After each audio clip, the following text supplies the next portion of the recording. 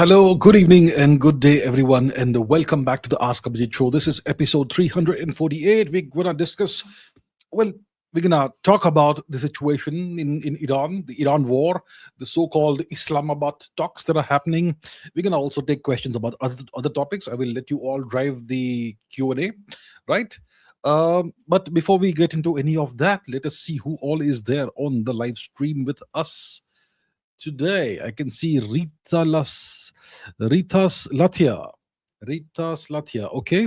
Lavish Thind. Good evening. Darshan Patel. Bonjour from Canada. Okay. Bonjour. Ayush Gupta. Yash Agne. Proper Jellyfish. Anthony Jayant. Anthony Jayant. Rohan Bidi. Good evening. Jai Shri Ram. The Eternal Witness. Ashwini Sharma, Shubha Sandhya ji, Geopolitical Dubey, good evening, sir, from Indore as always. Disha, Namaste, Padmanabhar, Ansh Divu, Real Vladimir Putin, Dosa Vada, a field strong man, Ishwar 8457, Real Painter, good to see you, Real Painter. McLevin, hello. Ayush Singh, Pranam Sarji, Wise Idiot, hello. Who else? S. Morgan, hello. Proper Jellyfish, hello to you as well. Daksh is here. Ansh Divu Ram. Mr. Asia is in the UK and training in the gym. Good to see you, sir. Good to see you. Good to see you again. Amir Tulpule, bonjour, monsieur, is here from Allemagne, the ancienne capitale de l'Allemagne. Okay. Arnav Charavsia, namaste ji from Kanpur. Yes. Tanmay Deshpande. Who else? Nirvana Shanks. One hesitates to appear over-eager, but yeah, okay, next history session. Okay, let's do a history session next week, shall we? Okay. Avinash, Nitin Kumar, Rom, okay. Hensi Penguin. Oh, you would like me to use the geostrategy episodes intro here? Yeah, okay, I could do that. Sure, good suggestion. Thank you. Ashish Tomar, Ranana Hapana, Fun Loop from California. Dev Joshi, Nitin Kumar is here from Chennai. Thank you, Nitin Kumar ji. Sharat Menan, Rachit Dedia, Tanmay Deshpande once again. Arnav Chaurasia. Kanpur has a high audience of mine. Well, hello to everybody from Kanpur. Thank you so much for watching. Thank you very much indeed. Thank you. Ajay Jay Guman says bon matin, monsieur. Swami, hello. Swami is here from Jaipur, I think. Saurabh and Sobhagya Ranjan Sahu is here from Odisha. Hello. Sovik Haldar, good evening. Tech G, Avinash, and so many other people. Podcast Punjabi, Vikas Sharma is here from Twitter, from X, Utkarsh Sharma, Fanboy, Gokul Krishan, Arun Yadav, Anurag Singh, Oreo, Dhruv Durya, Mythical Tales, Honey Badger of Kalinga, and everyone else. Okay, all right. Let's get going with Palash is also here, and everyone else. Okay, Tuhin Ray from Dholakpur, Dheeraj Kamath. Good evening, good morning. Okay, so what's happening? There's Islamabad talks happening right now. Okay, Pakistan is over the moon right now. I mean, the Artemis astronauts they returned from the moon a while ago, but Pakistan is currently over the moon because you have these high stakes negotiations that are currently going on in Islamabad. Tripartite negotiations. 3 parties are there. You have the Americans, you have the Iranians, and you have the Pakistanis, who are the mediators, so to say, right? So the Pakistanis are very pleased about this, and we're going to discuss that. So the negotiations are on, the talks are on, Islamabad talks, and let's see what the outcome is, and let's discuss that. So let's quickly recap what's happened in the past 24 or so hours. Okay. In the world when it comes to the US Iran Israel thing, right? So let's do some quick recap. So this is a tweet. So these days I it's very useful to go to Twitter and see what's happening in real time. So that's why I put out a lot of tweets over here. So this is from yesterday. Okay, the White House account says that strength is ensuring Iran will never have a nuclear weapon. That is a victory for the United States of America. So they are once again trying to give us a new definition of what victory means for them. And the White House says that it has exceeded its core objective, and it says that it has ended the Iran war within their initially projected time frame. Okay, that's the claim they're making. I mean, their claims have kept on changing. Their goalposts have kept on changing. Their objectives have kept on changing. But that's what they said yesterday. The White House. What else? That's another tweet from the White House from yesterday. And Shri Donald Trump ji said that Iran is doing a very poor job, apparently dishonorable, some would say, of allowing oil to go through the Strait of Hormuz. That is not the agreement we have. What agreement are you talking about, sir? That's what Trump says, that Iran is being dishonorable, and it's not as per the agreement that they have. I wonder what agreement they have. I mean, they haven't, come to reach any agreement yet, right? There are different proposals from both sides, a 10-point proposal, 15-point proposal, whatever, but there's no agreement thus far. But Trump says that Iran is being dishonorable. Okay, what else do we have? Mr. Vance, JD Vance, the American vice president, he yesterday departed for Pakistan, for Islamabad, and this is what he said while going. As the POTUS said, if the Iranians are willing to negotiate in good faith, because Americans always negotiate in good faith, right? So if the Iranians are willing to negotiate in good faith, we are certainly willing to extend the open hand.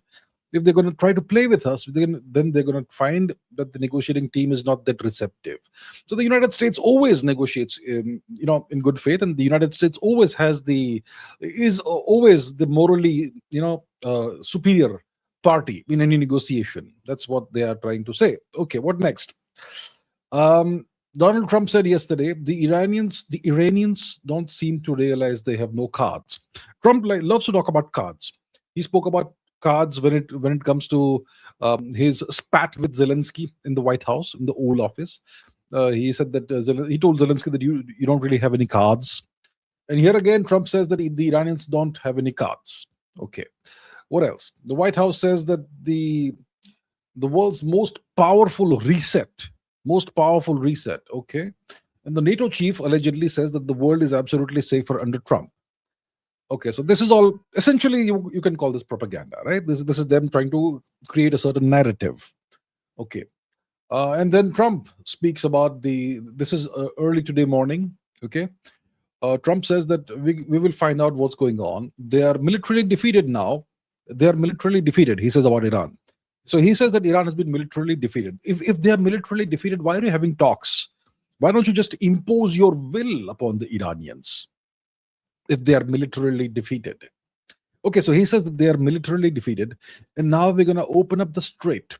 You have a good team, and they meet tomorrow. We'll see how it all works out. So they say that he says that now they're going to open up the Strait of Hormuz. That's what Mr. Trump is saying. That the United States is going to open up the Strait of Hormuz, or maybe not the US, but the US and its friends and allies, perhaps. Okay, and more about that. A reporter asked Mr. Trump, "You're not going to let them toll the strait, are you?" And Trump says, "No, we are not going to allow that. It's international water. If they're doing that, we're not going to let that happen." Well, the Iranians have been doing that, aren't they? Right? They're charging a toll from every ship that transits the Strait of Hormuz. So Trump says we will not allow this to happen. Okay, we shall see about that. Does Trump have the ability to impose his will on the Strait of Hormuz? I suppose if there is a ceasefire, Trump can do that. Right? A ceasefire gives Trump certain advantages he currently doesn't have. Okay. And Trump says no nuclear weapon. Okay, that's 99% of it. So Trump says that 99% of what we want is that Iran doesn't develop any nuclear weapon or acquire any nuclear weapon. Right. So and then there's more. This is from today. This is from just a couple of hours ago today. Yeah. So Mr. Trump, the US president, says, okay, let's read this out. There's a lot of filler in this, but let's see. The fake news media has lost total credibility. Not that they had any to begin with, because of their massive Trump derangement syndrome, sometimes referred to as TDS. They love saying that Iran is winning, when in fact everyone knows that they are losing in capital letters, and losing big in capital letters. Their navy is gone, their air force is gone, their anti-aircraft apparatus is non-existent, radar is dead, their missile and drone factories have been largely obliterated, along with the missiles and the drones themselves. And most importantly, their longtime leaders are no longer with us. Praise be to Allah. The only thing they have going is the threat that a ship may bunk into one of their sea mines, which, by the way, all 28 of their mine dropper boats are also lying at the bottom of the sea. We're now starting the process of clearing out the Strait of Hormuz as a favor to capital C countries all over the world, including China, Japan, South Korea, France, Germany, and many others. Because not India, because India doesn't need this. Iran is allowing Indian ships to transit, so India doesn't need the help. But okay, other countries, even China, but whatever. So Trump is doing a great favor to all countries around the world, countries with the capital C. Incredibly, they don't have the courage or the will to do this work themselves. Incredibly, right? Incredibly. Yet, very interestingly, however, empty oil carrying ships from many nations are oil heading to the United States of America to load up with oil. Well, you created the crisis. They're going to have to do something about it, right? Thank you for your attention to this matter, President Donald J. Trump. Okay. So Trump says that the US has now begun the process of clearing out mines from the Strait of Hormuz. Okay. And apparently, several American ships, American Navy ships, were just seen crossing the Strait of Hormuz. So now American ships are able to reach there. If the war was going on, they would have been destroyed by the Iranians, right? So this ceasefire or these negotiations, they are giving the Americans advantages that they did not have while the war was going on, the war they started. Okay, what else? And this is from just less than 2 hours ago.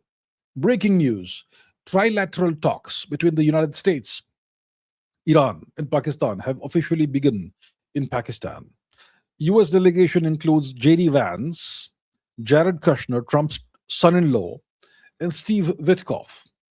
The Iranian delegation, it includes Foreign Minister Araghchi and the Parliament Speaker Ghalibaf. And yeah, so that is going on, right? It has kicked off. The talks have kicked off, and Iran has formally submitted its 4 red lines for peace talks with the US today, as per Iranian state TV. First of all, Iran retains authority over the Strait of Hormuz. It doesn't become international waters now. It belongs to the Republic of Iran. That's number one. Second, payment of war reparations. The United States has to pay war reparations to Iran for the damage it has done to Iran and for the people it has murdered and so on. Third, unfreezing of all blocked Iranian financial assets. And four, securing a comprehensive regional ceasefire, a ceasefire that extends to Lebanon also, right? So these are the 4 red lines for peace talks that Iran has put forth, that it has submitted, let's say. Okay. So this is all happening as we speak. This is less than 1 hour ago. Okay. And this is going on. So we will not keep looking at what's happening in real time. But now that we have an understanding of what's happening and what's happened in the past 24 hours or so, the question is, who gains from a ceasefire? Who gains from negotiations? Right? Does Iran gain? Does the US gain? Does the region gain? Who gains? So look, if there is a ceasefire, if there is a cessation of hostilities, and ships can again transit through the Strait of Hormuz, it's good for the world. It's good for the civilians, right?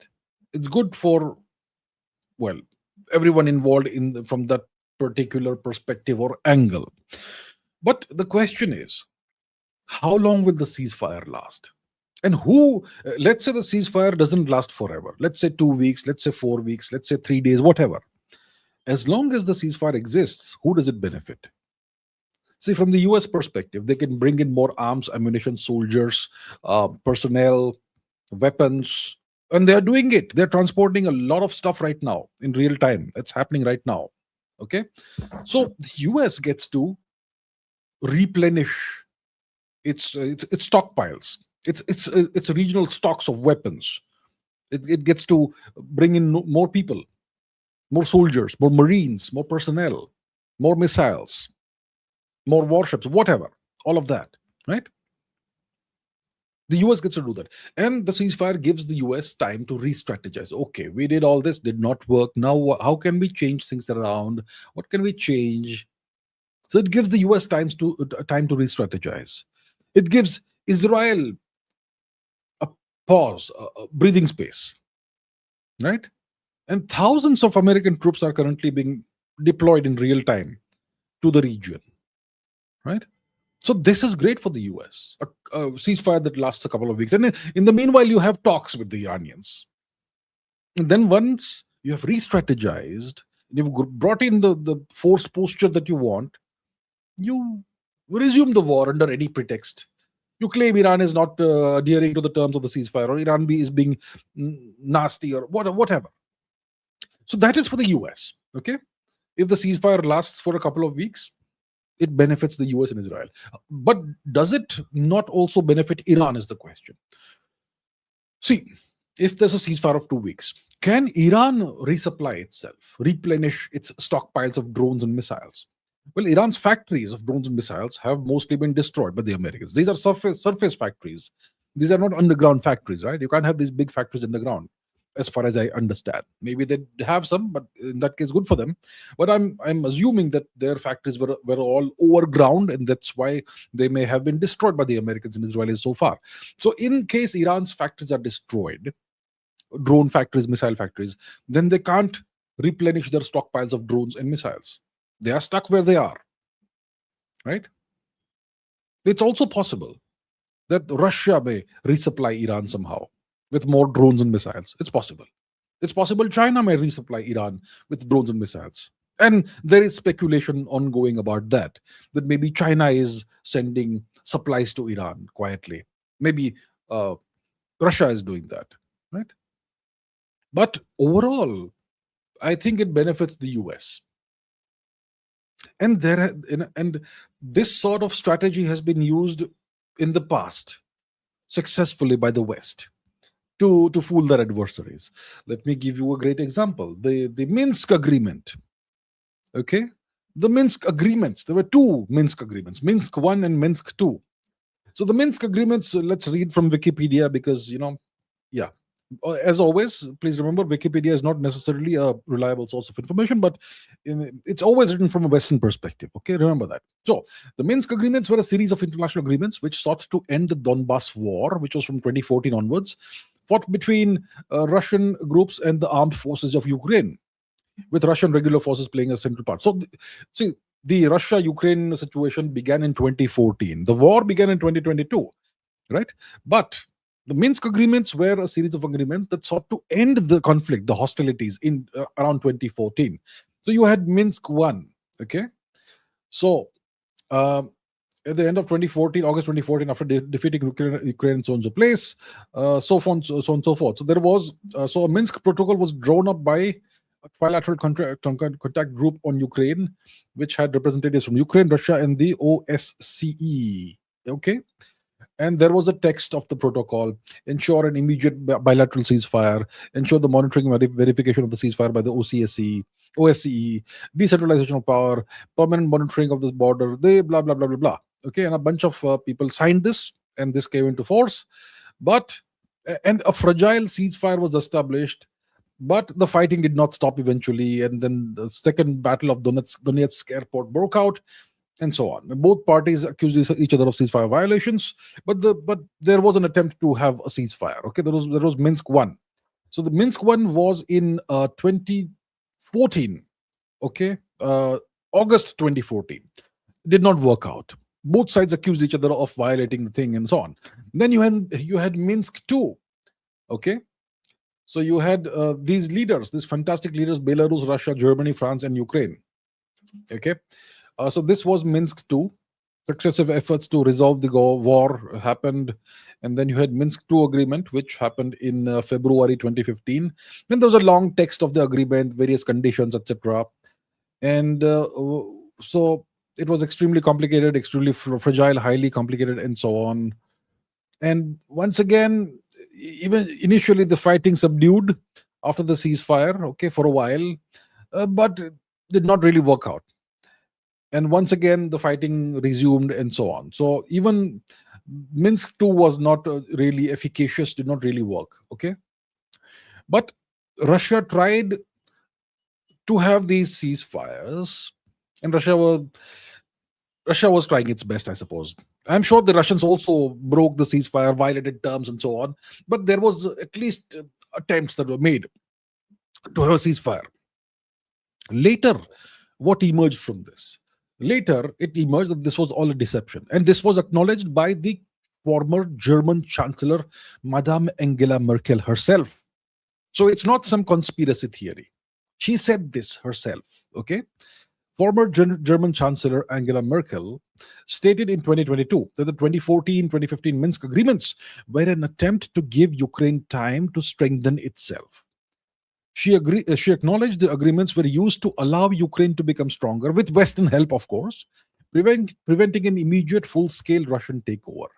This admission obviously is a deliberate deception, right?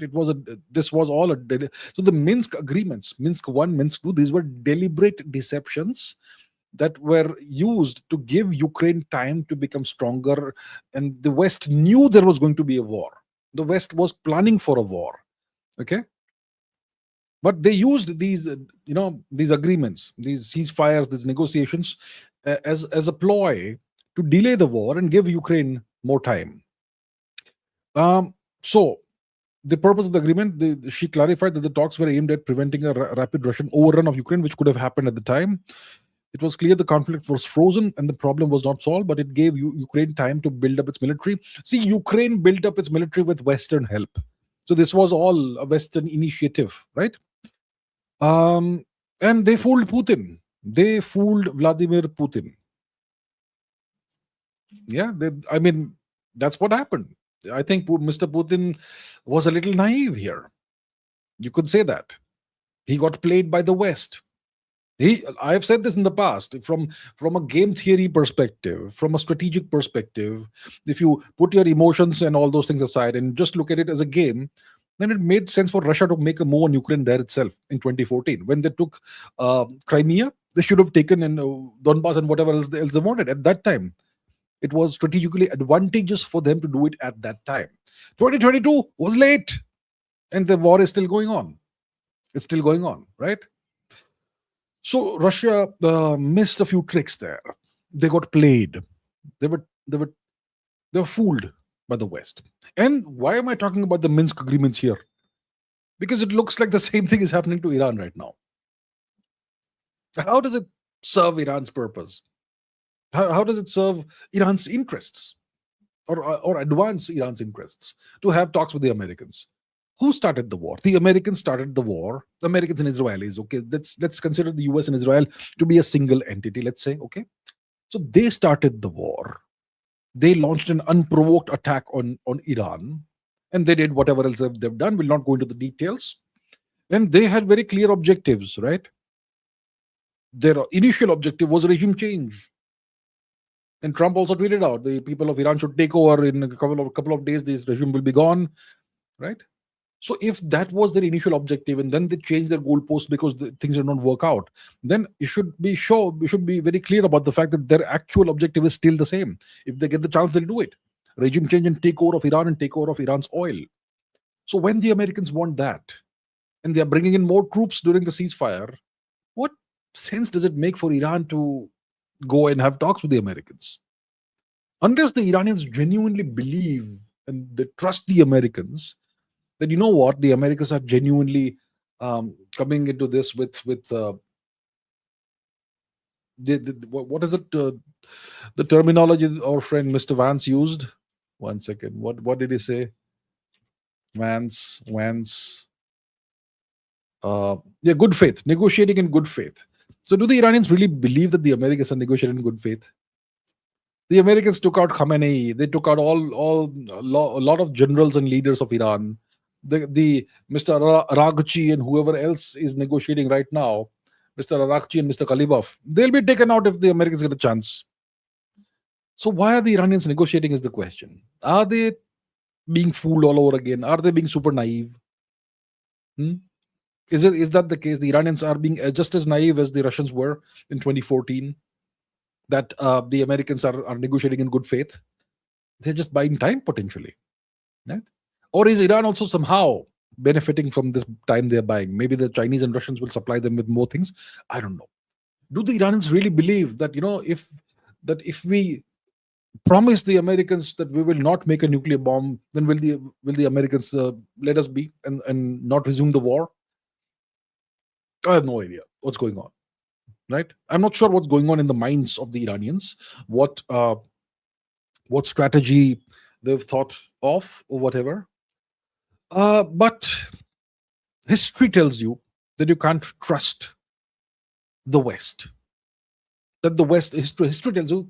I've just given you an example. History tells you that the West does not negotiate in good faith. They're always up to something, right? So that's what is going on right now in this war. Negotiations, talks, currently happening in Pakistan. And the Pakistan angle is not important. Indians want to discuss Pakistan. Is it great for Pakistan? Is Pakistan become a Vishwa Guru? And so on. I don't care. Pakistan is simply an asset of the US that the US and Israel use. Pakistan is a US asset and an Israeli asset, and whatever. Right? So I'm glad India is staying out of this matter. Okay. With that said, let's take some questions. We will discuss the Iran matter. We will also discuss other topics. You want to discuss something else? I'll talk about that as well. So let's. You don't have to confine your questions to only Iran. You can ask me anything. That's perfectly fine. Because I've already given you my analysis of what's happening. So then it's fine. All right. Okay, what do we have? Proper Jellyfish. What a great name. Proper Jellyfish is a new member of the channel. Thank you so much, Proper Jellyfish, and welcome to the channel's membership. I really appreciate it. Okay, Padmanabar says, Pakistan. How did Pakistan get two rivals? U.S. intervention plus Chinese satellite help in Operation Sindoor. If India aligns fully with the US, will the US abandon Pakistan and integrate Sindh Balochistan with India? Okay. So how did Pakistan get two rivals to support it in Operation Sindoor? See, we know for sure that the US intervened and had India stop Operation Sindoor. We know that. The Americans intervened, and made India stop the war because Pakistan was getting hammered. We know that. Chinese satellite help, I have no idea. I haven't seen with my own eyes Chinese satellite help. Whoever is discussing that the Chinese gave Pakistan satellite imagery or whatever, what evidence do they have of it? You should always think critically by asking the simplest questions, okay? Let me teach you how to think critically. When somebody claims that China was giving Pakistan satellite information, satellite imagery during Operation Sindoor, when someone makes that claim, you have to ask yourself or that person, how do you know China was doing this? Do you believe they were doing it? Do you have a hunch they were doing it? Or have you seen evidence that China was doing this? So first of all, I have no idea if China was helping them. Maybe the Americans were giving satellite imagery to Pakistan. Have you thought of that angle? There is zero evidence in the public domain that China was helping Pakistan. Okay, I'm talking from an evidence perspective. So first, let's talk about the evidence perspective. There is zero evidence in the public domain that China was actually actively helping Pakistan with satellite imagery. There are many great, magnificent experts who talk about this. What evidence do they have? Nahi, hame pata hai. We have sources. Okay, good for you. So first of all, we have no evidence. But secondly, let's assume China was giving Pakistan imagery. Okay, I have no evidence of it. I have seen zero evidence. But let's assume, for the sake of argument, that China was giving Pakistan satellite imagery to help Pakistan fight India during Operation Sindoor. So that would mean, in this hypothetical scenario, that the US helped Pakistan and the Chinese helped Pakistan. And the question you're asking, Padmanabar, is how did Pakistan get two rivals, US and China, who hate each other, like you would say? How did they get the Americans and Chinese to work together to help Pakistan? How did that happen? Well, in case this happened, it's purely logical. Even adversaries cooperate.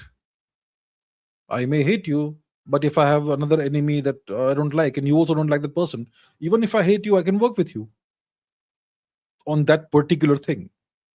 So the US and China are major systemic adversaries. But the US and China both agree about one thing, that India should not grow, India should not rise, India should not become a great power, a major power. The US and China disagree on everything, but they agree on this one matter, that India must be contained. So then why is it so hard to believe that the US and China would cooperate on this one matter? It's simply logical. That's why I say learn game theory. Just learn the basics. Read the first chapter of whatever textbook you have. The first two three chapters will do. Cooperative games. You may be adversaries, but you will cooperate in some things to maximize your individual benefits. Just makes sense, right? It doesn't harm American interests. It doesn't harm Chinese interests. It harms Indian interests, and it helps the interest of Pakistan, which is advantageous to both. Makes sense, right? So that's why. So Pakistan, they had to do nothing. Pakistan simply had to exist and be the great terrorist nation that it is, and the enemy of India that it has positioned itself as being, and that is sufficient for the US and China to help Pakistan whenever required. Okay. The next question is, if India aligns fully with the United States, will the US abandon Pakistan and integrate Sindh Balochistan with India? The US will give you nothing that you need or you want. You may be their greatest bootlicker. You won't get what you want.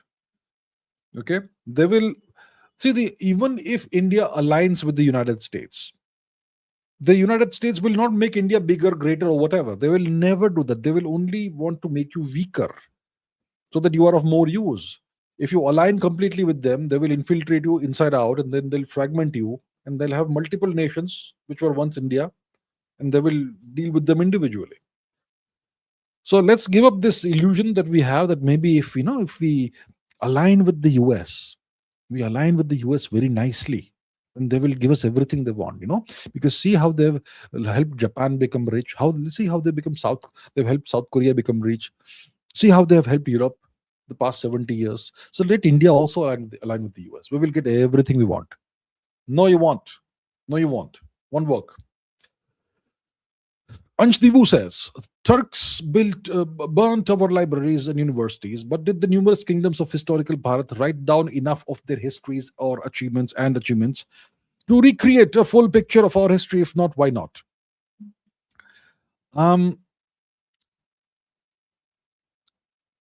So the Turks, we know what the destruction they did to our institutions, all the universities, all the monasteries, all the viharas, all the libraries, everything was destroyed, right?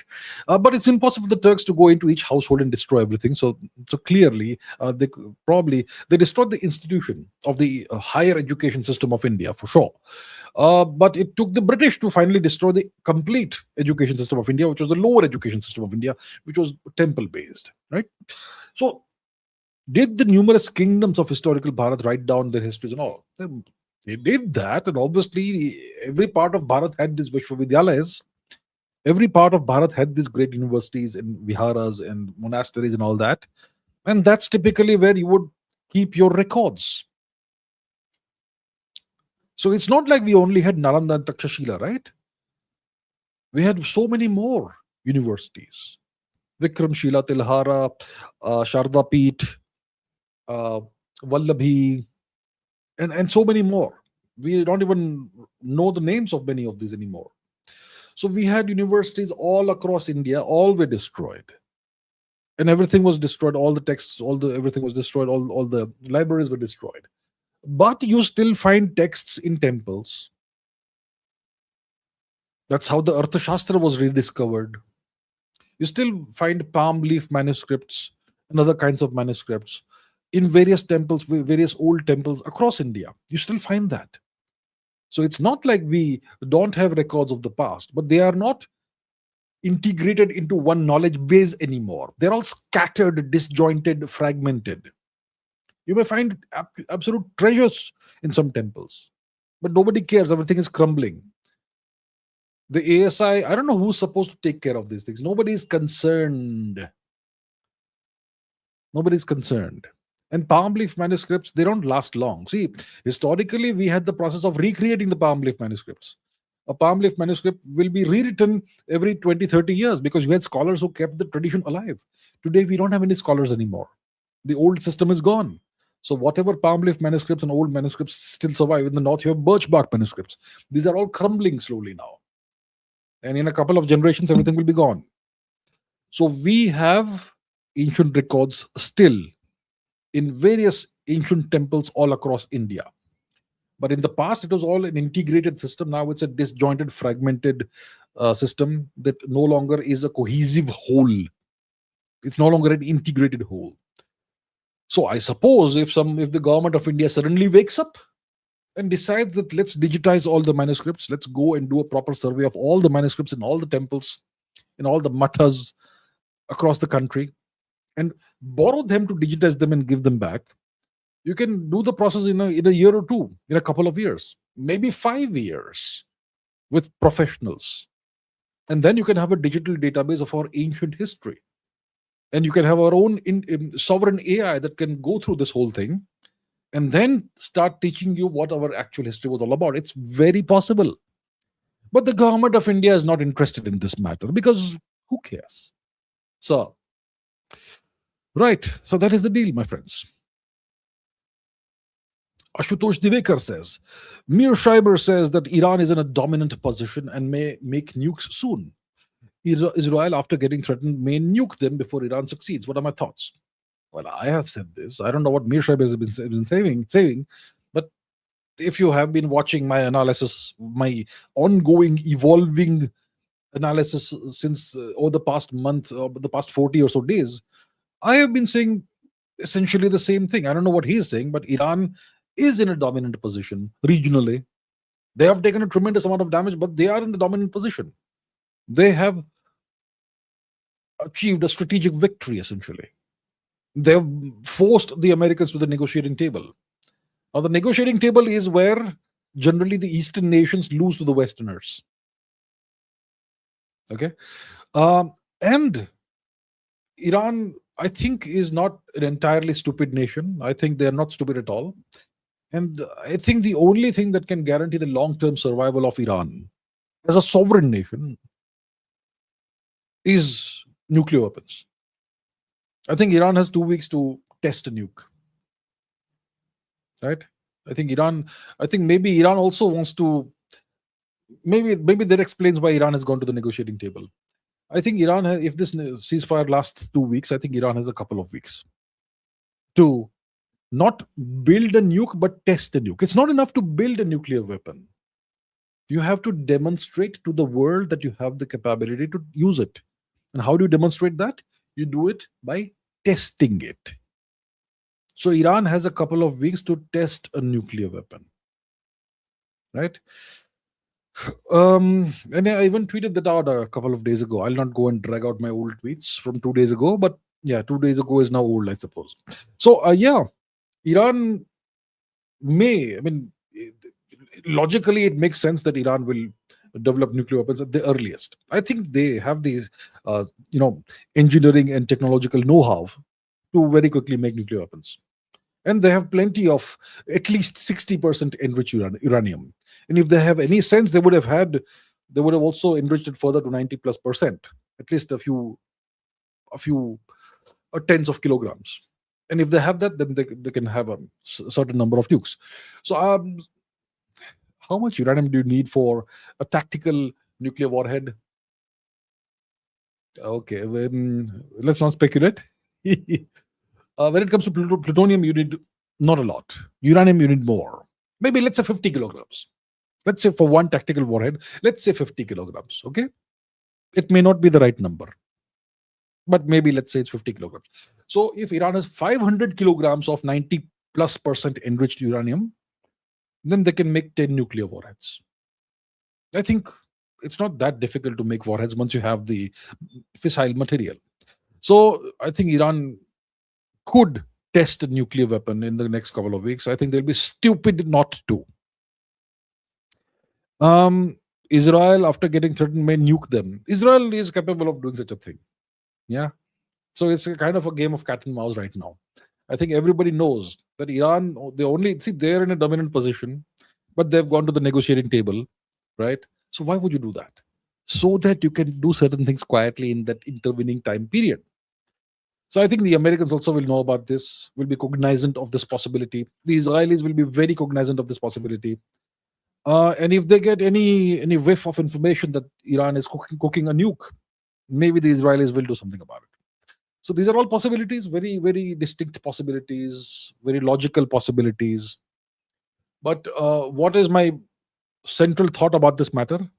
My central thought is that it will be stupid of Iran not to test a nuke in the next couple of weeks. It will be stupid of them. It's the only thing that can guarantee Iran's long term survival. And actually, they have been already very stupid not to have developed nukes earlier. It was really, really silly to not develop nukes until, if they had developed nuclear weapons, just like North Korea has done, then this war wouldn't have happened. Right? So I think Iran is in a race against time, essentially, for the first test. If they have any sense, they'll do it. I'm just saying logically. I'm not saying I support Iran or I support this, that. I'm a neutral observer. I support my country. Okay. But from a logical perspective, it makes sense for Iran to develop nukes. It's as simple as that.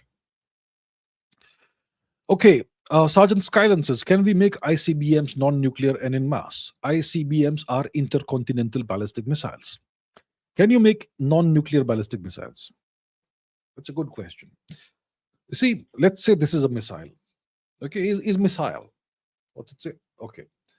Yeah, let's say it's a missile. Now, this is the warhead. Okay, I'm not sure this is a missile and that's the warhead. So you can, what is a missile? It's like an envelope. You can put a postcard in an envelope. You can put a greeting card in an envelope. You can put a letter in an envelope. You can put a PhD thesis in an envelope. You'll need a larger envelope for a PhD thesis. You can put anything in an envelope, right? And an envelope is the delivery mechanism. So a missile is a delivery mechanism. You can put water in there if you want. You can put 100 kilograms or 500 kilograms of dynamite in there if you like. Or you can put a nuclear weapon in there if you like. Doesn't matter. So the answer is you can make any missile nuclear or non-nuclear. It's your choice. An ICBM is an intercontinental ballistic missile. Well, ICBMs typically are nuclear because see, missiles are expensive to produce. Okay. Shorter range missiles need less fuel and they are smaller in size. But ICBMs are the biggest of the missiles. They're large, massive missiles, right? They're like essentially like space rockets. Which is why it's very strange that Iran doesn't have a space program, because they've been busy trying to survive. Anyhow, you can certainly have. So ICBMs are massive rockets, and you certainly can send 500 kilograms of sugar if you want, or 500 kilograms of whatever. But typically, if you spend so much money making ICBMs, then you typically use them for nuclear delivery. But theoretically, you certainly can make 10,000 ICBMs and put regular munitions on them instead of nuclear weapons. Certainly, very much possible. If you have the money to do that, you certainly can do that. Okay. The Eternal Witness says, Rus, the largest nation, is an autocracy. The US, third largest, is also an autocracy. But people will say, no, but US is a democracy. How can you say US is an autocracy? I'm glad you're saying this because you understand. You must be a regular viewer of mine. And yeah, see, most people don't get it. Most people imagine the US is a democracy. It's the oldest democracy. They have elections every 4 years. You can vote the president out of power. You also have the House. You also have the Senate. Full, proper functioning democracy. That's what people imagine. People don't understand the US is actually an autocracy masquerading as a democracy. Right? It's a two-party system, one step above a one-party system, and it doesn't matter who comes to power as the president, nothing changes. It's an autocracy. It's a police state, by the way. So you are right. The US, the third largest, is an autocracy. Canada is the second largest, but how it ended up as a vassal and not an autocracy or sovereign nation? You can be the largest nation in the world and still be a vassal. You have to look at the history of how these nations came to be. Okay? These, what you call, see, United States and Canada, these were all vast, open, self-governing territories in the Americas, which were inhabited by and governed by various local peoples, indigenous peoples, the indigenous American people. who were all then wiped out, genocided, and shoved aside and reduced to third class citizen status today. And then you had the French and the British, etc., the Spaniards who contested the place for territory, and eventually the British came out on top, which is why most of North America is English speaking, and they shoved the Spaniards aside in the south, and they almost wiped the French out of existence in the north, apart from Quebec, right?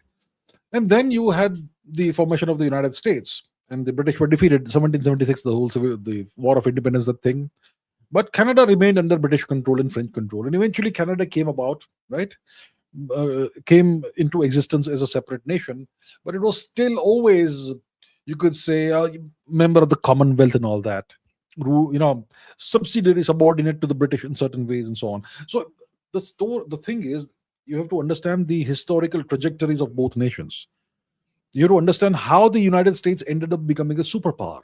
If you're a superpower, you will not tolerate any independent sovereign nation in your periphery. You simply won't. And that is the explicit Monroe Doctrine. And it's now it's the Monroe Doctrine with the Trump corollary today. So the US has ensured, since it is so powerful, that no nation in the region can remain sovereign. They will all be subordinate to the US. Okay, that is essentially the American policy in the region, and that's how Canada ended up as a vassal. A vassal. That's essentially subordinated in every possible way to the United States. Sujul Rajput says Asim Munir received Iranian delegation in military attire, but wore a formal suit for with JD Vance in Pakistan. Why are they being so overt in their signaling? Maybe the master told them to do that. See, Pakistan's elite, which is the generals, they serve a foreign master, and the foreign master would have told them uh, how to behave in this matter. So that's why Mr. Munir. Okay, I haven't seen this, but I'm assuming what you're saying is absolutely 100% accurate. So that's why Mr. Munir would have received the Iranians in military attire, but worn a business suit while meeting the U.S. overlord, Mr. J.D. Vance. Right? If you're a vassal, if you are subordinated to a country, you've got to do whatever you're told to do, and they'll be happy to do it. They'll be happy to do it. Okay, Vix Kagula says, let's play out both scenarios and impact on India. First, continued US occupation in the Middle East. Second, probable probable Iranian domination in the Middle East, however improbable. Okay, first scenario, continued US occupation in the Middle East. If the US occupation in the Middle East continues, it means they win the war against Iran. That is the only scenario in which the US continues its occupation of the Middle East. See, give me a second. See, right now the scenario is kind of like this. Give me a second. I'll show you. Let me put this on the screen. Where is it? Do I have it? Looks like I don't have it. Where? No, I don't. I suppose. Okay. The point is, the situation right now. Before the war, the Americans had a bunch of military bases in West Asia, in the Gulf region, around the Persian Gulf. Okay, whether it is in Saudi Arabia, whether it's in the UAE, whether it's Qatar, whether it's Bahrain, whether it's Kuwait, whether it is Iraq, Syria, Jordan, Israel is anyway their ally. So the whole region, they had all these bases. As a consequence of the war, they gave Iran the opportunity to destroy the bases. Now the bases are mostly destroyed. They've been wiped out by the Iranians. The Americans have taken huge damage in their bases. If they rebuild the bases, it's going to cost them hundreds of billions of dollars. So right now, the US occupation in the Middle East, in much of the Middle East, doesn't exist. If the US continues its occupation in the Middle East, it means that they somehow find a way to turn the tide and win the war against Iran, which means regime change in Iran. Or Iran becomes maybe not regime change, but completely helpless, and that's essentially means nothing but regime change. So if there's a regime change, in the Middle East, in Iran, and the US continues its occupation of the region, what's the impact on India? Impact on India is terrible. So now you have Iran, which is a subsidiary or subordinate to the US, maybe a vassal of the US. In that case, Iran becomes like a super Pakistan. Because before 1979, Iran was exactly that. It was anti India, it was pro US, pro Pakistan, anti India. So that way, India becomes isolated in the region. We have no friends now in the region. I mean, we have nations that are friendly with us privately, but they they are subservient to the US. So that is bad for India. Continued US occupation in the Middle East. You know, if there's a regime change in Iran, if Iran remains a sovereign nation and the US still has a presence, well, that's okay for India. That's okay for India. But the fall of India will be catastrophic. The fall of Iran will be catastrophic for India. It will give the US way more leverage over India than they have had thus far. Okay. Second scenario, probable Iranian domination in the Middle East, however improbable. If the US is defeated, let's say the Iranians develop nuclear weapons, test nuclear weapons, and now nobody dares to fight with them, then what happens? Then the Americans are essentially pushed out of the Middle East. They're kicked out of the Middle East.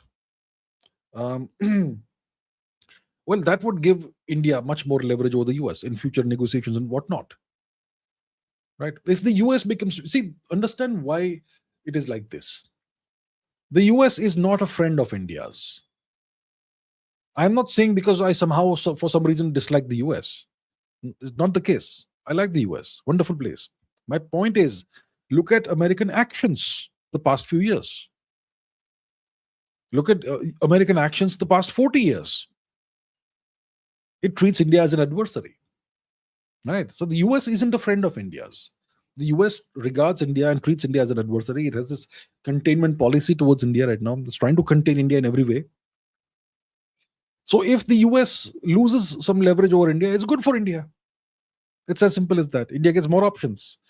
Right? So that's the two scenarios. All right. Pyari Priya says, you're awesome, AC. Thank you so much. Thank you very much, ma'am. Thank you very much indeed. Okay, next. 24. Bharat says, what is the use of Pakistan for Israel if Pakistan is an Israeli asset? What is the use of Pakistan for Israel? See, Pakistan is mainly an American asset. Okay? Pakistan is mainly an American asset, and let's say the US is an Israeli asset. It looks like that these days. It looks like all the conspiracy theories, so-called conspiracy theories, that Israel owns the US, well, looks like at least some of those in some aspects are true. Because it's clear the Israelis dragged the Americans into this war. The US had built up a presence in the region, military presence in the region, but the Israelis dragged them into the war. And when the ceasefire was announced, the Israelis violated the ceasefire. Right? So it looks like the Israelis can do things that no other American asset can do. So it's not an American asset, maybe America is an Israeli asset. So Pakistan is an American asset. Okay? And that means that whenever Israel needs something from Pakistan, it can get it done via the US or maybe even directly.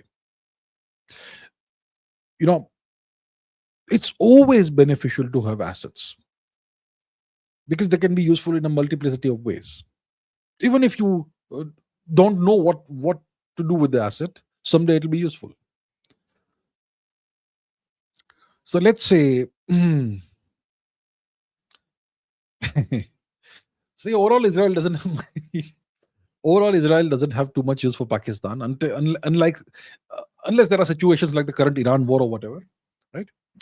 But it's still always good to have an asset which can be activated on demand for whatever. So what I'm doing is I'm trying not to speculate over here.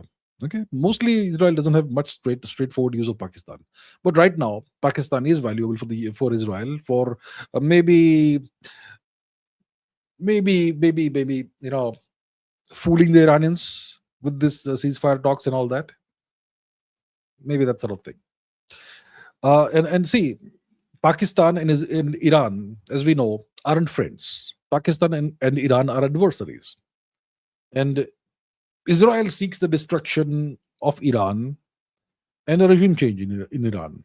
And if Pakistan is an adversary of Iran, it can be valuable in a variety of ways to Israel. So think creatively. Mahesh Kannan, thank you very much. Mahesh Kananji, thank you. Taz Ando has become a new member. Thank you very much, Taz Ando. G, thank you so much and welcome to the channel's membership. Thank you. 24 Bharat says countries, Islamic countries say brotherly, Marxist countries say comradely. Tovarish. Tovarish. Um, yes, Marxist nations. These days, you don't have too many Marxist nations, but they call each other comrades. Comrade this and comrade that.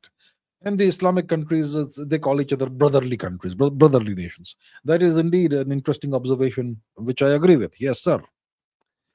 24 Bharat says, why does India have a massive stray dog problem? Does India have a massive stray dog problem? Why do we regard animals as problems?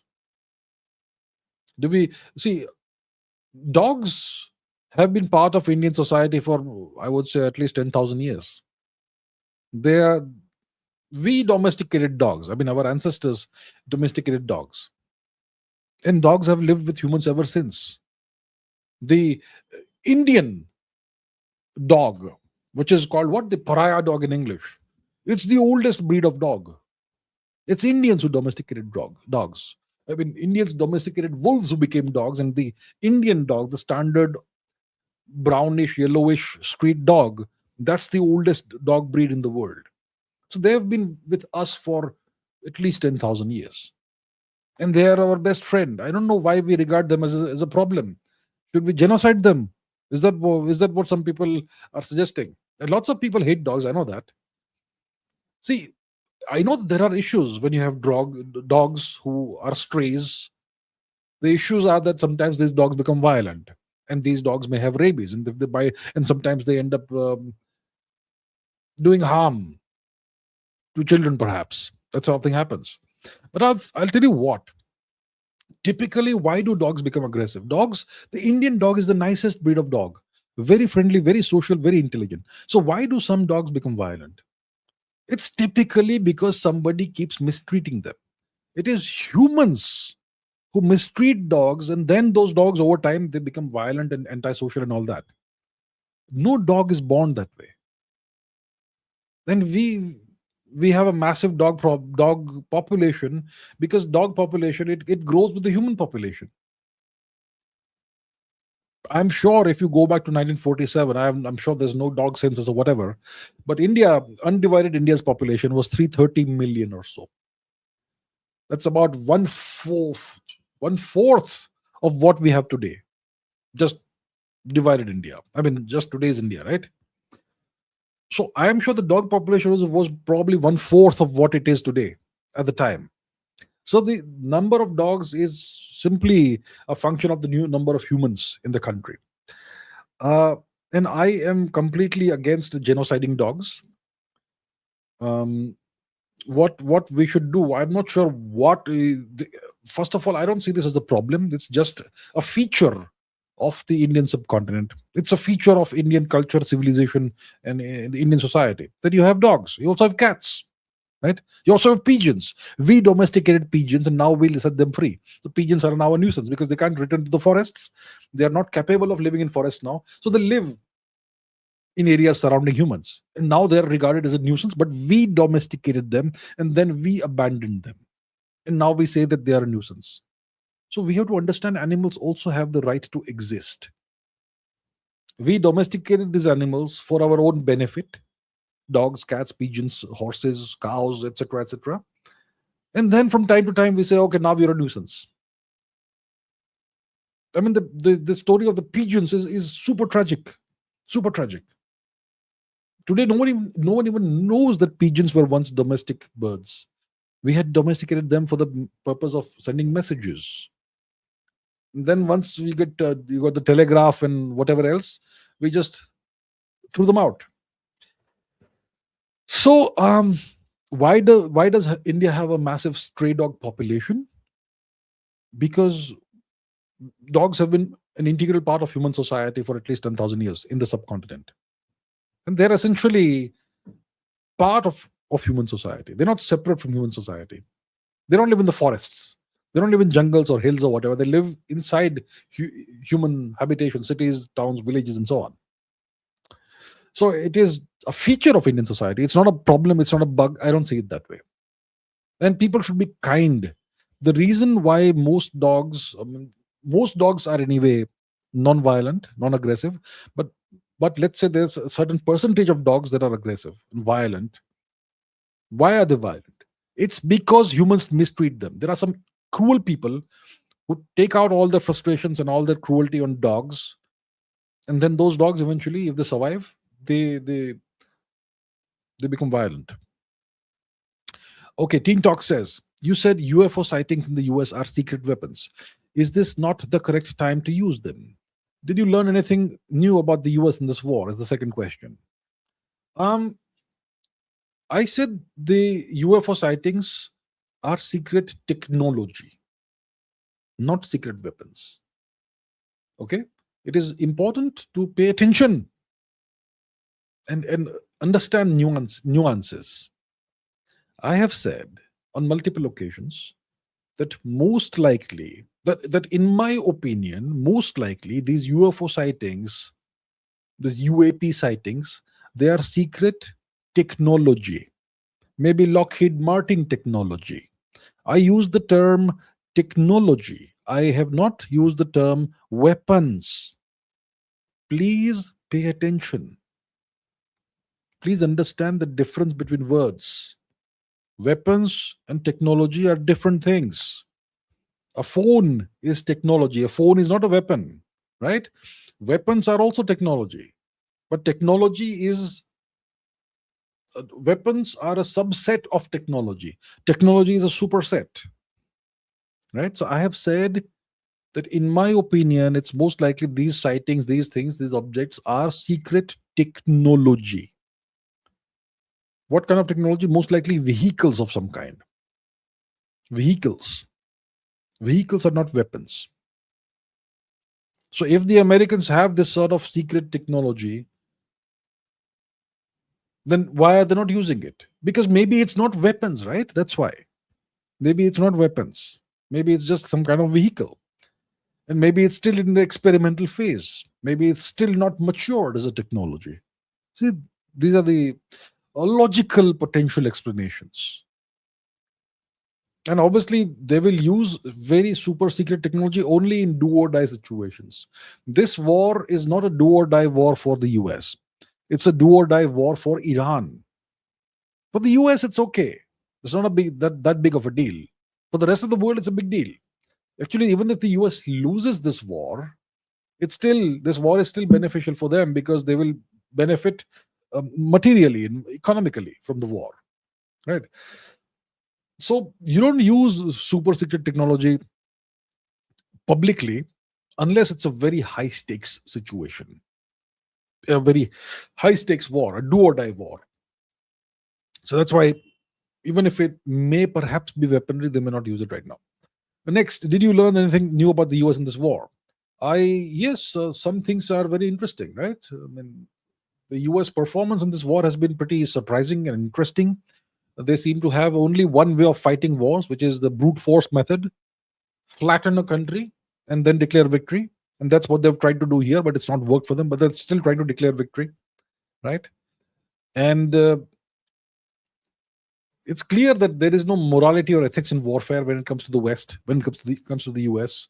They will do anything it takes, killing national leaders, bombing schools.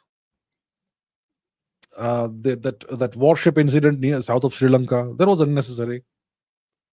That was not very honorable. I mean, Trump says that Iran is not being very honorable. Where is that? 1 second. Yeah, I mean, see this post from the American president. Okay, see this. So Mr. Trump says Iran is doing a very poor job, dishonorable, some would say, of allowing oil to go through the Strait of Hormuz. So they are accusing Iran of being dishonorable, They are saying that Iran's conduct is dishonorable. Well, is killing schoolgirls very honorable? Is torpedoing a warship that is not participating in the war, is that honorable? I wonder. So that the American conduct in this war has actually reinforced my understanding of how the West fights war. There is no honor in warfare. You want to win and you want to rub it in. You want to be cruel, right? You want to be dishonorable if it just for sport sometimes. Yeah. Um. But what surprised me is that Iran has found the right way of fighting the Americans. Quantity over quality. Quantity has a quality of its own, and tremendous quantity has a tremendous quality of its own. And the Americans have not been able to deal with that. So yeah, so whatever I realized that's the way to defeat the Americans. For anyone who's in a situation where they have to fight the Americans, as the Chinese could be next. If the Chinese decide to make a move on Taiwan, I think they have about a year or so to build up to manufacture as many drones as possible and missiles as possible. The Chinese have massive military industrial complex and factories and all that, right? The Chinese need a few million missiles or a few million drones and maybe a few 100,000 missiles of various kinds. They'll be able to defeat the Americans and everybody else who aligns with the Americans. So yeah, it's interesting. Yeah, interesting what one learns from a conflict such as this. Chirag Srinath says, "Hi sir, with the Iran war, do you think at least now we need more submarines of one class, like 25, 30 of the French Scorpion class submarines, and mass produce them to build industrial capacity?" One word, yes. I've been saying this, right? I've been saying this even before the war started, that India needs to focus on submarines and not on aircraft carriers. I mean, for one aircraft carrier, you can have like at least five submarines. Let's say an aircraft carrier costs about $5 billion to make today. You can have five nuclear submarines for that cost, or five Scorpion submarines for that cost. But if you innovate and make smaller and cheaper submarines, you can have a whole bunch of submarines for that much money. I mean, the Swedish Gotland class submarine, some may say it's old now, it's antiquated, it's obsolete. It was just 20, 25, 30 years old. The Swedish Gotland class submarine costs 100 million per piece. So you can have 120 of those for the price of one American aircraft carrier. And those can take out aircraft carriers. So I have been a long-term proponent of India focusing on submarines and not these white elephant projects like aircraft carriers. And I still am of the same view. A nation of India's size, a nation of India's potential future, and a nation like India that claims that this Indian Ocean is our strategic backyard, a nation like India needs, I would say, 50 to 100 submarines. You don't need to have the best submarines in the world. Let them be average submarines. But quantity has a quality of its own. Fill up the Indian Ocean with Indian submarines. That's how you make it the Indian Ocean. Right now, it's the Indian Ocean only in name. You don't see any Indian presence there. Right? So I would say a nation like India ideally should have 100 submarines. Right now, we have less than 20. Maybe 16, 17, maybe around 20. If you add the nuclear submarines that we are now slowly building, slowly producing, that will take time. But we should have a couple of classes of submarines that you can produce quickly, right? So, yes, I am certainly of the opinion that we need at least 25, 30 of submarines right now, right? I mean, in addition to the, to the submarines we already have, I think we should produce more. Maybe the French Scorpion class, maybe whatever class. Instead of, see, we already have the French Scorpion submarines, right? We know how to manufacture them. Why don't we just set up more manufacturing plants to help with the French? If the French are upset that we are making more Scorpions, at least we've learned how to make that, right? We can create derivative submarines, Not exactly the Scorpion, but similar to that. So I think India needs to find its way, and India needs to manufacture more submarines. Definitely, we need to have way more than what we have right now. Mahesh Khannan says, how Netanyahu works with Trump and he complies with what Trump order? I'm sorry, what? How Netanyahu works with Trump and he complies with what Trump order? Israeli opposition exposing Netanyahu. Trump putting his own goals instead of what is the problem behind this issue. I am not aware of whether Mr. Netanyahu complies with orders from Mr. Trump. I get the feeling it's the other way around. I get the feeling that the Israelis play the Americans like a fiddle. I get the feeling that the Israelis call the shots, are calling the shots in this war. The Americans are going along with what the Israelis want. That's the sense I have got in the past 40 or so days since since the Israelis started the war. Right? That's the sense I've got. That Israel is in the driver's seat, and the Americans are doing what the Israelis want. So I don't know. I have not seen any evidence of Netanyahu complying with Trump's orders. From whatever I've seen, Netanyahu is in a more dominant position than Trump. The relationship is not that of equals. Netanyahu seems to be the guy calling the shots. The Israeli opposition, see, in a democracy, you're going to have opposition politics. And the opposition will say that the prime minister isn't doing a great job and so on. That's going to happen. You have that in India too. So the Israeli opposition may be complaining about something or the other about Mr. Netanyahu. That is a feature. It's an inherent feature of democratic politics. And Trump putting his own goals ahead of what is the problem behind this. I am not aware of this. I have not seen anything like this. I get the sense that Mr. Netanyahu and Israel are the dominant partner in the US-Israel relationship. 24 Bharat says, Pahalgam during Vance's visit coincidence. What were aims, objectives of the attack initiated by ISI, CIA? Didn't we know we'd retaliate? Who triggered? I have no idea. No. Did it happen? See, Pahalgam happened a long time ago, right? Last year sometime. Did it happen during J.D. Vance's visit to India? Possible. What were the aims, objectives of the attack? Well, assuming Pakistan decided to do this on its own, the objective would possibly have been to test India's resolve and to test India's response, right? To see how India would respond to this sort of thing happening during J.D. Vance being during a time when J.D. Vance was in India. Initiated by whom? How will I know who initiated this? How will I know? How will I know? I have access to the information that you have access to. I have no access to classified secret information. I don't know who initiated this. Maybe the government of India will know about this. The Pakistanis will certainly know who initiated that. I am not in the government of India. I am not anywhere near the Pakistanis, obviously. So I don't know who initiated that. I know that it was carried out by Pakistani terrorists. That's all I know. And did they not know we would retaliate? Well, maybe they were expecting that India would not retaliate. Maybe they were surprised by India's retaliation. Looks like they did not expect the kind of retaliation they would get from India. Looks like they did not expect that India would start Operation Sindoor and do whatever happened as a consequence of Operation Sindoor.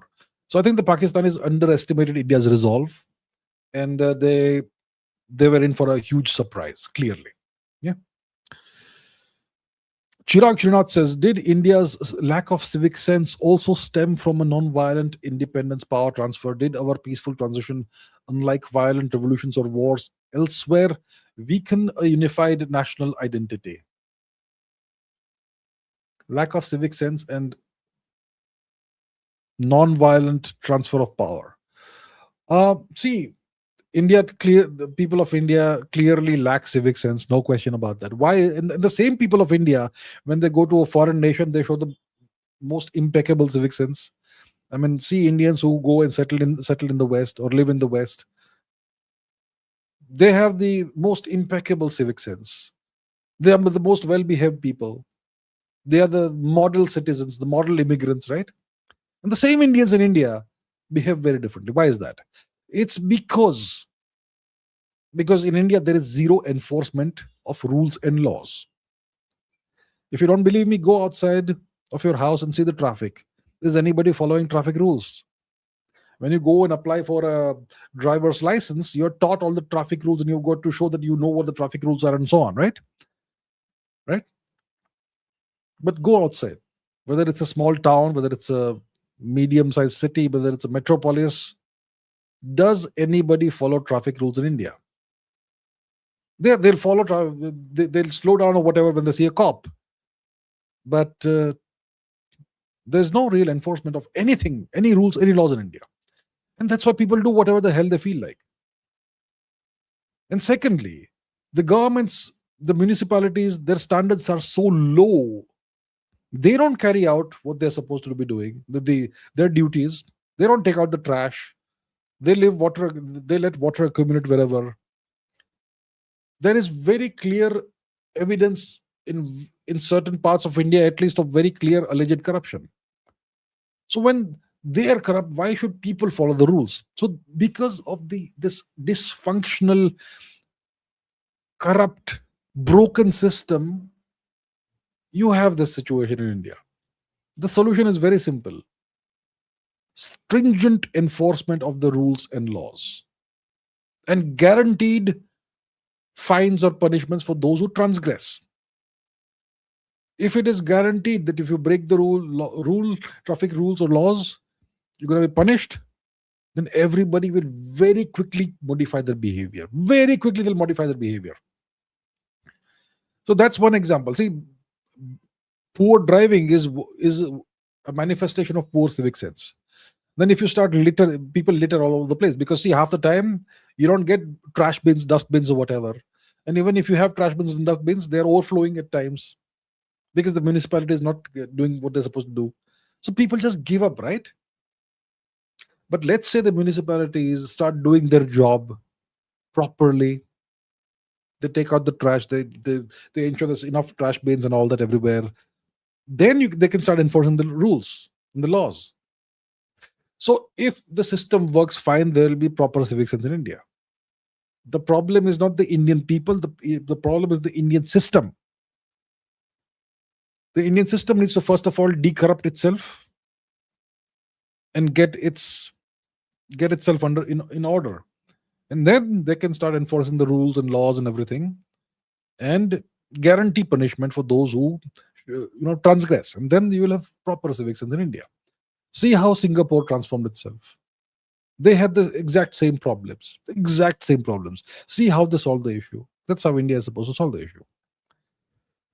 24 Bharat says, if Nepal, Bangladesh were CIA revolutions, what was the purpose? What does the US gain? Because BNP and Balen Shah are not hostile to India or China, but agree Yunus was anti-India and pro-US. Okay, so I am not aware of the geopolitical inclinations of Shri Balen Shah ji, because he's very new. We'll see about that. But Bangladesh was very clearly a US regime change operation. Very clearly.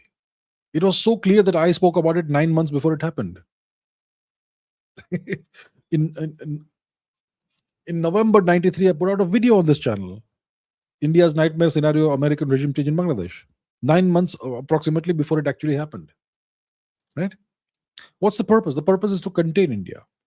The purpose is to make every nation in the subcontinent hostile to India in various ways. Not overtly hostile like war, going to war hostile, but just uncooperative, passive aggressive, all those things, right? So if you have, for example, Bangladesh, hypothetically, let's say the Bangladeshis start again, supporting anti-India elements, then that's a problem for India.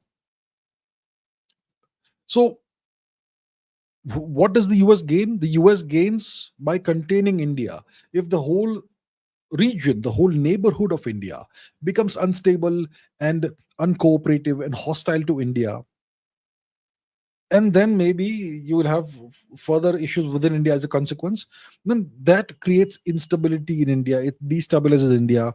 It it lowers India's GDP growth rate. It gives the Americans lots of different tools using which they can destabilize India. So that's obviously advantageous to the US. I mean, look at what's happening in Burma. We only look at Pakistan and Bangladesh and Nepal and so on. Look at Burma. Burma is an Indian neighbor. In case you're not aware, let me show you the map, because most Indians aren't aware of this. We simply don't think of Burma at all, right? But the one second, where is it? Right over here. So let's go to the map. Okay, in case you're not aware, see, this is the Indian subcontinent, right? So we know Pakistan, Afghanistan, Sri Lanka, Bangladesh, Bhutan, Nepal, all that we know. And we think that north of India we have China. It's not China, it's Chinese occupied Tibet. But if you go to the east, there is this major nation called Myanmar or Burma. What's happening in Burma? Civil war. Civil war. Who is well, funding, financing, fomenting whatever the civil war? Well, indirectly is the Americans, right? And that also has the objective of cutting off India's access to the Far East, to Southeast Asia. Because the past 70, 80 years, Indian governments have been sleeping, and we have not built up any road and railway networks that can connect India's Far East and India's eastern regions to Southeast Asia. Why did we do it, even though all these nations are friendly to us? I have no idea. Sleeping. India's government has been sleeping. We only have slogans, look east and act east and all, but what do we actually do about it? Nothing. So now the Americans are trying to make sure that India doesn't get to connect with the Southeast Asian nations by land. So the Americans have this policy. It's called a containment policy. They want to contain India. Containment because they don't want India to grow. They want India to remain a $4.5 trillion economy. They don't want India to become a 10 trillion, 12 trillion, 15 trillion, 20 trillion economy. They don't want that. They don't want to see a new China rise in the future. I'm not saying tomorrow morning, I'm saying in 20 years' time. They don't want this to happen. So they'll take steps now for that, right? So that's the whole purpose. Rano Nahapana says, what if Pakistan uses tactical nukes if India moves on POK? Well, my point is the Pakistanis could potentially do it. My point is, why should India move on POK right now? We should give up our obsession with POK. We should work towards fragmenting and balkanizing Pakistan, sure. But forget about POK right now. We don't want India to be involved in any military confrontation, any military conflict that we start right now. There's no need for it unless it's really advantageous for us. As long as Pakistan is a US asset, US vassal, and it has American nuclear weapons on its soil, it's not a good situation for us to go to war with Pakistan and try to take a territory they currently control. Unless we know that we're gonna get it quickly or whatever, right? So the Pakistanis could potentially, if the Americans approve it, use tactical nukes. But what if they use nukes in whatever situation? Then we also use nukes. That's how it goes. And then Pakistan gets flattened and we also take damage. Okay. Shivansh says, how is it that India is able to purchase Iranian oil now? What has changed? I think the Americans have allowed other nations to purchase Iranian oil that's currently floating on the surface of the Persian Gulf. So we have gone ahead and probably we are importing some Iranian oil right now. I think India was forced by the Americans to stop importing Iranian oil sometime around 2016, 17, 18, around that time. Between 2016 to 2018, in that time period. So we complied with the American demands. We said, okay, sir, we will not buy any oil anymore, Iranian oil. But now we are buying it again because of the situation in the Gulf region, because of the war the Americans and the Israelis have started, and because we need oil, right? We need oil. The nation needs oil. And the Americans are like happy to look the other way right now. But I suppose now we should just start importing Iranian oil. We should stop. We should undo that policy of not importing Iranian oil. I think it is high time we stop the Americans from dictating what our policies are going to look like. 24 Bharat says, many want India to take action against Bangladesh to protect Hindus, but India blockaded Nepal to protect Madeshis. Was that right? And should we interfere in others' affairs? Is it right to interfere in other nations' affairs? Well, powerful nations do it. There's no right or wrong in geopolitics. There is no right or wrong in geopolitics. There is no such thing as this is morally unacceptable. That morally you should not do that. To hell with morals. There is no morality. There is no ethics in geopolitics. There is no right or wrong in geopolitics. There's only the things you can do and the things you can't do. The things you can do, you can do them because you have the strength to do them. And the things you can't do them because you aren't strong enough. That's the only thing situation in geopolitics. The Americans, they can do whatever they want, so they do whatever they want. They interfere everywhere. So if the Americans can do it, why should India, play by a different set of rules? India is under no obligation to play by a different set of rules. But India isn't a very powerful nation. India, in the Indian subcontinent, the US is more powerful than India. The US can do regime changes and we have to sit and watch. That's how weak India is actually. Even though India is the world's fourth most powerful nation. But when you are up against the US, you are weaker, much weaker. So that's the thing. So there's nothing wrong with interfering in other nations' affairs as long as it is advantageous to you. That's the principle in geopolitics. Now, many people say India should take action against Bangladesh to protect Hindus. Okay. But India blockaded Nepal to protect Pardesis. That was really stupid. That was really stupid. It had the effect of pushing a lot of Nepalese people. It essentially had the effect of pushing Nepal into the arms of China. See, Nepal historically has been very close to India. We have an open border with Nepal. The people of Nepal have the right to live in India and work in India. And similarly, Indian citizens have the right to go and visit Nepal, work in Nepal if they want or whatever. We don't need visas and all that, right? It's an open border. We're essentially almost the same country. Of course, Nepal is a separate sovereign nation. We recognize that and we respect that. But we are the same people, which is why the border is open, right? And then India goes and blockades Nepal. And that pushed Nepal into the arms of China. Nepal said, okay, if India behaves this way, we will seek another option, which is China, which was logical from their perspective. So I think this blockade that India did of Nepal was stupid. It was harebrained. It was counterproductive. It was counterproductive to it harmed India's interests, right? Was that right? It was wrong because it hurt India's interests. And let's say you go and do something harmful to another nation. Is it right or wrong? It's right or wrong depending on how it serves your interests. If you harming another nation, in a hypothetical scenario, if you harming another nation is good for you, if it advances your interests, then in geopolitics you do that. But if you harm another nation, it hurts your interests too. That's stupid. That's absolutely stupid, right? So what India did, the blockade of Nepal, was harebrained. It was stupid. It was counterproductive.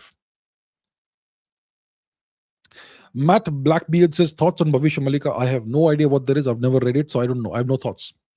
So Bhavishya Malika predicts a global war where India, aided by Russia and Japan, defeats a massive US, China, Pakistan coalition and ushers in a new spiritual era. Bhavishya Malika. Let me Google this. I have no idea what this is, okay? I've never read it. What is the Bhavishya Malika? I don't want it in Devanagari. I want it in English. Okay. Bhavishya Malika. What is this? It's a collection of ancient Odia palm leaf scriptures written about 600 years ago by the Panchasakha, 5 saints under Lord Jagannath's guidance, detailing prophecies about the end of Kali Yuga.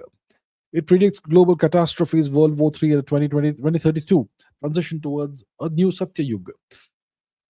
Okay, what's the? It was written by Saint Chutananda Das, with and for the saints Panchasakha in the 15th century to guide devotees during the transition period. Predicts the end of Kali Yuga's dark era and the arrival of Lord Kalki, the final incarnation of Shri Vishnu. Foretells 64 types of pandemics. Really? There are 63 more to go? Good God, we don't want that. Okay, unprecedented natural disasters, 7 days of darkness, that's frightening, and World War III. It mentions that after a period of intense destruction, a golden era or Satya Yuga will begin around 2032, marked by a rise of righteousness. And it highlights specific signs from the Jagannath temple in Puri to indicate the commencement of these changes. So this was written about 600 or so years ago. Yeah? It was written in which language? Or Odia? Was it? Okay. Okay.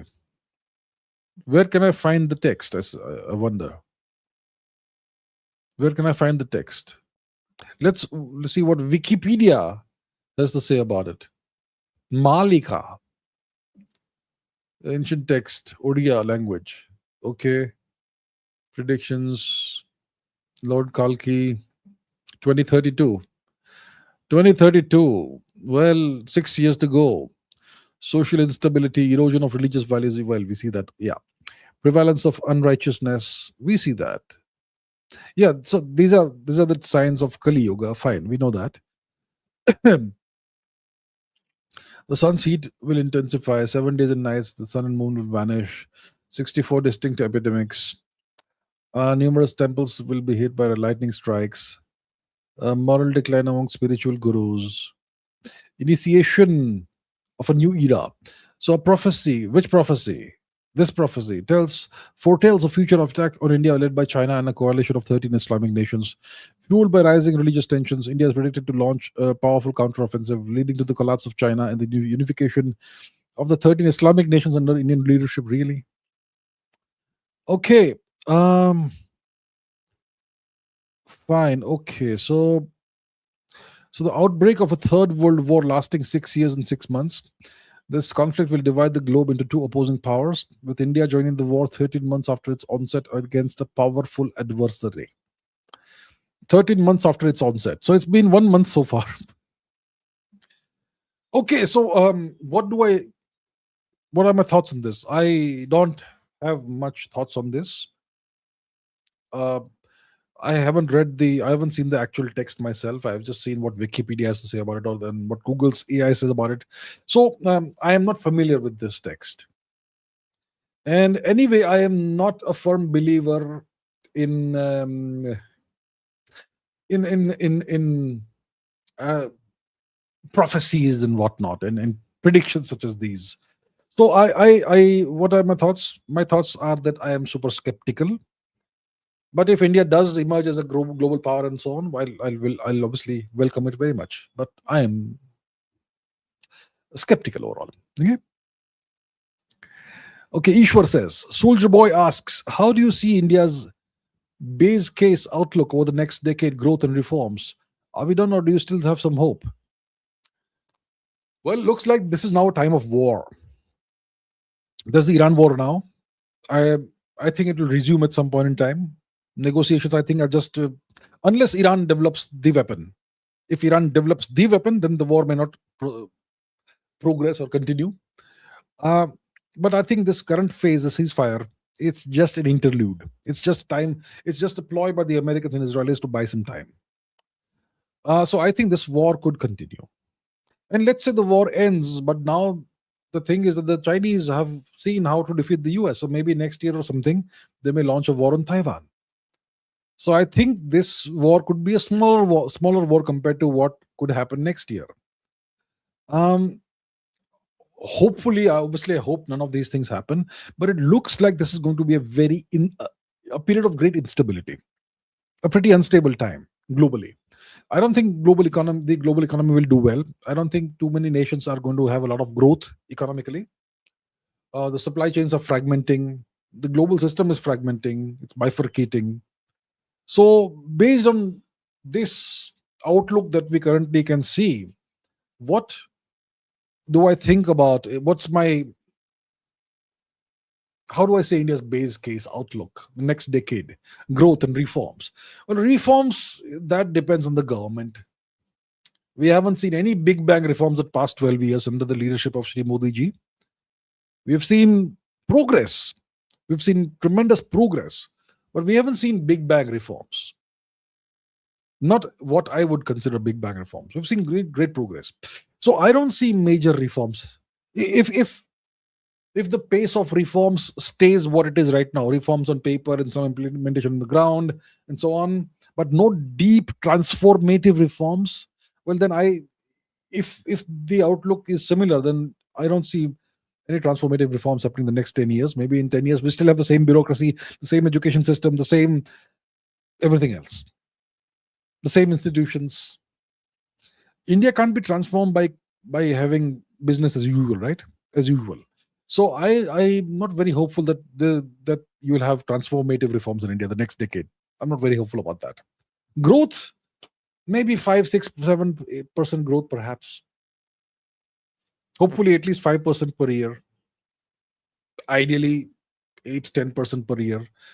But I think it is more likely that India's growth will be somewhat slower than what we had expected before this war broke out. Right, the war has been a super disruptive event.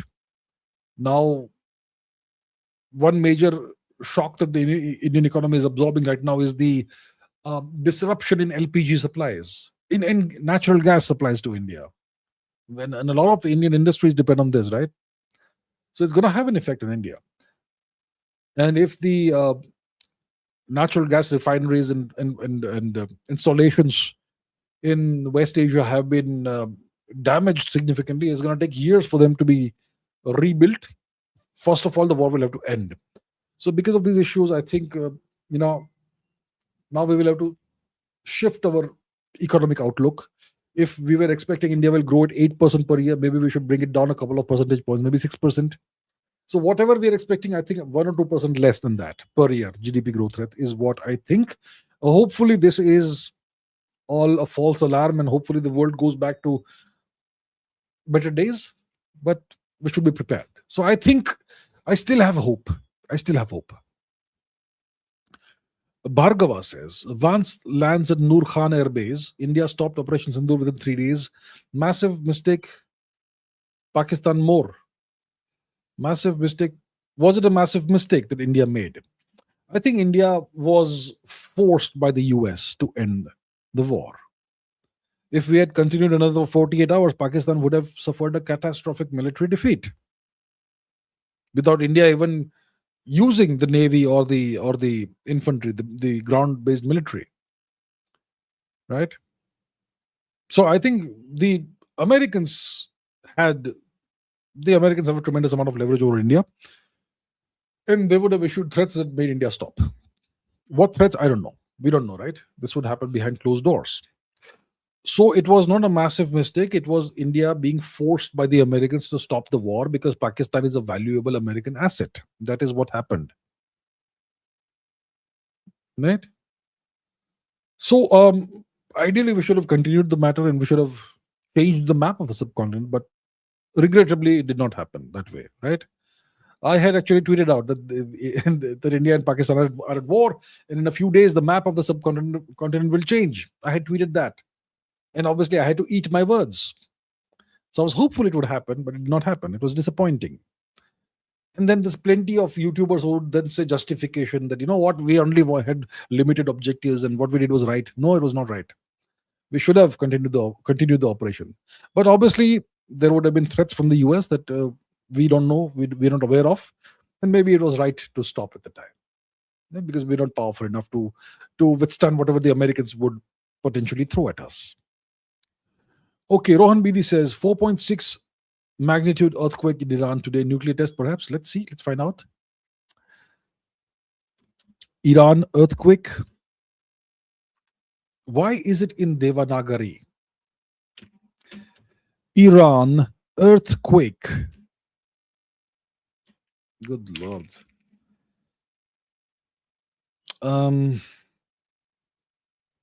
Iran earthquake. Okay, let's see. Iran earthquake. Magnitude 5.6. Okay, this is from today. Earthquake.usgs.gov. Let's see what that looks like. Um, let's see. Go to the USGS website and see what it looks like. Do we have this? Sovetabad, Azerbaijan. So that's in the Caspian Sea. Um, I'm not looking for that. Okay, I think we'll just go for the to the Google page and see. So what I'm trying to do, I want to see the depth at which this earthquake occurred. So 5.2 magnitude earthquake strikes southern Iran. This is on April 11, on Saturday, which is today. Okay, a 5.2 magnitude earthquake. That's a pretty high magnitude. Nuclear tests are typically 4 or something. Earthquake was reported this evening. Today's earthquakes in Iran. Let's see. Let's see. So as you can see, there's multiple earthquakes that have happened in the recent days. 7 hours ago, the earthquake happened had a 4.5 magnitude on the Richter scale, I believe, and it happened at a depth of 10 kilometers. The previous 3 earthquakes also at a depth of 10 kilometers and 6 kilometers. So generally, the thing is this: if an earthquake happens, its hypocenter epicenter is at a depth of 10 kilometers. It's a natural earthquake. Because see, humans don't dig that deep. The deepest hole ever dug, how deep was that? Deepest hole ever dug. The Kola, right? Kola super deep. That's 12 kilometers. Okay? And that was abandoned eventually because uh, okay, so it was sealed in 2005. So the point is, human beings don't dig that deep. Digging a 10-kilometer deep shaft, it will take years and years, maybe decades. So if you want to test a nuclear weapon, you don't do it at the depth of 10 kilometers. You do it at a much, much shallower depth. So if slash when Iran tests a nuclear weapon, they will either do it underground, which will be not like kilometers deep, or maybe they'll do a demonstration in the atmosphere. Who knows? I don't know. We'll see. So most likely this was not a nuclear test. Most likely. Okay. Unless the data is lying to us. We don't know about that. Anabil Sarkar is a new member of the channel. Thank you very much, Anabil Sarkar ji, and welcome to the channel's membership. Thank you very much. Arya Pathak, thank you very much, Arya Pathak. Sujal Rajput says, we have digital manuscript on the Gyan Bharatam website. Digital manuscript of what? Let me see. Gyan Bharatam website. And once again, it's going to be in Devanagari. Okay. Gyana Bharatam website. What is this? Let's see. gyanabharatam.com. So there are some manuscripts that they have. Some manuscripts from Sikkim came in, Pune, Maharashtra, Rangareddy, Tamil, Telangana, Haridwar. So how many manuscripts do they have? 553, 1, 2, 3, 5.366 million manuscripts. That's interesting. Okay. Mysore, Secret of Statecraft, Gilgit. Have they uploaded the manuscripts? Are these available to us? Can I search for something? Arts, Buddhism. Okay, let's say mathematics. Let's say mathematics. Leelavati is a well-known manuscript. Everyone has a copy of that.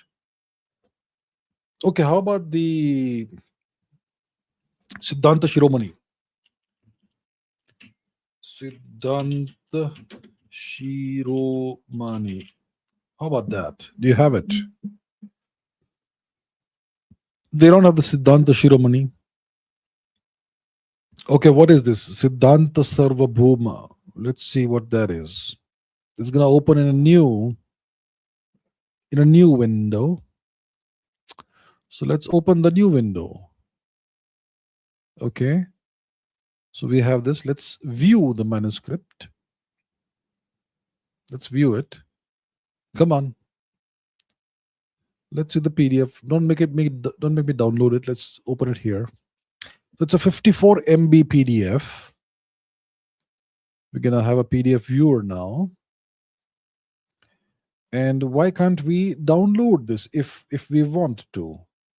Why is it like, okay, so this is obviously old Devanagari. Sri Raghunath Temple, MSS Library, Jammu. And the title is Siddhanta Sarva something. And can I read this? Sisa Bho Krutehe. Yeah. Okay, so I'm mostly legible. It's old Devanagari. It's a little difficult to read, but I'm sure. Okay, so they've properly digitized the entire manuscript. Okay, you can go to any page and read the manuscript. Okay, so I think that's a good initiative. It's a good initiative. We need much more of this. We have millions, maybe tens, maybe hundreds of millions of these undigitized manuscripts in various parts of India. These need to be all digitized.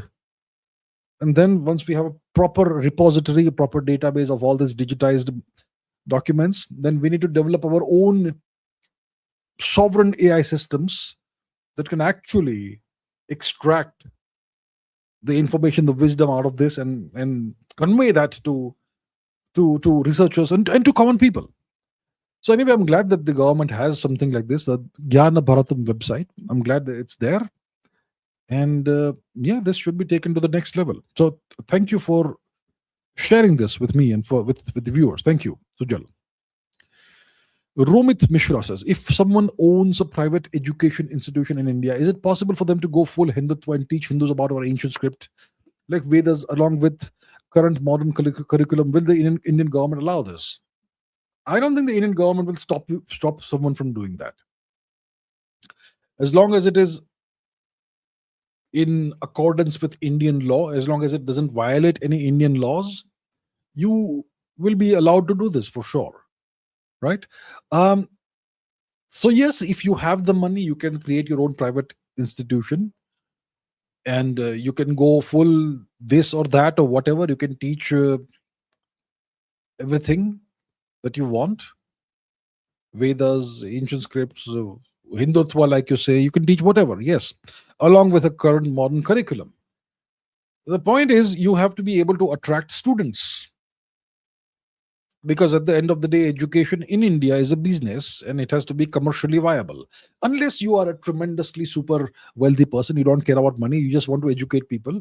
In that case, also, if you're asking children to come and spend a few years in your institution, then they should get something of value out of it beyond simply the historical knowledge and the Vedas and all that. But they have to be able to get a good job as a consequence of these years they spent in your institution. So you have to think about it practically. What is the purpose of education? The purpose of education is to obviously give knowledge about about our past and all that, and about our culture and our civilization.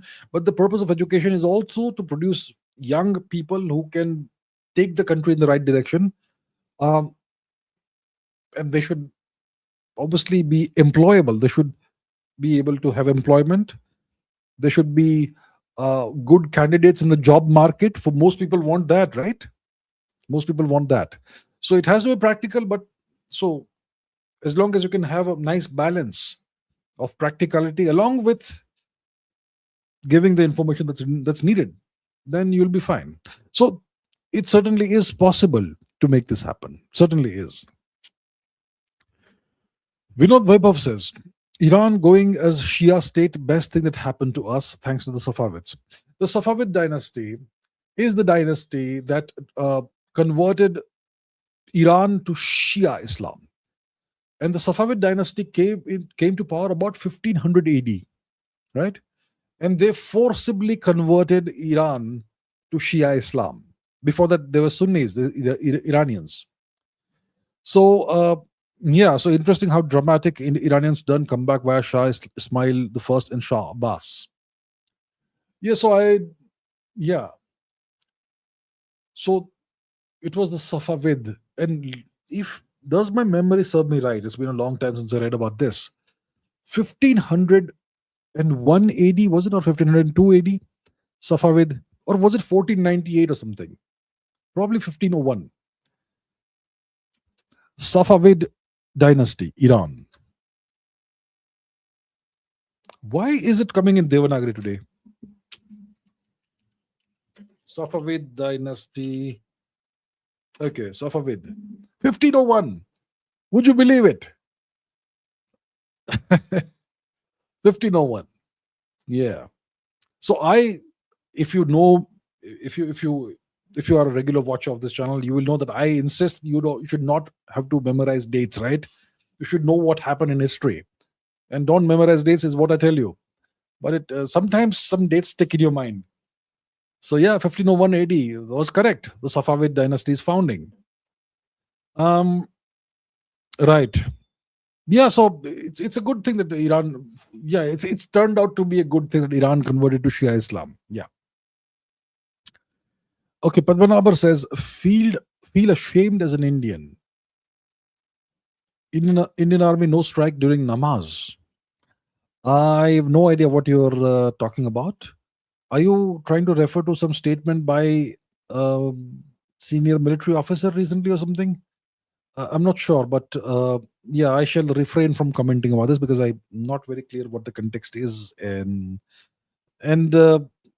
yeah, we don't get into religious matters here on this channel. So, Hari Om, thank you very much. Hari Om. Tommy Vercetti says, my Matrabhumi is India and Italy. Okay.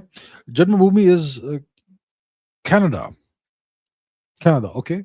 Karmabhumi is the US. According to Bhagavad Gita, my loyalty should be with the US. How do you deal with this? It's hard to deal with these things, isn't it? According to the Bhagavad Gita, your loyalty should be with whom? The Bhagavad Gita, I'm not sure if it envisaged a world in which you could belong to one culture but live in a different country, be a transplant there, and the complications it creates as a consequence. What should you do? What is the right thing for a person who has moved or who is born in a foreign country, foreign to us? So let's say you are uh, of Indian origin, but you're born, let's say, in the US or in Canada.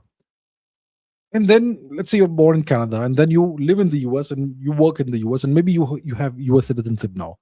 What should you do? Where should your loyalty lie? I suppose to make a long story short and to make it very simple, your loyalty should lie with the country whose citizenship you have. I suppose that's about it. But is that how it works in reality? Because we have this situation in the United States where there's a lot of, and this is just a known fact, it's not some conspiracy theory. There's a lot of very powerful Jewish American politicians whose loyalty lies equally with the US and with Israel. So they may have been born in the US, they may have US citizenship, but they are equally loyal to Israel because they're Jewish. So how do they deal with this? So it all depends on what your culture and what your religion is. Whatever your culture says, whatever your religion says, I suppose that is what guides you. That's what guides you. So I'm not sure what the Bhagavad Gita has to say about this matter. I personally haven't seen anything in the Bhagavad Gita that tells you how to deal with this sort of conundrum, this sort of scenario where you feel potentially conflicted. How do you deal with this? So how do you deal with this? I think the way to deal with this is to keep things simple. I have so and so nation citizenship. I'm going to be loyal to the nation. I took an oath of allegiance or whatever. Or maybe you were born there, so you did not have to take an oath, but oath. So I suppose you should be loyal to the country whose citizenship you hold. But what if your country is doing nasty things? That's a dilemma, isn't it? But the simplest way to look at it is be loyal to the country you belong to. Be loyal to the country whose citizenship you hold. Yeah, and obviously be friendly towards other countries. If you're of Indian origin, you should. I mean, it's natural to still have love, affection, and all those cultural and ancestral ties with your original homeland. So hopefully you don't find yourself in a situation where you have to make a choice that I have to be loyal to this one or that one. If the two countries are on reasonably good terms, then you're not really conflicted in that case. But to make it simple, you should be loyal to the country whose citizenship you hold. 24 Bharat says CA land area doesn't matter, GDP population capabilities do. Canada land area doesn't matter, GDP population capabilities do matter. See, land area is important because the more land area you have, the more resources your country has, right? If you have a small land area, let's say you're Singapore, you may have a very high GDP, you may have a good capabilities, but you have no resources because you have a very small land area. But Canada, massive land area. It means massive resources. Resources matter more than what most people imagine. Canada is the fourth largest producer of oil, fourth largest global proven oil reserves. Canada. That's a massive advantage. That's because it has a big land area. Canada is a major producer of uranium, once again because of the land area. So it does matter. And of course, GDP does matter. GDP also, of course, matters. Population, well, population also matters if you are very deeply, badly underpopulated. Look at Mongolia. Look at Mongolia, massive nation. What's the population of Mongolia? First of all, let's see. What is the population of Mongolia? Okay, 3.5 million. Okay, it's got a population of 3.5 million. Now let's take a look at Mongolia. 3.5 million. That's a tiny population. That's the population of an Indian town. Now, Mongolia, how to find Mongolia? I'll tell you how to find Mongolia. Go to Manipur and go straight north. Straight north, straight north, straight north, and you will reach Mongolia. So here is Mongolia. This nation is called Mongolia. It's a massive nation with a tiny population. And that tiny population is a massive disadvantage today. If they had a population of about 20 million, then Mongolia would have been a real force today, potentially. But with 3.5 million people, what do you do? So population also matters. And other things matter as well. So all of these things have their own importance in the grand scheme of things. Rohit Surujan says, how is it that the US supports whatever Israel does against its enemies, but when India does the same, it does not receive support? Instead, it tries to stop India from acting against its enemies.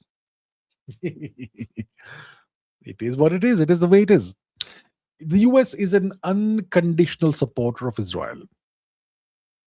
It's almost like Israel is the boss, almost like that. So why is it like this? It's because the Jewish people are an extremely enterprising people, brilliant people, and they are a small minority population in the US, but they are extremely enterprising, extremely influential, extremely powerful, and they are a unified bloc. And you will find lots of Jewish politicians having risen to very high positions in the US uh, political sphere and in the US government. It's a bipartisan thing. Both parties, Republican Party and Democratic Party, you have plenty of very prominent Jewish politicians. And you have very prominent Jewish business people as well. Lots of the wealthiest people in the US are of Jewish origin. And the Jewish people, they support the US, of course, but they also equally support Israel. So that's why you will find that the US has policies that are always pro Israel, and the US is essentially an unconditional supporter of Israel no matter what happens. Now, India doesn't have that sort of influence in the US. India has a bigger diaspora in the US. But the Indian people, they are not a united front. They are a fragmented population. Indians are super divided. They are not a unified people. The Indian diaspora, it's not a single unified diaspora. The Indians prioritize sub-national identities or national identity, right? I'm first so and so, a speaker of so and so language. So that is my identity before, ahead of me being Indian. Maybe I'm Punjabi, maybe I'm Malayali, maybe I'm whatever else. So there is that. Then there are linguistic identities. There are regional identities that take precedence over the national identity. Then there are religious things as well. So Indians are super divided, and that's why Indians don't unite, and that's why Indians have no influence in the US, despite being super. Maybe the ethnic minority that performs the best, the highest educated ethnic minority or ethnic group, the highest educated ethnic group in the US, the highest earning per capita ethnic group in the US. All of those distinctions belong to Indians, and yet Indians aren't united. That's why Indians have no influence in India, in the US. Sorry, in the US. Okay, Arya Pathak says, why Iran high IQ but India low? Same roots. Who says India has low IQ? There is some study that goes around that shows that India has an average IQ of 84 or 87 or whatever. Do you know who did that study? It's a couple of European researchers who did that. Okay. And how did they do the study? Did they go around India and take 10,000, 20,000, 50,000 samples? No. They took maybe 1,000 data points. And some of these data points were from mental institutions or something. So this is completely skewed. The study was completely skewed. That India has an average IQ of 84, 87, whatever. India has a much higher average IQ. I don't know how what is the methodology of these studies. How did these Western researchers go inside Iran and determine the average IQ of Iranians when the West and Iran don't get along? So please don't believe all this nonsense that floats around the internet. It's very popular, but it's wrong. Okay, Chanda says, why doesn't India have 10 times dukes and Samson option 10 times to mushroom? If we go this time, we will take world with us. No Mughal Brits this time. Are you talking about India's nuclear doctrine? I'm not sure what India's nuclear doctrine actually is. We say that we have the no first strike doctrine, which means that we will never initiate the use of nuclear weapons. But if nukes are used against us, then we will respond to that. That sort of thing we have. Why don't we have 10 times the kind of nukes that we have right now? I have no idea. I don't know what our actual warhead count is. If you ask Google or whatever, if I can do it right now, it will say India has 180 nuclear weapons. Okay, that's the official figure that's touted around. How does Google know that India has 180 nukes? How do Western analysts know that India has 180 nuclear weapons? We have enough fissile material. I mean, a decade ago, we had enough fissile material for at least 3,000 to 4,000 nuclear warheads. So we don't actually know how many nuclear weapons India is. India doesn't make any statements about this, right? And if the West says 180, we don't have to believe it. Maybe we have more than that. Should we have a Samson option? I think we should. If other countries can have a Samson option, the Israelis have a Samson option. That if Israel is going to go down, they will take everything down with them, everybody down with them. They will destroy all their neighbors. And the US has a Samson option. If the US is going to be nuked, they will nuke every single country in the world. So the question is, should India have such a doctrine that if India is nuked, we will nuke everybody? If India doesn't exist, then the whole world doesn't have the right to exist. I don't know.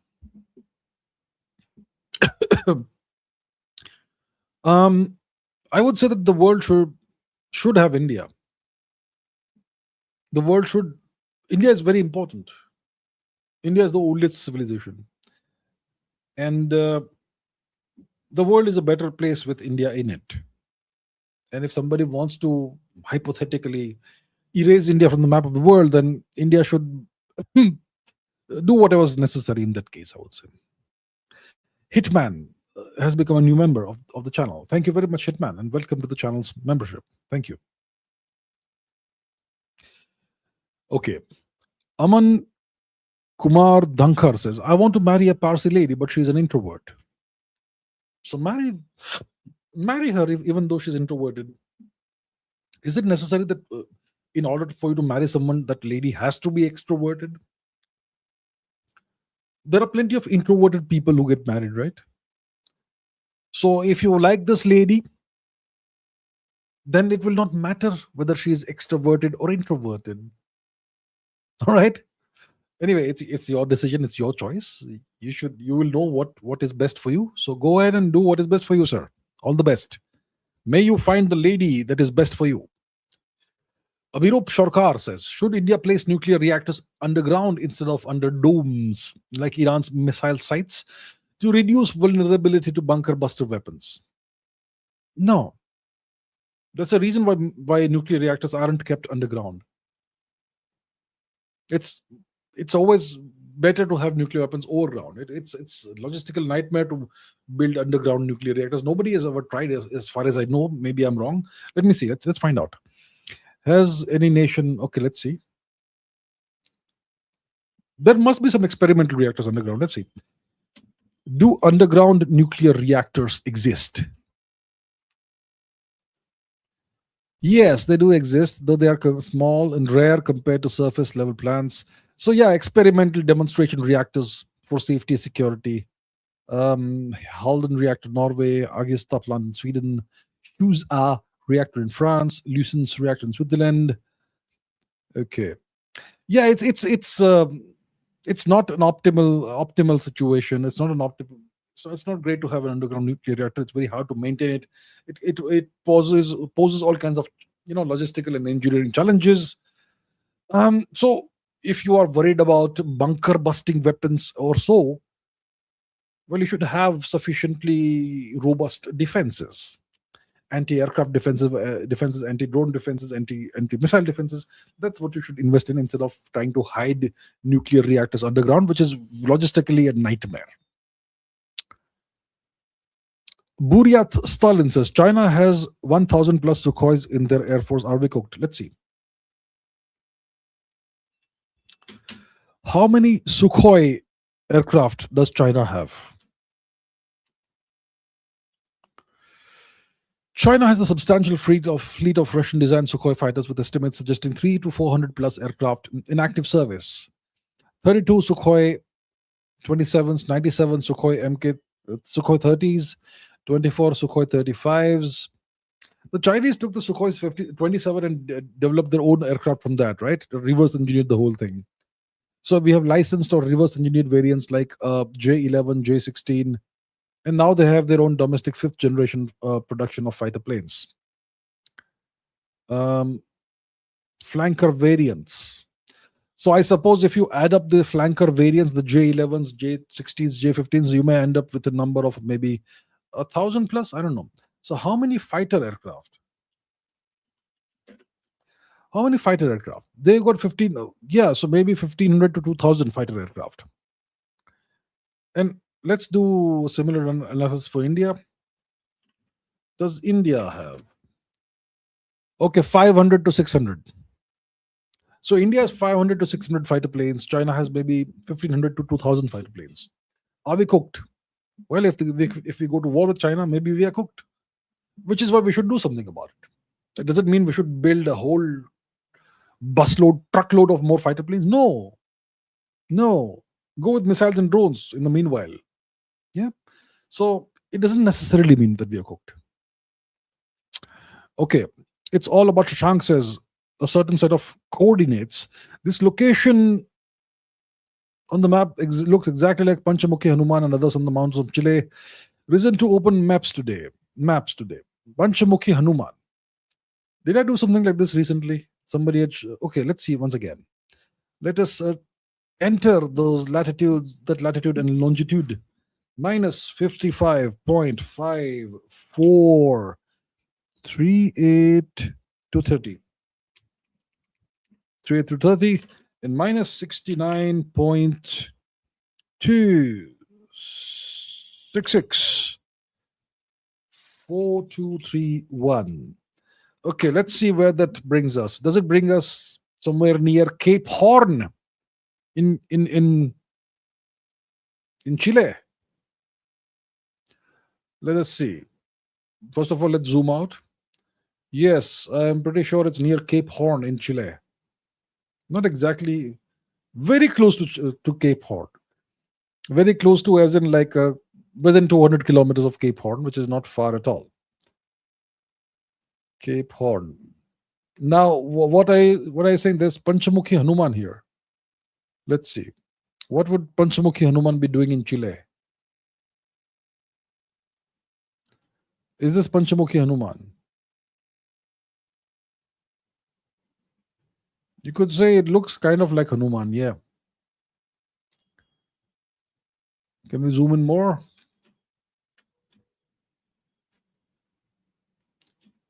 Unvish. Cabo de Hornos, Cape Horn. That's fine.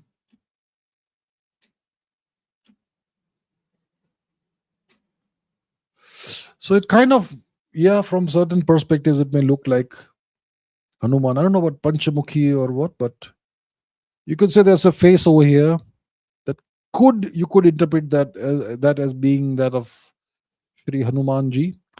Okay, interesting, but most likely it's just an artifact, a satellite artifact or something. Most likely it doesn't mean that it's actually Lord Hanuman. So so yeah. Okay. Let me close the maps. Okay. Now we can move on. Okay. So interesting thing that you showed us, Panchamukhi Hanuman. I think a few days ago, another viewer had pointed out the same location, and it does kind of look like it's a representation of Shri Hanuman, but most likely it's some kind of satellite artifact or something like that. Okay. Buryat Stalin says, just Sukhois I'm talking about. Forget about the fighters. Okay, just Sukhois. So I did a Google search. It says 400 to 500 Sukhois, 3 to 400, or whatever the number is. But there's a whole bunch of Sukhoi derivatives, which is reverse engineered Sukhois. So the total may end up being somewhere around 1,000, possibly. Narendra Deshpande says, is current Illuminati more pro-China than pro-India? Look, I don't know if the Illuminati exist, if the deep state exists, but if they do exist, they are definitely not pro-India or pro-China. They are pro themselves. Yeah, they won't be pro-India. They won't even be pro-China. Yes. V Joshi says, Jai Mataji AC Bhai, tame guju chuo. Jai Parshuram. Yes, I can speak Gujarati. Yes, I can certainly speak Gujarati. So, and yes, I am of Gujarati origin. Yes, I am. My surname should tell you. Just if you just Google my surname, you'll know, right, where I'm from. So yes, indeed. So yes, I am of Gujarati origin. My mother tongue is Gujarati, and Jai Parshuram. All right. Minimalist Maverick says, why doesn't Putin publicly admit he wants a nuclear Iran? Why should you publicly admit anything? Why? Why is anybody under any obligation to admit things publicly? Why? What does he gain from it? What does he get out of it? How does Russia benefit from this? Why? Why should he admit anything? Why doesn't the US admit publicly lots of things about India and Pakistan? Because they won't. Chand says, why don't we have our own mukhabarat? Mukhabarat. Al-Mukhabarat. So why don't we have our own mukhabarat? Well, first of all, what is mukhabarat? In Arabic, it means secret service. It means spy agency. Counterintelligence spy on everything. Also, military intelligence should be involved in civil. High time India needs RAW plus MI plus IB plus counterintelligence plus civil to involve internal. How do we know when we don't have our own mukhabarat? How do we know that? A secret service is supposed to be secret. Okay. These days, we have many people on YouTube who say that I am a former RAW agent. Does RAW ever issue a notification or some kind of give a certificate that yes, this person was a former RAW agent? We have some people who are actually known to have served in RAW. For example, we have certain former heads of RAW who are now retired. So those we know, they used to head the organization. But when someone claims, I am a former rose pie, I mean, what evidence do you have? And then they say, I have sources, and then I can tell you stories, and you can't just believe everything you hear. Some maybe, but if you are genuinely a former row operative, you will never say you are one, right? You won't. Now, coming to this question, how do we know that we don't have our own mukhabarat? These spy agencies, whether they are external or internal, they won't tell you how they operate and what they do. Maybe they are everywhere. Maybe we're not aware of it. These things are not supposed to be made public, right? So, Nabil Sarkar says, why do you think Pakistani nukes are American? Because the Pakistanis don't have the know-how, the wherewithal to build nuclear weapons. They don't have the expertise to build nuclear weapons.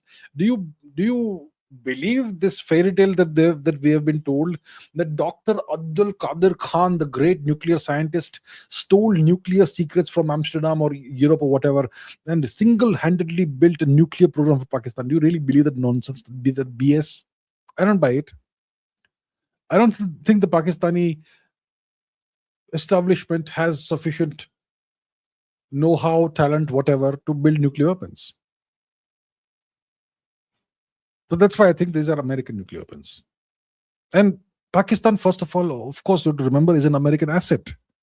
So that makes that connection, that correlation even stronger. Right. Ayush Gupta says, Gulf makes 1/3 of the world's fertilizers. India imports 50% through Hormuz, whereas for internal production needs LNG imports too. Famines in future. I hope that such a thing doesn't happen. We do import. See, let's find out the actual figures, shall we?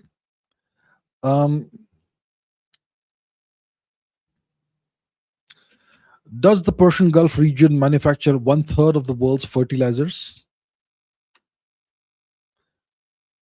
Yes, it makes 1/3. Okay. Does India import 50% of its fertilizers through the Gulf of Hormuz? Through the Strait of Hormuz, sorry, Strait. AIT, Strait of Hormuz. Yes. Once again, so both of the points that you're putting out here are correct as per the AI of Google, of Google's AI. I think it's Gemini. So India imports 50% of its fertilizers from the Gulf region, from Hormuz. So assuming Hormuz doesn't stay closed, and assuming Iran allows stuff destined for India to come into India, we'll be fine. But if the Gulf production of fertilizers is impacted badly, then India will have to look for some other alternative for this. So what can India do? Well, it's a great opportunity for India to start manufacturing more of its fertilizer. India has various fertilizer plants like Kribco, whatever, right? We can scale that up and become completely self-sufficient in fertilizers. Obviously, you will need some raw materials that come from the Gulf and so on. We'll have to find solutions. I think it's an opportunity for India to become more self-reliant. So I am pretty sure there won't be a situation where we will face famines in the future, but we cannot be complacent. So India should now strive to become as self-sufficient as possible in fertilizers as quickly as possible. Okay, Jay Tiwari says, is India's slow rise smarter than China's fast rise? No, it's not. It's dumb. India should have risen just as fast as China. So we are now coping. Oh, no, we are smarter. That's why we are digging it slowly. It's not smart. It's not smart. India should also have risen fast. Now we are in a situation where the whole world is in chaos, and we are now wondering, how do we grow our economy? The Chinese have already grown their economy. They are smart. You see, that's the issue. The Chinese took advantage of favorable global conditions when the time was right. India is now trying to make the strides that China made 20, 30 years ago. And now we are caught in a bad time when the whole world is fragmenting. The global supply chains are fragmenting. The global structures The whole global system is fracturing into two blocks, and India finds itself in the middle. So India, if it was smart, would have also done the same thing that China did 30 years ago, 1990s onwards. India should have done it at that time. So India did its those first economic reforms in 1992, but then everything was very slow, very slow, very slow, very slow. So yeah, it's not smart. It's stupid. Ritik Pawar says, isn't announcing a fast breeder reactor a bad idea? Now foreign powers can simply bribe our officials and babus and steal the technology. What's your take? Look, we have to keep announcing what we are doing because it is great for the morale of the nation. The people should know what India is doing. The people should know. And we are already, by the way, very, very, very late in reaching the beginning of the second stage of our three-stage nuclear program.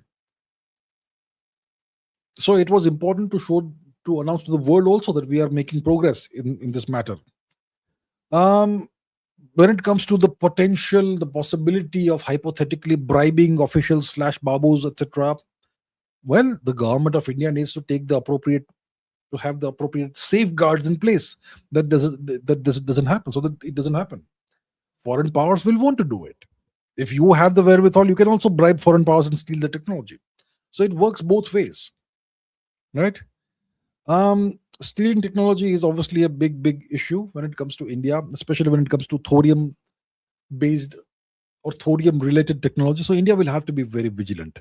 But I don't think announcing the fast breeder reactor going critical, I don't think that was a bad idea. It anyway has to be done. 24 Bharat says, you say no morals in geopolitics, so can India support terror? No comments. India should do whatever it takes to safeguard and advance its national interest. Whatever the Americans do, we should also do. Whatever the United States, the most morally superior nation in the world, does, India should also do all of those things, in my opinion. Okay? So the United States, it consistently portrays itself as the most morally upright nation in the world, as the most morally superior nation in the world. So we should take the US as our benchmark in geopolitics. And whatever methods they employ in the pursuit of their interests globally in geopolitics, we should also, if required, use such methods as long as it advances our interests. Because we are following the path trodden by the greatest morally upright power in the world. So I think India should do whatever the Americans may do. Podcast Punjabi says, is it a big mistake use made in China CCTV in government places? Yeah, of course. Of course. You can't use Chinese made products anywhere in the country, especially not in government places or whatever. It's stupid. It's incredibly stupid. Yeah, really incredibly stupid. The Rockstar says, is making nuclear weapons hard? Uranium-238 to nuclear weapons. Why Iran unable to do so? Iran isn't unable to make nuclear weapons.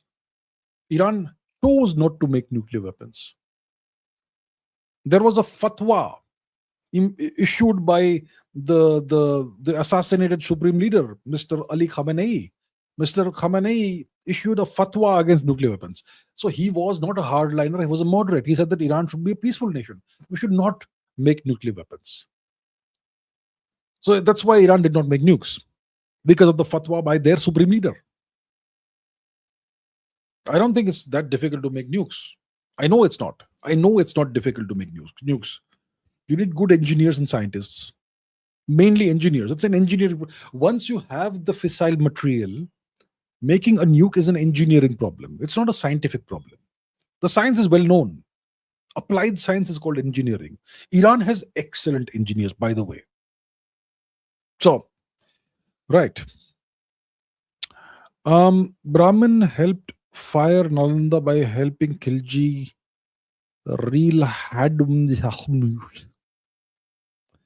Brahmin helped burn Nalanda by helping Khilji Real had. I have no idea what you're saying, but this is nonsense. Utter nonsense. What nonsense? Naik says, what is the fundamental cause of contention between Israel, US, Israel, and Iran? Can't they just exist peacefully? Arey Baba, everybody should live peacefully, but that's not how that's not how the world works. To some extent, the US seems understandable as they cherish sadism. See, this is how the world sees the US today. Can you blame the world for thinking this about the US? So what's the fundamental cause of contention between the US and Israel on one hand and Iran? The US, why has the war happened? The US doesn't want this regime in Iran, and they want to control Iran's oil. They want to control the world's major oil reserves. That's why they did Venezuela, what they did in January, right? And they wanted to do the same thing in Iran. And I think they were very, very, very, very, very, very, what's it called? Very confident it would have the military operation would be done in a couple of days. I think the Americans were viewing this entire matter through the perspective of Warden's 5 rings of power. There is this framework, right? Warden's framework. Warden was this American military officer who fought in the Gulf War. Which one first, second, whichever. James Warden. And he had this theory, he has this theory, which is the viable theory of these concentric 5 rings of power. And the Americans thought that if they take out the center, which is the Ayatollah, then Iran will collapse.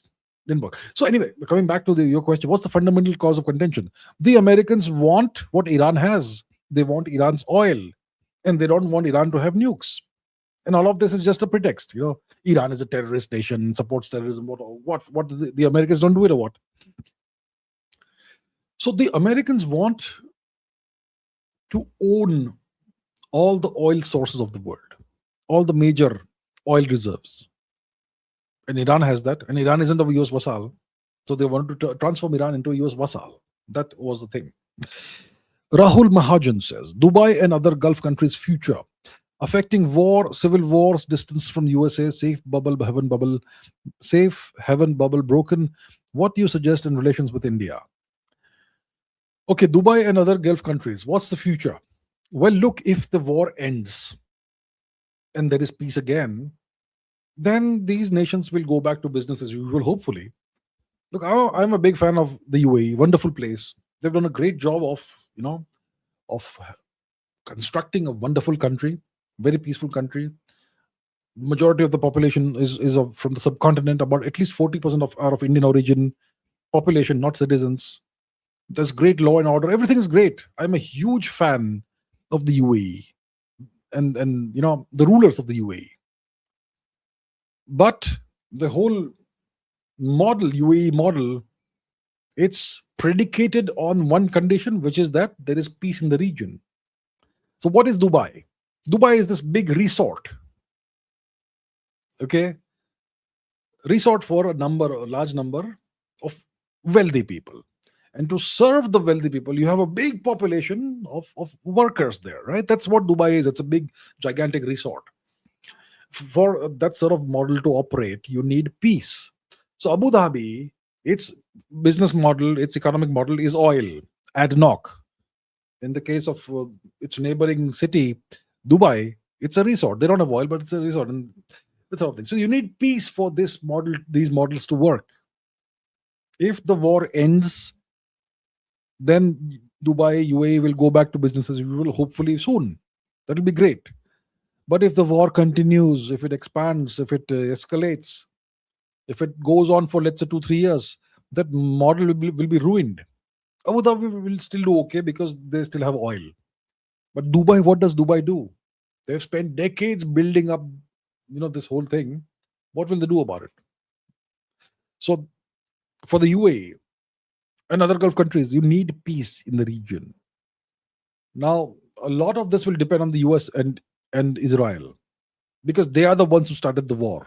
Iran did not start the war. Iran wasn't threatening everybody, right? Um, Civil wars. I don't know what civil wars will happen. They're distance from US. Yeah, there's a massive distance from the US, which is a disadvantage for the US over here. Safe haven bubble broken. What do I suggest? Relations with India. I think India and UAE will have good relations. They will continue to have good relations. We have good relations with most nations in the region. We also have good relations with Iran. So I don't think India's relations with any of these nations will change too much, unless there's a regime change that the Americans are able to achieve, which looks unlikely. So relations with India will remain good, and the future of UAE and other countries right now, it's a question mark. It all depends on whether this war ends soon or not. Right now, it's talks and ceasefire, but that doesn't mean a thing. It can again start in a few days. So, yeah, it is all going to depend on whether this war ends soon or not. If it ends soon, good future. If it doesn't end, the whole business model of Dubai is ruined. If the war lasts 2 years, then the whole business model is ruined long term. Yeah, which would be a tragedy. Pradeep Kumar Roy says, I saw some Indian Americans supporting Pakistan or India on the internet. And that Priya Patel lady, what's wrong with these people? Who is Priya Patel? I am not familiar with this Priya Patel lady, so I don't know.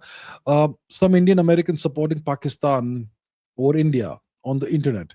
What is wrong with these people? So I suppose they are Indian origin people who have US citizenship, and they are supporting their nation's policies. So the US policy is to support Pakistan over India. So I suppose these people are being good citizens. The US supporting a terrorist nation. I don't know. What's wrong with these people? They are being good citizens, I suppose. But then are Jewish people bad citizens because they support Israel? I don't know about that. Maybe they're not.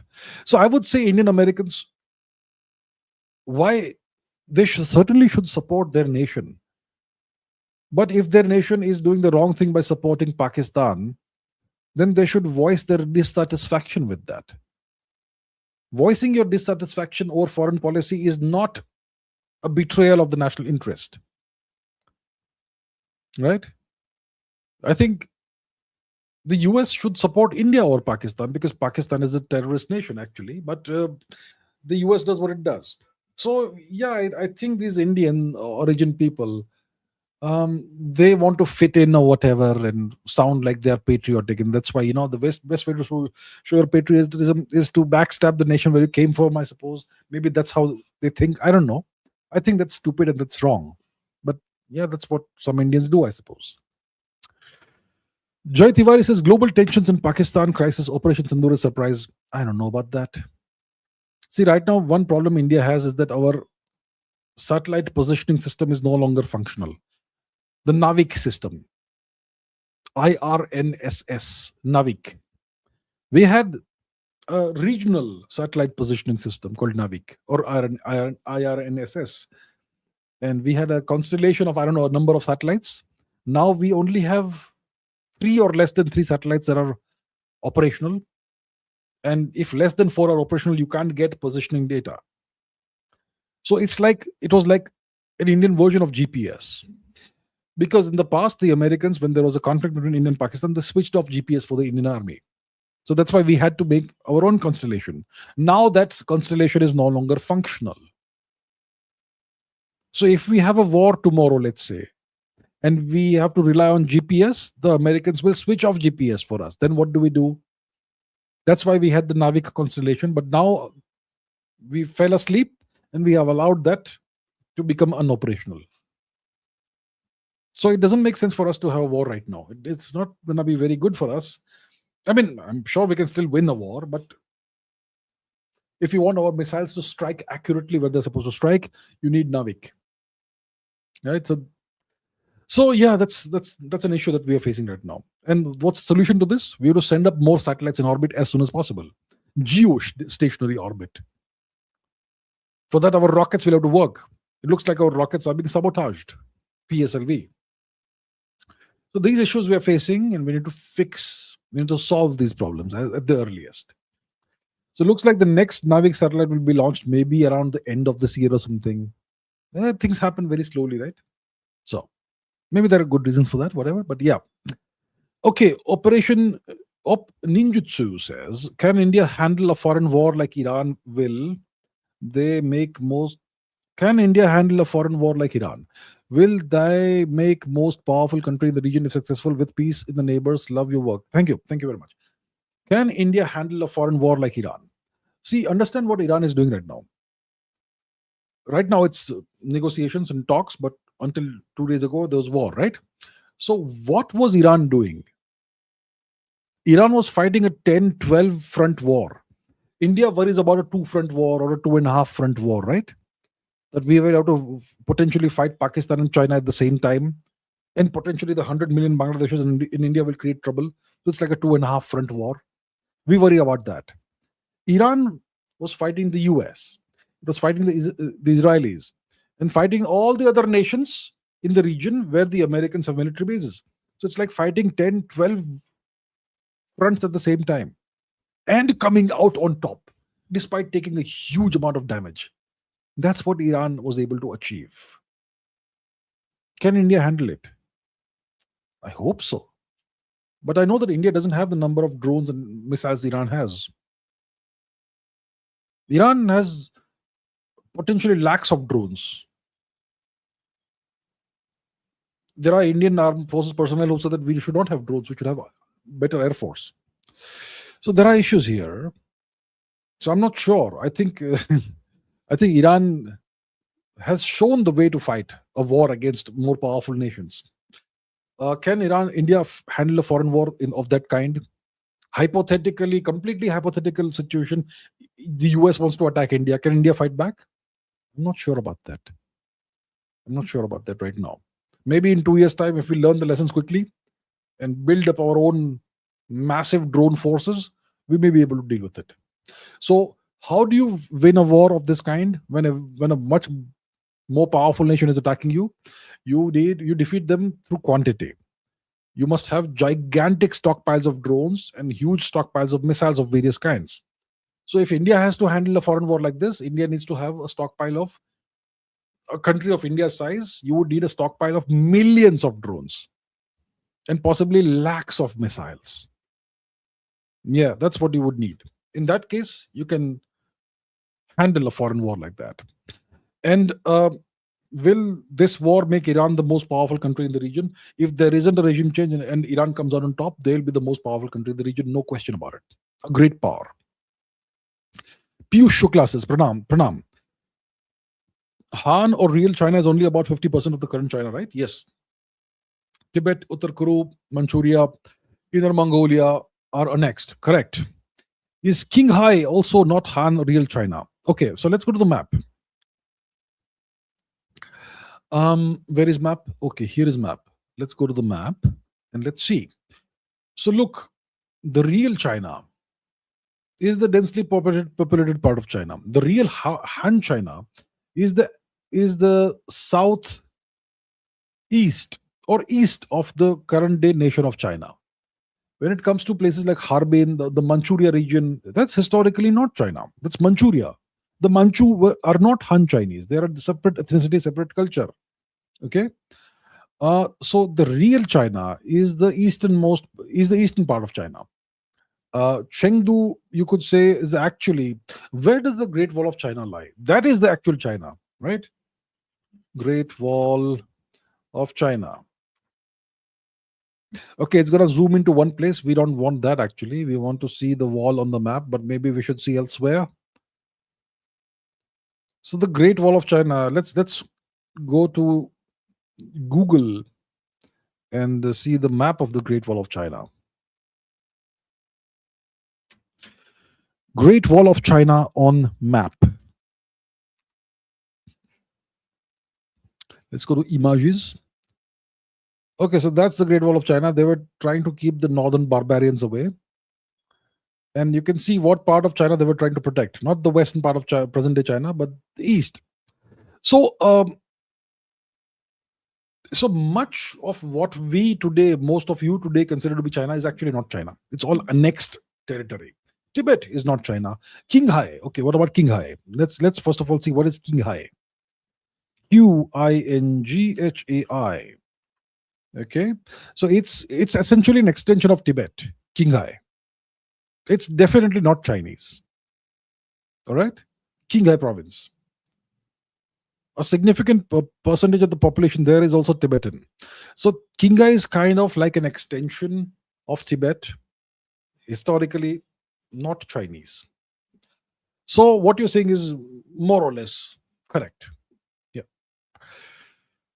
Podcast Punjabi says, do you believe in New World is start from the Yalta conference? Yeah, Yalta was 1945, was it?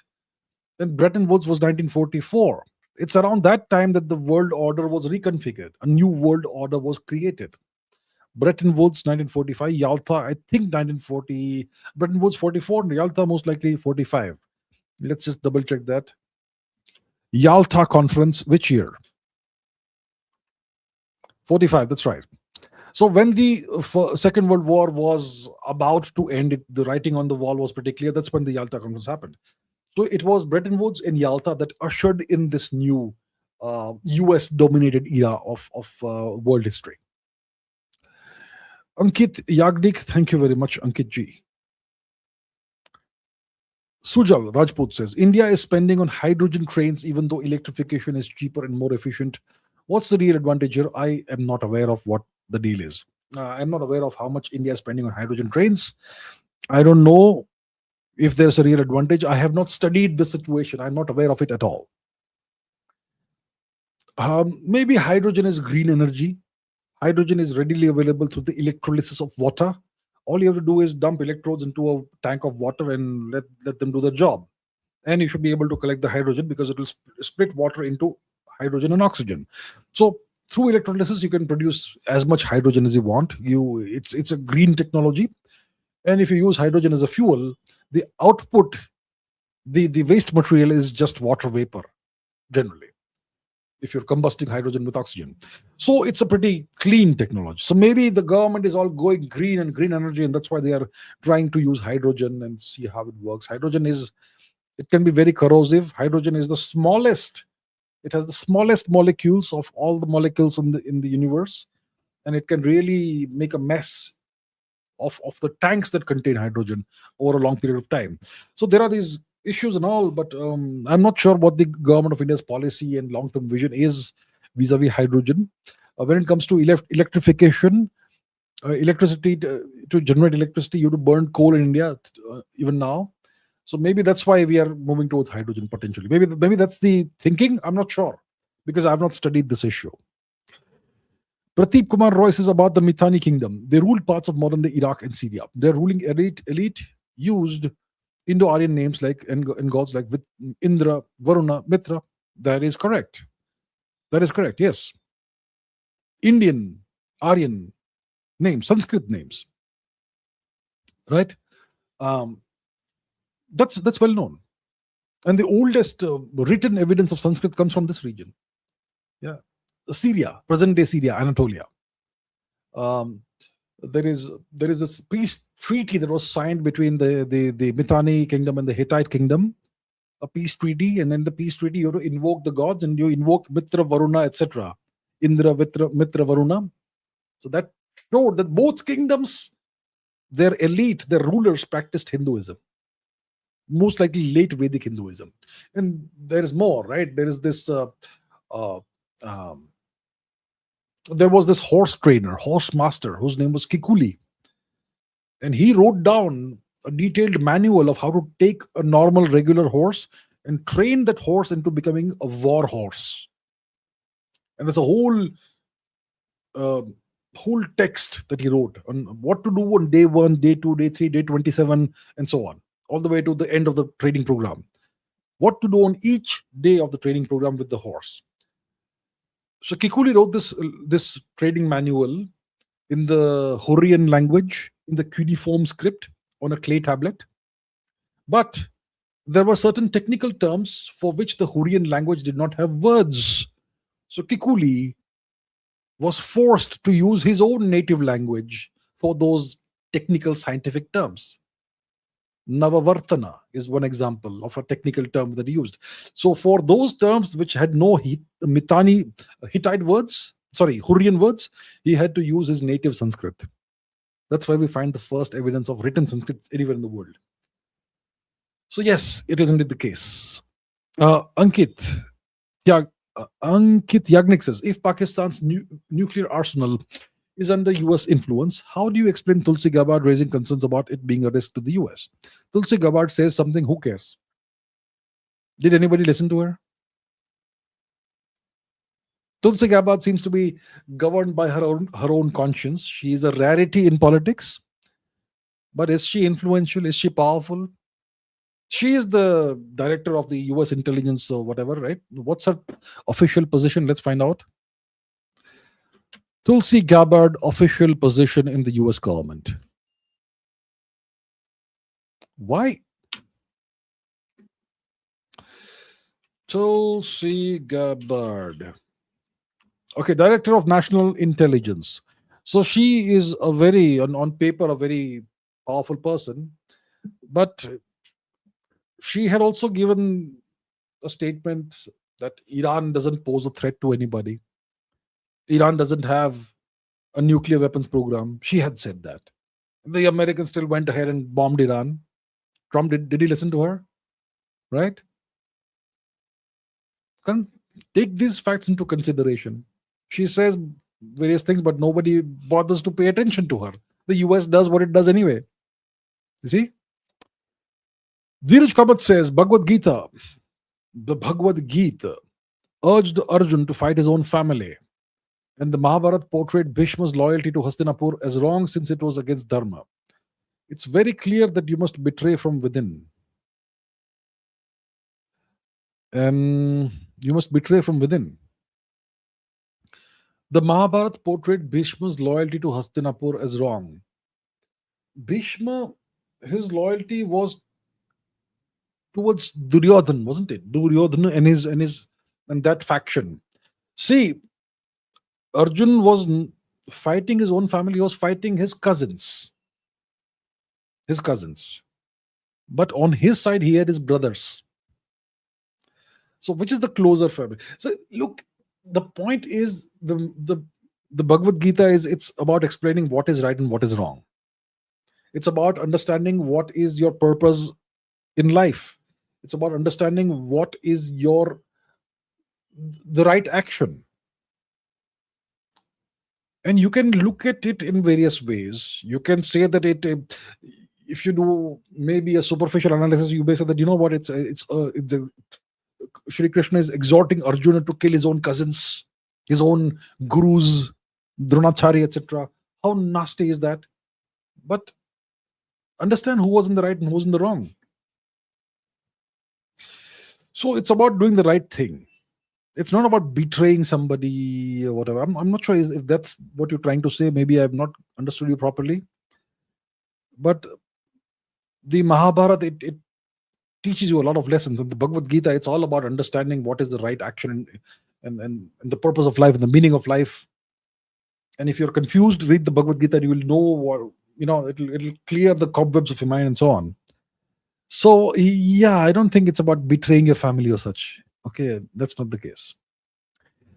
And the Arvind says, why is Iran so pro-Palestine and ready to sacrifice their own country for Palestine, as many of their ministers constantly address, even though Palestinians are Sunni? Iran is not sacrificing its country for Palestinians. Iran is safeguarding its own interests, and they are fighting for their own country. They're not fighting for Palestine. When you verbally support Palestine, doesn't mean that you're fighting for them and you're dying for them. This war that's happening, that war is for Iran. It's not for Palestine. Iran is pro-Palestine because Iran wants to position itself as the leader of the Islamic world. Iran has a rivalry with Saudi Arabia. See, in the Islamic world, okay, there's three major contenders in the Islamic world. One is Saudi Arabia. Saudi Arabia is the land of the two holiest religious locations in Islam, right? Mecca and Medina.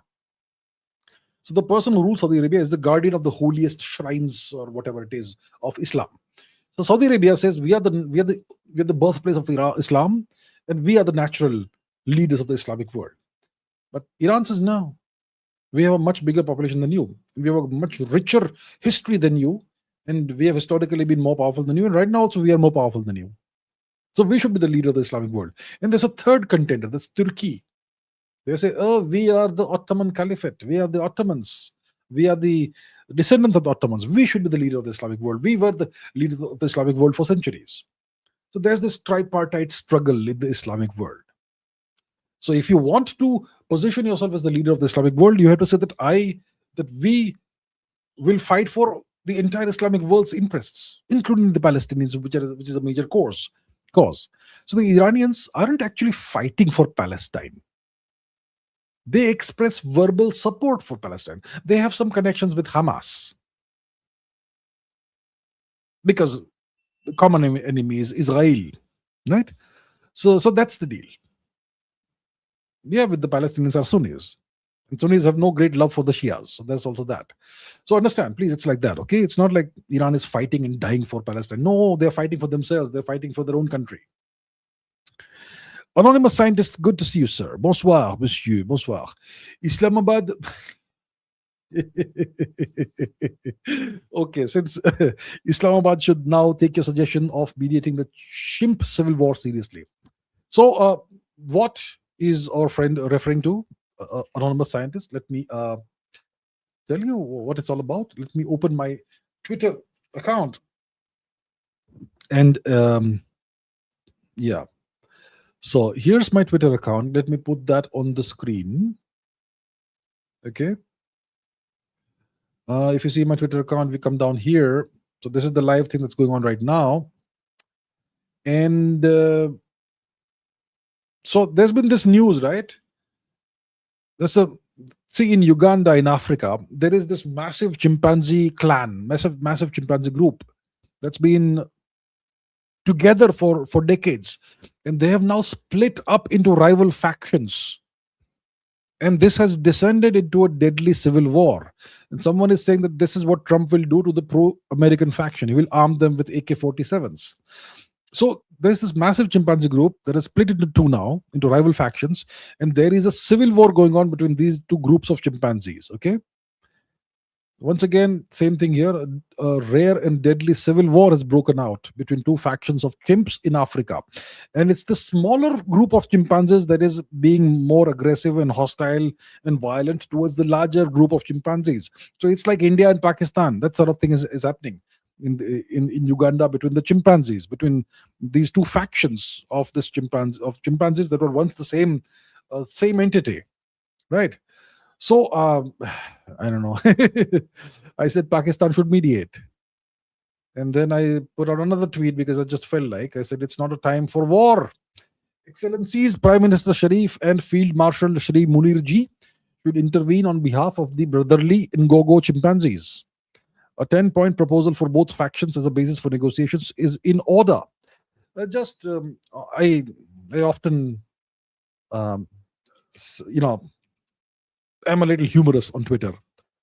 So yeah, it's actually rather tragic that this civil war is going on between chimpanzees. So this was just one group, large group, maybe around 500 chimpanzees, okay, that lived in the forests.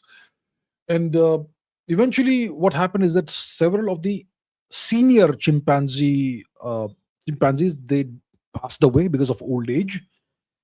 And that's how there was the formation of a split between, I mean, these chimpanzees with the glue that held the group together. And when after they passed away, these two groups split up.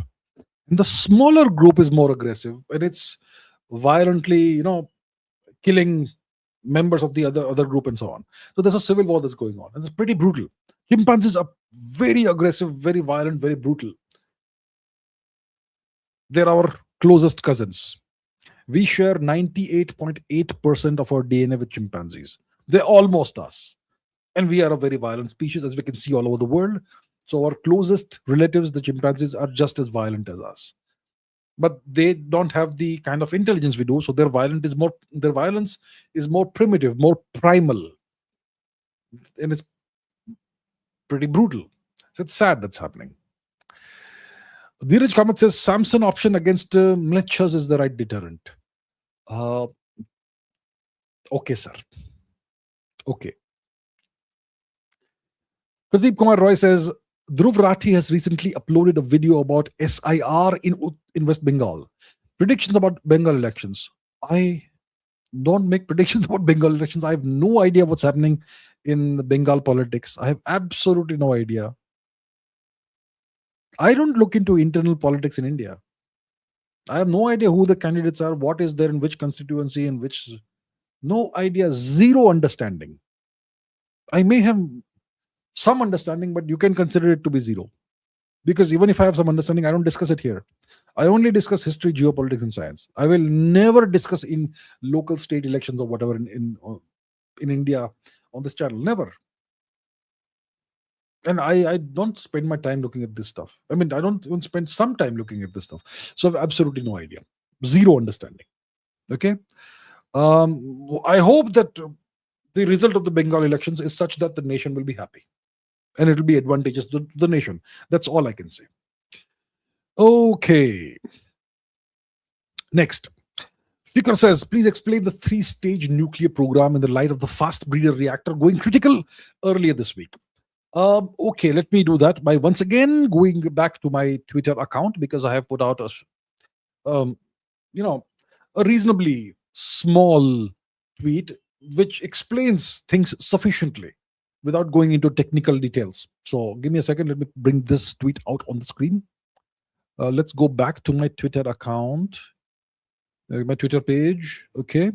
And let's go into the nuclear program. So where is it? Yeah,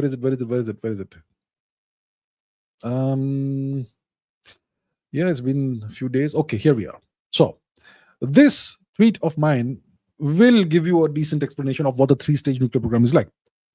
So the India's 3-stage nuclear program was conceived by the late Dr. Homi J. Bhabha in the middle of the 20th century.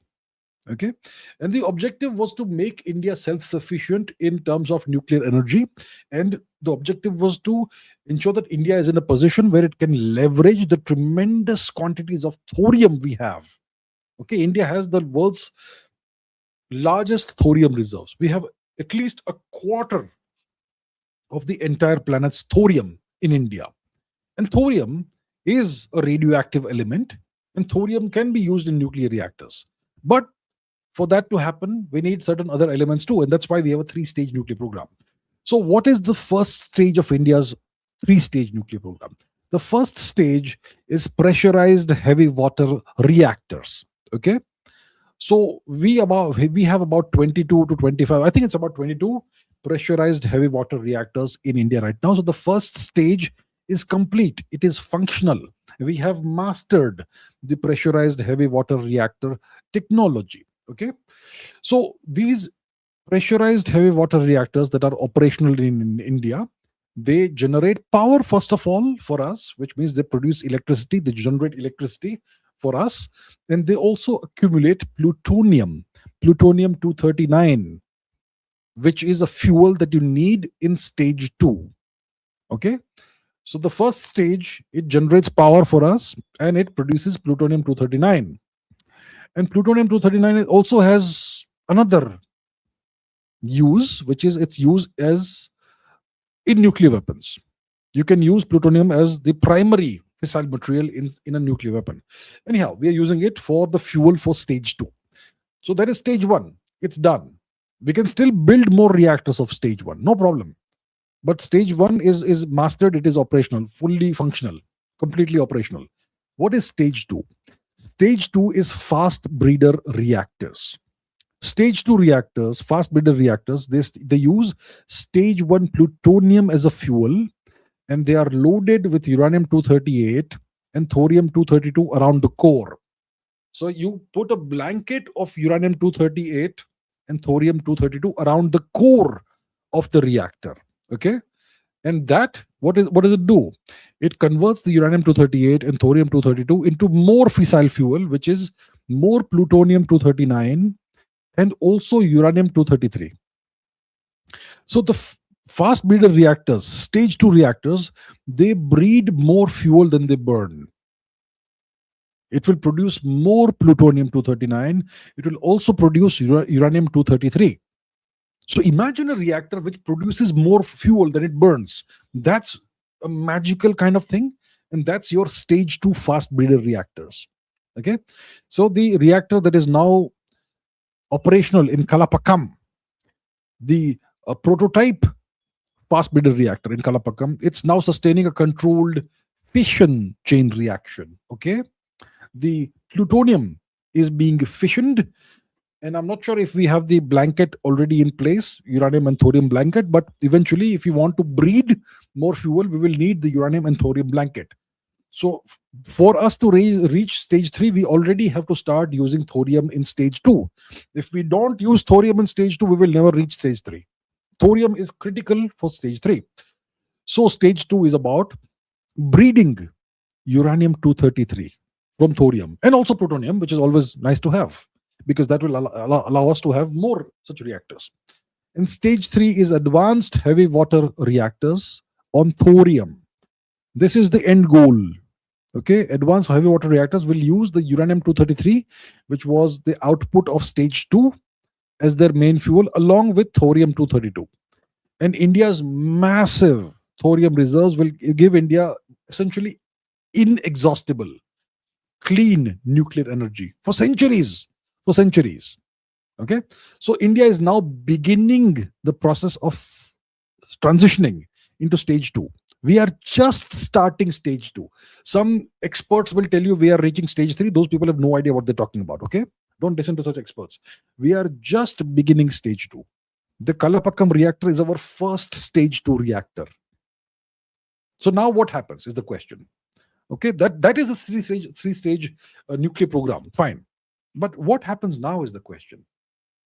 We have Kalapakam. It has gone critical. The fission reaction is happening now. It's under control. We have cadmium rods and whatnot. Now what happens?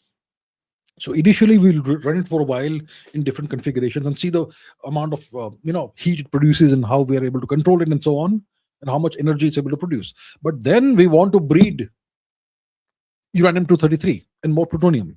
So we will need a blanket of thorium and uranium around the core of the reactor. And then we will have to experimentally see at what rate it is able to breed fuel. If we change some parameters, change some of the configurations, will it breed it faster? Will it produce more fuel? At what rate? So we will have to figure it out. This is a prototype reactor. It means it's the first reactor of its kind. It's not like everybody else's reactors and we can just copy what they're doing. No, we are entering uncharted waters for ourselves. So now we will slowly, cautiously try to figure out how to most effectively and efficiently breed the uranium 233 and plutonium that we need from this reactor. Right now, it may not be breeding fuel. Right now, it's just possibly sustaining a fission reaction. Then we put a blanket of thorium and uranium around it. And then we start breeding the new fuel, which is uranium 233 and plutonium. Then you do it for a few years and see what is the best way to do it. Then once you have reasonably mastered this, then you build one more, a bigger one perhaps. Then you play around with that for a few years. Then when you are reasonably sure of how that you have now mastered the technology, then you build 5 more. Then you see how that works. Then you build 10 more. Then you build 10 more. This process will take 30, 40, 50 years perhaps. Okay? Because each reactor will breed a few kilograms possibly of uranium 233 per year. It doesn't breed tons of uranium per year. It may breed a few kilograms per year.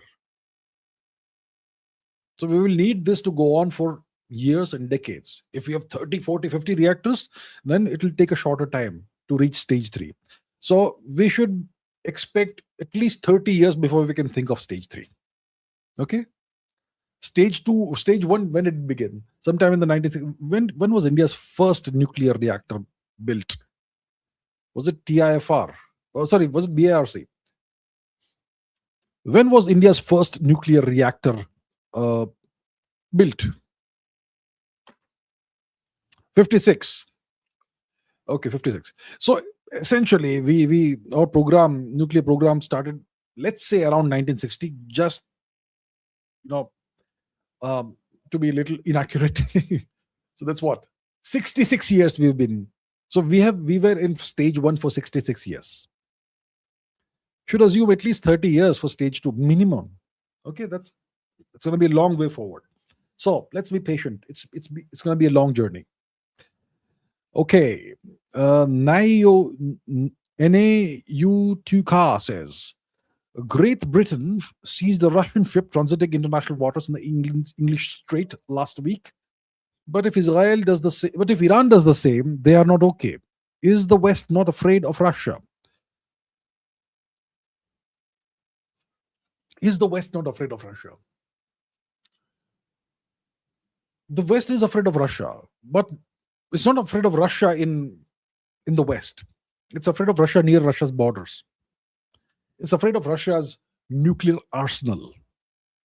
But the West will try and get away with as much as possible. They will try and push the boundaries and limits of everything. Right? So Russia doesn't have power projection capabilities, the kind of power projection capabilities the US has. So, for example, the US can go to war with Iran in Iran itself. They have that sort of power projection capabilities. Can Russia project power into the English Channel? Not really. Not really. The Russians don't have any military bases in the region. So it's not that hard for the West to play their good old game of piracy, for example. Right? So they're not that afraid of Russia in international waters far from Russian shores. Near Russian shores, they'll be more careful. Yeah. 24 Bharat says, I don't believe Pakistan was ever a Chinese vassal. Whoever is in power is the ISI military in charge, and I believe they have always been controlled by the US. The US kind of lost interest in Pakistan for a while after the alleged capture, the alleged killing of Osama bin Laden, 2011 or wherever, and around the time the Americans kind of started losing interest in Pakistan, at least for a while. When the Americans were, well, it was already a decade plus into their occupation of Afghanistan. And for whatever operational reasons, etc., the Americans needed Pakistan, right, to supply the American bases and troops and personnel in Afghanistan. But eventually they figured out ways to do it through Central Asia and so on. And they kind of lost interest in Pakistan, for a while at least. They were establishing better and better relations with India at the time. So Pakistan's utility started decreasing for some time at least. So for a decade or so, Pakistan was in the Chinese embrace. Was it a Chinese vassal the way it is an American vassal? Not quite possibly. It was on the Chinese side. The Chinese, that's why they went ahead with the CPEC, China-Pakistan Economic Corridor, etc. But it was not the kind of relationship the Pakistanis had with the US master-slave, master-servant. It was kind of a mercenary relationship.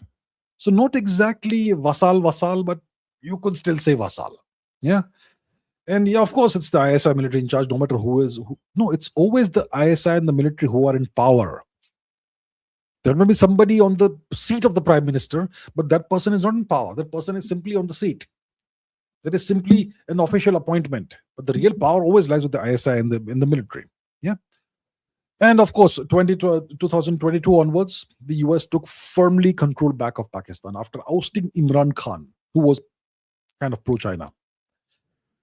Rahul Laddu says, why did Green Revolution 2.0 fail? I have no idea. What is the Green Revolution 2.0? I am not aware. Let's see. Green Revolution 2.0. What is that?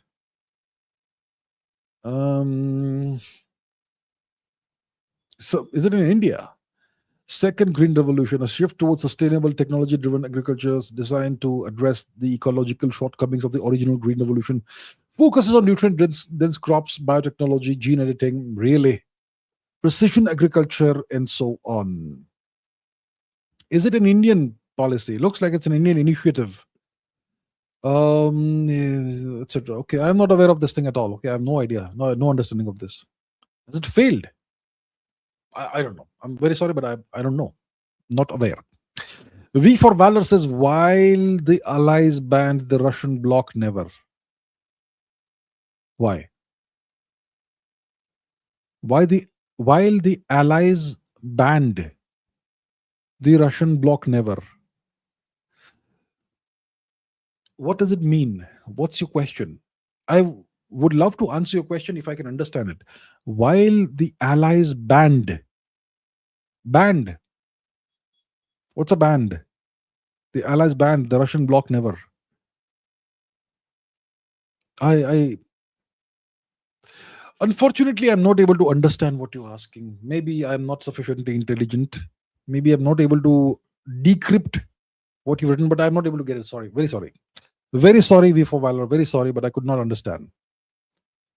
Krunal says, just now I read the Karbala story and understood the Iran-US conflict as explained by an Iranian professor about why Iran may not surrender. Do you think this ideology drives Iran's resilience? Well, to some extent it does. The Shiite uh, version of Islam is different from the Sunni version of Islam. The Shiite version of Islam, it is deeply rooted and grounded in sacrifice, shahadat, martyrdom, all that, right? The Karbala massacre story, Hussein ibn Hussein, Imam Hussein, right? And his family and supporters, a small band of people were massacred in the Battle of Karbala, in whichever year it was, and a deep sense of grievance and all that, and deep sense of mourning, and espousing martyrdom as the greatest thing you can do for your people and for your religion, for your country, that sort of thing.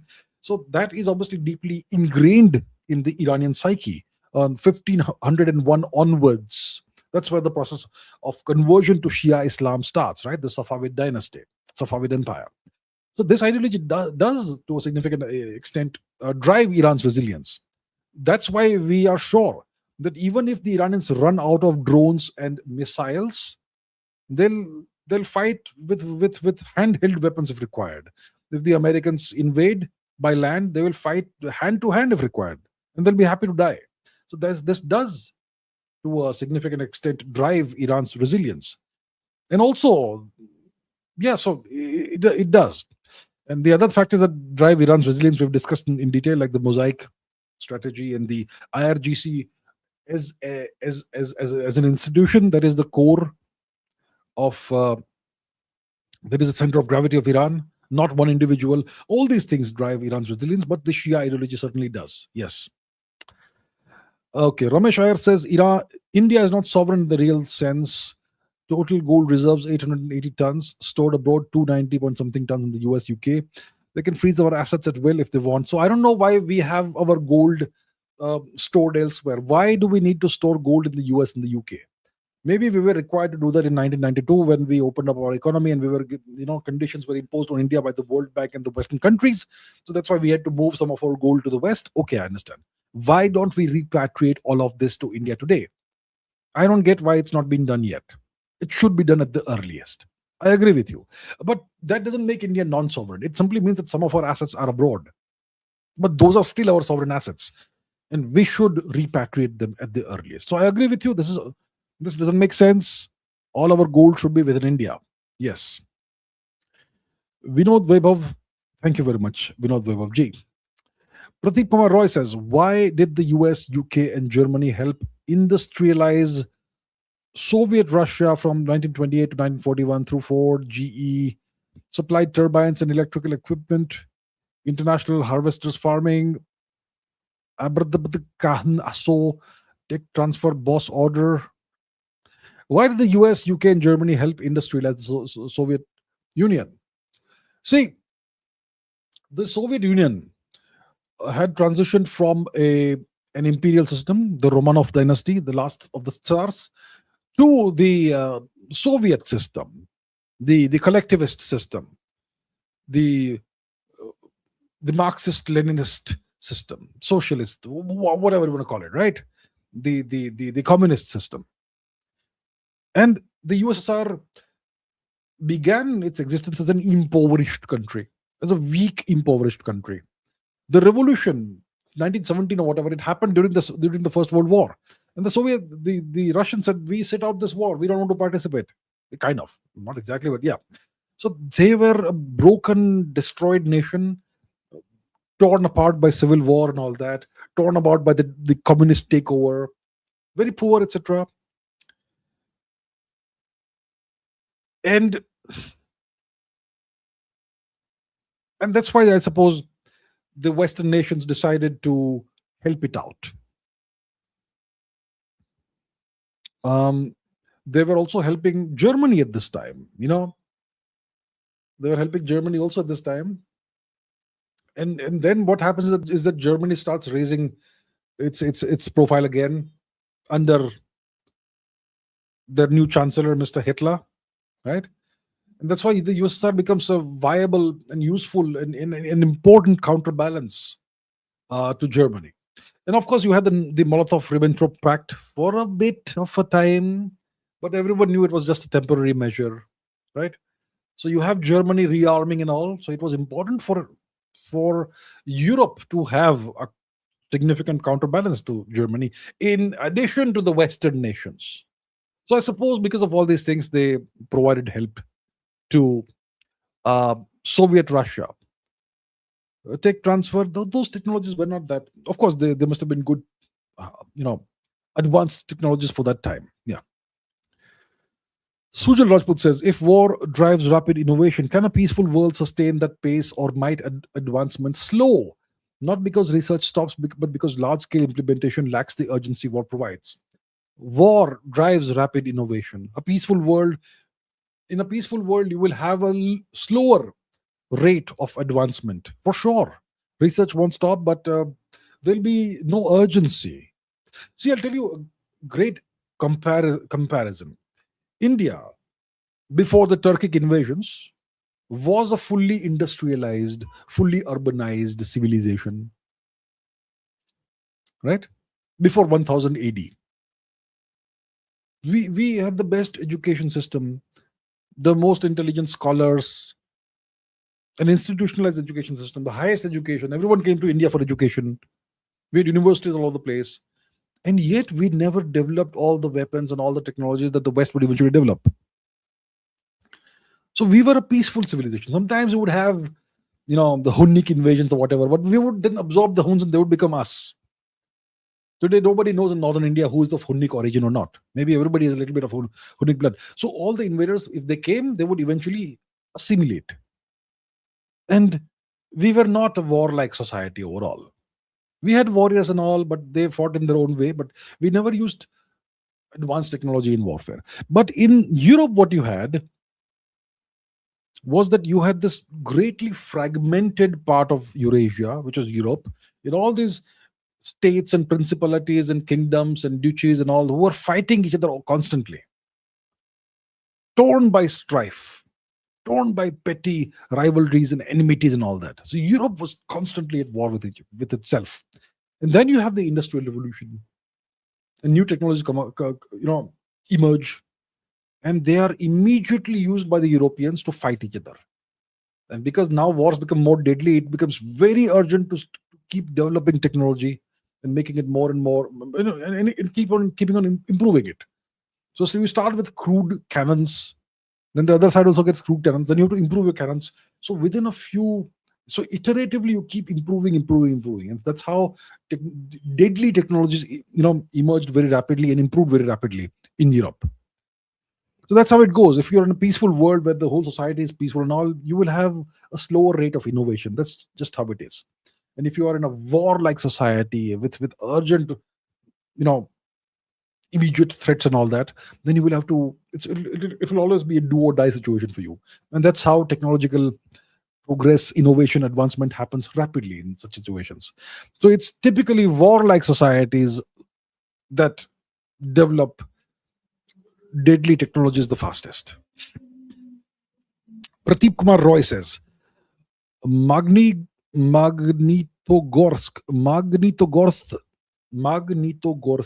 steel city produces tanks to this day in Russia. They also helped industrialize China, but not India. Again, boss order. Um, who's boss? Which boss are you referring to? I'm not aware. Uh, Magnitogorsk Steel City produces tanks to this day in Russia. They also helped industrialize China, but not India. So there was a time when the Chinese and the Russians and the Soviets were like blood brothers. Okay, before the Sino-Soviet split of the late 1960s, before that, the Soviets shared a lot of know-how, technology, etc., with the Chinese. It's the Soviets that actually gave the Chinese, you know, the know-how they needed to start the Chinese space program. The Soviet know-how of rockets, etc., it came from Germany, and then the Soviets transferred some rocket design or something to China. That's how the Chinese were able to start producing, developing their first rockets. So the Soviets shared a lot of technology and other things with the Chinese because they were both communist nations, and that's why they were brotherly nations, blood brothers, whatever. So there was that, and then you have the Sino-Soviet split after the death of Stalin. Nikita Khrushchev comes to power, and then there are border issues and so on. And then everything stopped. The Soviets decided to nuke China, but the Americans prevented them. When it comes to the USSR and India, we were natural partners, not really allies ever, but partners and a great amount of trust. And the Soviets helped India also with a lot of things, right? India did not take full advantage of that. That's India's fault. I mean, which nation will lease nuclear submarines to another nation? Only the USSR does it to India, and the Russians do it to India today. No nation on the earth will lease a nuclear submarine to some other country for 10 years. The Russians helped India develop pressurized miniature, not pressurized, but miniaturized nuclear weapons for nuclear submarines. Nobody will help you with that. The Soviets, when they sold MiG-21s to India, I think they gave India the blueprints of the aircraft, but India never bothered to convert it into a fully Indian plane ever. India lacked ambition. It's not like somebody was preventing us from doing things. So, okay. Run on Hapana says, video cam live questions when, like it was in the past. I don't know. Should I? What happens with these video cam live questions is that I'm not sure if it gives really good value to the audience, right? See, why am I doing the Ask Abhijit show? So that I can share my understanding with you all. Hopefully, it gives you some new perspectives about the way our world is. And if I do these questions from super chat or live chat or whatever, or pre-selected questions, then I can give over 2-3 hours a lot of different perspectives to you all. But often I've seen when I do these live cam questions, is you will have somebody who will take a lot of time to ask a question. I don't blame them, and a lot of time the questions will have already been answered a lot of times. So I'm not sure if those live streams really give a lot of value to the audience. I'm not sure about that. I have never found after a live stream I felt like, this was great. This was great, and the audience my viewers will gain some new information or knowledge. It's never been that way after a video cam live stream episode. So that's why I've stopped doing that. Maybe I can do once in a while, but it's not something I would plan on doing regularly. Okay, Gautam Verma Dantaluri says, Udupi Krishna Mutt is installing biogas plant of 60 lakh rupees, will use kitchen waste for energy needs of daily Annaprasad. Excellent. Why can't we do this across India? Why can't the government start doing this across India? We could become self-sufficient, at least in cooking gas and other, even industrial gas requirements, by doing this across India. So I'm glad the Udupi Krishna Mutt is doing this. Kudos to them. Great job. Fantastic. Aniket says, time for strategic timeout like IPL drinks break. Oh, sure. Thank you. Strategic timeout. You can win. Thank you. Thank you for the reminder. Ankita Kachab. Ankita ji, good evening. Which one is more dangerous and difficult to deal for India? US dominance in the West and Central Asia, Iran being defeated, or Islamic regime IRGC? The US is more dangerous for India. The Islamic regime is a friend of India's. The IRGC, they have absolutely no issue with India. They are not India's enemies at all in any way whatsoever. They are not in any way dangerous to India. Who supports Pakistani terrorism? Who funds and finances Pakistani terrorism? Has Iran ever done that? Never, ever, ever, ever. Who does that? The US does it.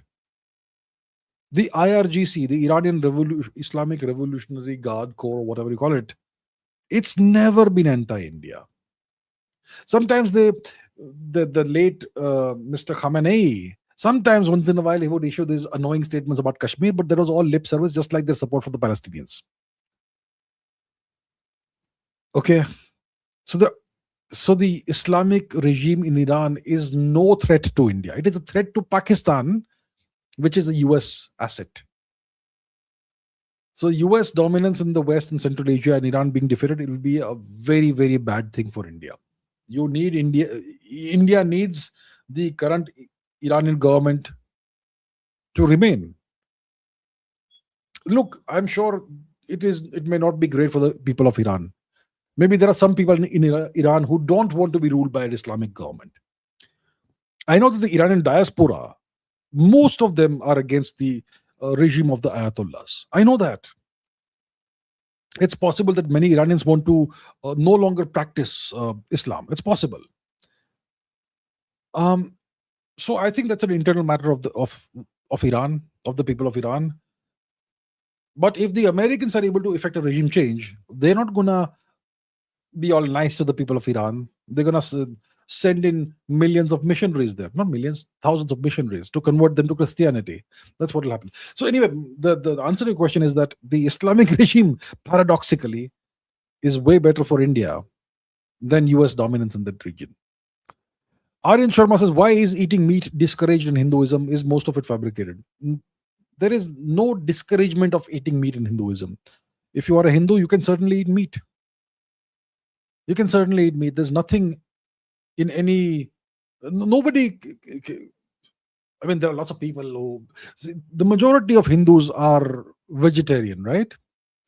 But that's a personal choice. Tell me, where does the Rig Veda say, for example, that you can't eat meat? The Rig Veda says no such thing. Find me a single passage in the Rig Veda where it says you can't eat meat. It'll say you can't eat gomas. You can't eat cow. Yeah, okay, that's fine. It doesn't say you can't eat chicken. So the only animals you can't kill as per the Rig Veda, the only living beings you can't kill as per the Rig Veda are the cow, and the human being. It's fine to kill whatever else. So please understand that Hinduism doesn't discourage eating meat. See, Hinduism is a very, very ancient religion. It has seen thousands and thousands of years, and we still retain memories of the earliest times. But we have passed through thousands of years. We have seen geological timescales, and over time, the values in society change and evolve. So I think it was during the time when Buddhism was prevalent. That's when, as a tactical maneuver, Brahmins stopped eating meat. Right? So Buddhism was this religion, this path, this particular dharmic panth that emphasized non-violence. And Brahmins, until then, they performed Vedic rituals and all, which included animal sacrifices. So the Buddhists, they would say that the Brahmins are violent people and all who kill animals. So I think from a tactical perspective, the Brahmins decided we'll stop killing animals and eating meat at all.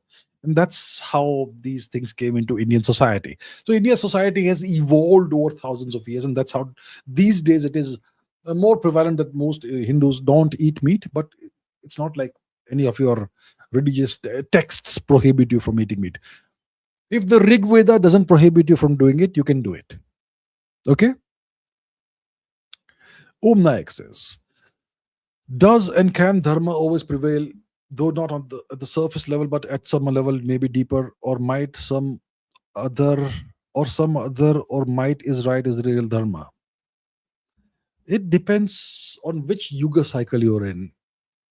In the Kali Yuga, adharma rules, unfortunately. In the Kali Yuga, adharma rules. You can get away with nuking two entire cities, and you can still portray yourself as morally superior. So in the current yuga that we are in, the Kali Yuga, adharma actually is prevalent. Adharma is more powerful right now.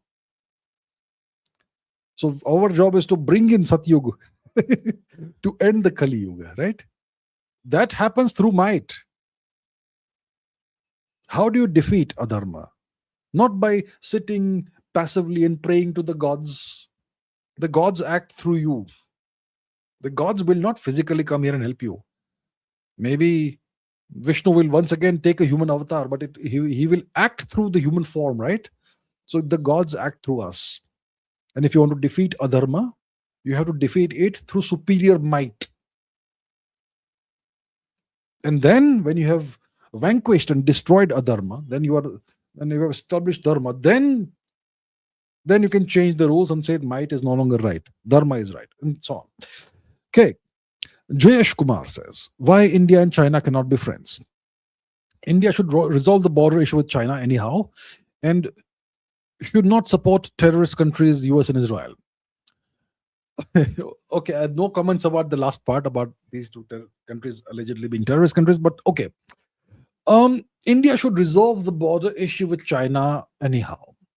See, there is an obstacle that exists which is preventing the border issue from being resolved. What is this obstacle? That obstacle is China. China does not want to resolve the border issue. There have been, 738,000 rounds of border talks. Obviously, I'm exaggerating. Let's see. How many rounds of border talks have happened between India and China? 24 rounds of border talks, special representative talks. It's never ending rounds of talks after talks, round after round. The Chinese send a delegation, low level officials will come and talk to you, and there'll be no progress. The Chinese don't want this issue to be resolved. Why do the Chinese not want the issue to be resolved? Because they are more powerful than us, and they want to keep us under pressure. If the border remains undemarcated, then they can keep India under pressure. That's what the problem. The problem is China. The problem is not India. The real core problem is the Chinese occupation of Tibet. Let's say China is 3,000 years, let's say 5,000 years old. Okay, hypothetically. And India is 10,000 years old. We know India is the oldest civilization. So throughout these 5,000 years of China's existence, China and India have never been neighbors. We became neighbors only after the 1950s when the Chinese took over Tibet because Mr. Nehru allowed them to take over Tibet. So the core problem between India and China is the Tibet issue. Tibet should not be in the hands of China. But if you want to resolve the border issue, the Chinese should agree to resolve the border issue, the India-Tibet border. I would like that to happen. I'll be very pleased if India and China are able to resolve the border issue, because that's the core issue between the two nations. If that is resolved, then the two nations can be friends. But there's a deeper issue here. This is a deeper geopolitical principle. It's not a principle that somebody wrote. It's a principle you see from the patterns of history. And that principle is that no two great powers can ever be friends if they have a common border. Russia and China, they simply can't be friends. Currently, they are cooperating, but they are long-term adversaries. They are destined to be adversaries and rivals. They can't have peace if they have a shared border. Two great powers with a shared border can never, ever have peace. So the only way India and China can be friends and peaceful is if Tibet is free. Okay. Okay. Piyush Sinha says, no hate intended. Indian Shia Muslims in Kashmir view Iran's supreme leader as their own. Should India leverage food, medical, and diplomatic aid to Iran to get positive statement about India countering Pakistan propaganda manipulating Kashmiris? Um, should should India leverage food, medical, and diplomatic aid to get Iran's positive statement? Ignore statements, forget statements. Oh, I know you know hate intended and so on. Um, Shia Muslims in Kashmir view Iran's supreme leader as their own. Um, okay, I suppose okay. But you saying you are you suggesting we should bribe Iran to get some nice statements from them? Iran is a self-respecting nation; it won't be bribed. Just because India sends some aid to Iran, they will not start doing what you want. Okay, Iran is a nation with a great amount of self-respect, and they can't be bought. Um, yeah, sending some food, medical, diplomatic aid to get positive statement, it doesn't work like that. Yeah, and Pakistani propaganda manipulating Kashmiris. The Pakistani propaganda typically will work on the Sunni Kashmiris, right? If it works at all, ever. So we should not bring Iran into the picture when it comes to whatever issues we may possibly have with the Pakistani involvement in creating trouble in Kashmir. We should not do that at all. No need for that. Amit Mudgil says Iran was able to attack US ships and bases because of China's Mizar Vision satellite imagery. There's a Mizar Vision Twitter account. Yeah. So, because of China's Mizar Vision satellite imagery and missiles supplied to them through Pakistan, CPEC, as that explains Iran's trust in Pakistan. Isn't, excuse me, what?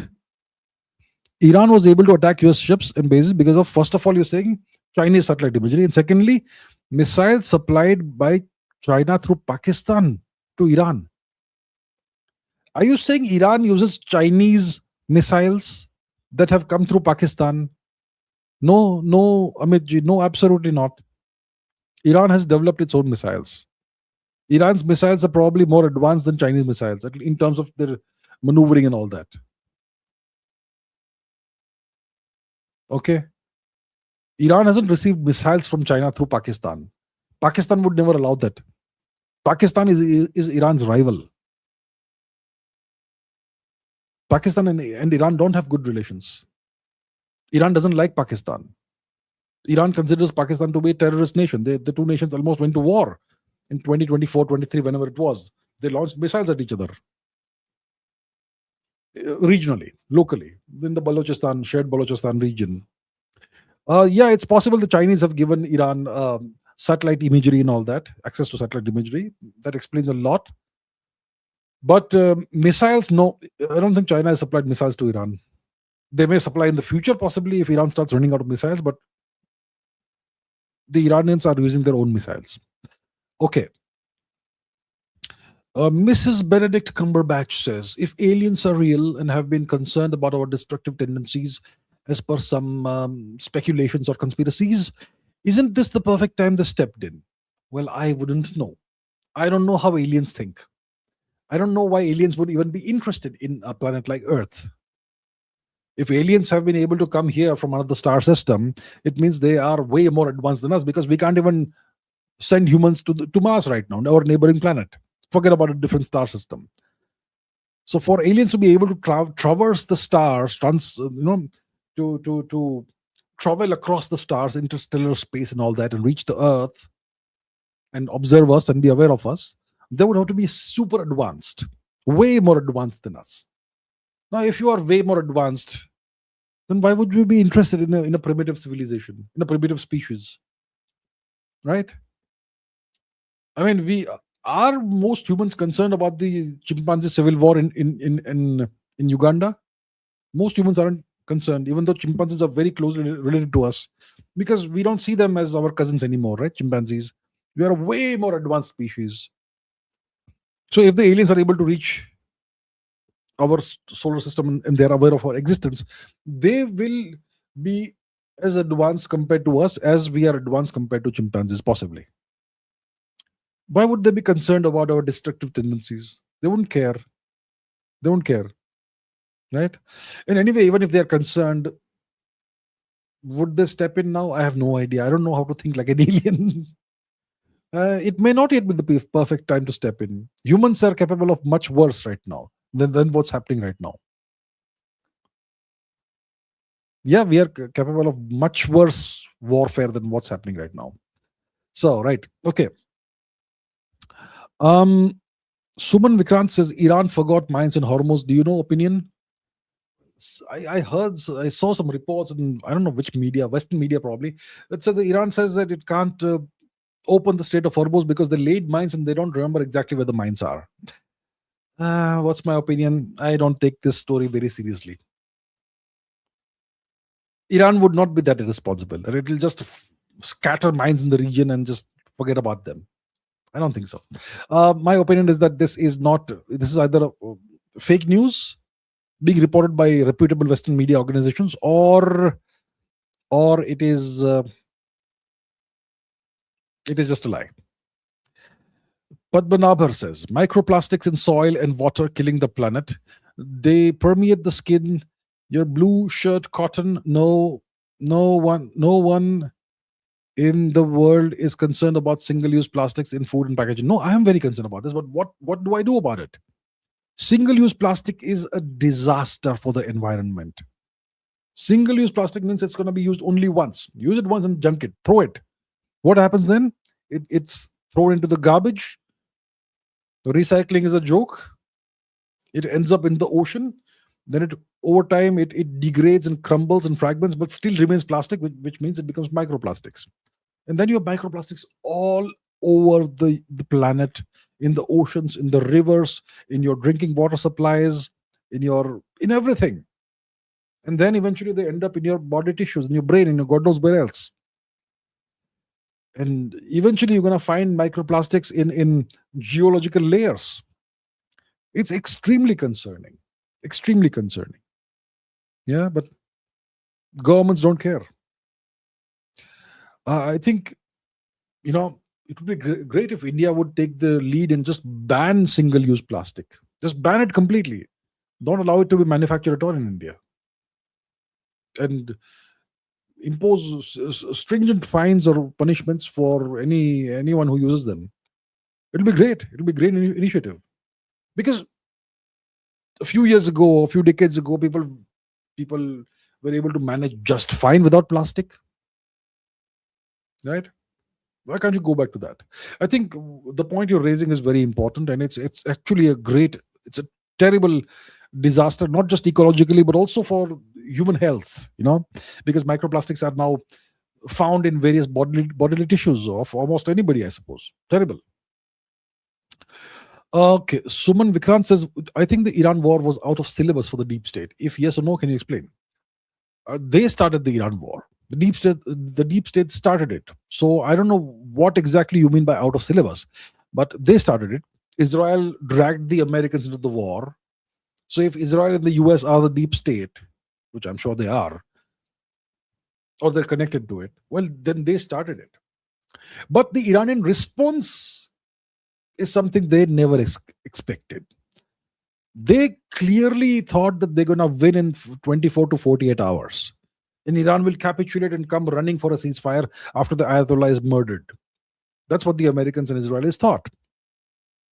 And they were shocked by what happened. They simply did not expect the Iranian response, the kind of response they got from Iran. And Iran has achieved a strategic victory. Right now, there's a ceasefire, but I don't know about that. I don't expect it to last too long. I think the Americans they are just doing the same deception as they did with the Minsk Accords. Anyhow, so the Americans and Israelis simply did not expect the kind of response they actually got from Iran. So if that's what you mean by out of syllabus, absolutely it was. Yes. Soldier Boy says, will India prevail? Future outlook and probability. Look, right now, India is a nation with mediocre standards. The kind of transformative reforms we need in India are not happening, and there's no plan, it looks like, for those things to happen. And without those deep transformative reforms, India doesn't go to the next level and become a genuine power.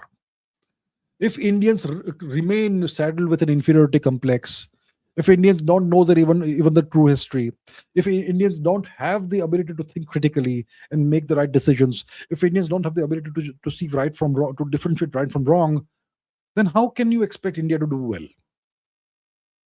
To do that, you have to transform. You have to do transformative reforms, reform the education system, reform so many other institutions in the country. All those things need to happen. I don't think there is any plan to do that anytime soon. So I think India is going to remain a middling, mediocre like country.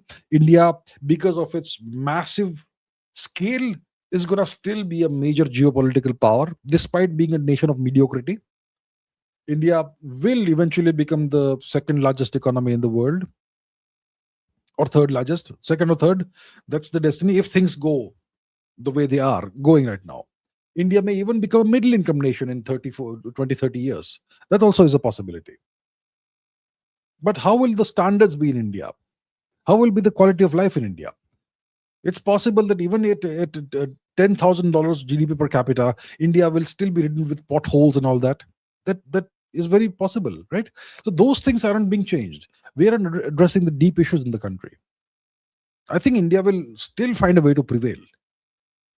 But I would like India to be a nation of excellence, a nation that citizens can actually be proud of, a nation that will attract the best talent from around the world, and people from around the world will say, we want to settle in India. That's the kind of nation I would like India to be. And that India is not showing any signs of becoming, unfortunately. So, but still, I see India, I hope that India still prevails. Piyush Shukla says, Pranam. We should have 50-year plan of delinking English from our system. Indians are exceptional talent when it comes to learning multiple bhasha. Almost every Indian message continues. Almost every Indian can speak 2+ bhashas, 2+ languages. For example, state bhasha plus mother tongue, ma tongue, plus Tamil plus or Sanskrit plus one optional bhasha. In 50 years, this will create generation of multilingual population of 500 million. Message continued. Some great minds from this many people can be expected to translate or transform government private systems in multiple bhasha from English. Sounds very complex, but much more smart people than me can definitely plan much better and execute. What do you think? Bhasha politics may squash it, but we need long-term plans. Sorry, due to the character limit. Okay. See, India is a nation of multiple languages. No question about that, right? Bharat is a nation of multiple languages. And that is a reality we can't escape from. So we have to make the most of it. It's actually a great advantage. People who speak multiple languages, their brains perform in ways that monolingual people can't. Their brains can't, right? So it's an advantage to speak multiple languages. But overall, if you want the nation to be united, you need to expunge English from India and bring in an Indian language. That language is the right language, isn't Hindi. It has to be Sanskrit. Sanskrit has historically, for thousands of years, been our common civilizational language. That has to be brought back. And education should be in the mother tongue. And the common language should be the civilizational language. That's what I have been saying for years. So your education should be in your mother tongue, not in a foreign language like English. And you should also be taught the civilizational language, Sanskrit, as your own mother tongue. If you do that, and you can learn as many other languages as you want, but don't make it a requirement that everybody has to learn 3 languages or whatever. It should be 2 languages. One is the common civilization language, and the other is the mother tongue. And the education should ideally be in the mother tongue. That's how it should be. That'll be transformative for India in a good sense, a tremendously good sense, right? That's how I see. What I see is the right long-term path forward for the country. But I completely agree with what your other point as well, that English is a burden on India. English is the white man's burden and we don't need it. English is a liability for India. No self-respecting country prioritizes its education in a foreign language. Look at China, education is in Chinese. Look at Japan, education is in Japanese. Look at Germany, education is in German. Look at France, education is French. These are some of the most advanced countries in the world. Look at South Korea, education is in Korean. These people don't think that if I can't speak good English, I'm backward. They don't think that way at all. It's only Indians who are made to think like this. So these changes need to happen in India, but I don't see that happening at all. I see a more, I see a greater emphasis on English generation after generation in India, which is sad, which is going to be bad for India long term. Okay, Romit Mishra says, is there any use of used nuclear fuel rods, or is it just complete waste? As far as I know, there's no use for it. You have to just discard them, but very carefully, very carefully. So there's no other use for, as far as I remember, nuclear technology. So you use so there's nuclear waste, which is thermal waste, and then there's the cadmium and other rods that you use for as moderators of the fast neutrons and all. I don't think there's any other use of it. You just have to dispose them off very, very, very, very carefully. Okay. Prateep Kumar Roy says, I meant the US helped Soviets industrialize before 1928 to 1941. Later they industrialized China, but not India. Americans, you meant, not Soviets. Okay. They industrialized China then, because China was growing as a very major power. It was standing up to the USSR. After the Sino-Soviet split of the late 1960s, around 1969, the Chinese were standing up to the USSR. The Americans saw an opportunity. And the Chinese did not have any of the inferiority complexes and all that the Indian leadership had. Mao Zedong was a staunch nationalist and he believed in China. The Indian leaders of the time, they believed in mediocrity. So the Chinese leadership was all about China and they were standing up to the USSR. They were willing to go to war with the USSR. So the Americans said, yeah, this is a great opportunity for us. So they said, we're going to be on China's side. And the Soviets had decided to nuke China. The Americans said, don't you dare, otherwise we'll fight back. We'll nuke you. So that's why the nuclear thing did not happen. Then the Americans, the Kissinger and Nixon, they went to Beijing. They met with Mao Zedong. There was a détente. And then gradually, and then the Chinese proposed this great model to the Americans. Maybe it was both proposed or whatever, but it was that the Americans will export all their manufacturing gradually, phase by phase, to China. The Chinese wages are very low compared to the US. The American companies will make huge profits. Their labor expenditure will go down to almost zero. So it was a win-win for both. So the Chinese got all this manufacturing know-how over a period of decades, and the Americans got huge profits. So it was a win-win for them. India did not offer any such thing to the Americans. If India had made such offers that you shift your manufacturing, you move your manufacturing to India, you take advantage of India's very low labor prices, and we'll manufacture for you. If India had proposed this to the Americans before the Chinese, the Americans would have been happy to do that. But India never had any such ambitions, right? That's the thing. The Americans were looking out for their own interests, and they found that China was able to help them. India had no interest. So that's what happened. Ankita Kachap says, so many experts are condemning Iran's holding captive the Straits of Hormuz, but isn't it only logical to create a strong leverage for negotiations, especially when your existence is at stake? It is absolutely logical. So many experts are condemning. Who are these experts who are condemning this? I wonder who these experts are. Iran is doing what is logically the right thing to do. Iran needs leverage. Iran, when it is under attack by 15 countries or whatever, all the nations in the neighborhood are supporting the American-Israeli war against them by hosting American bases on their territory. Iran is fighting them alone. Iran needs leverage. Why should Iran give up any form of leverage that it has? Iran is doing the logically correct thing, the strategically correct thing.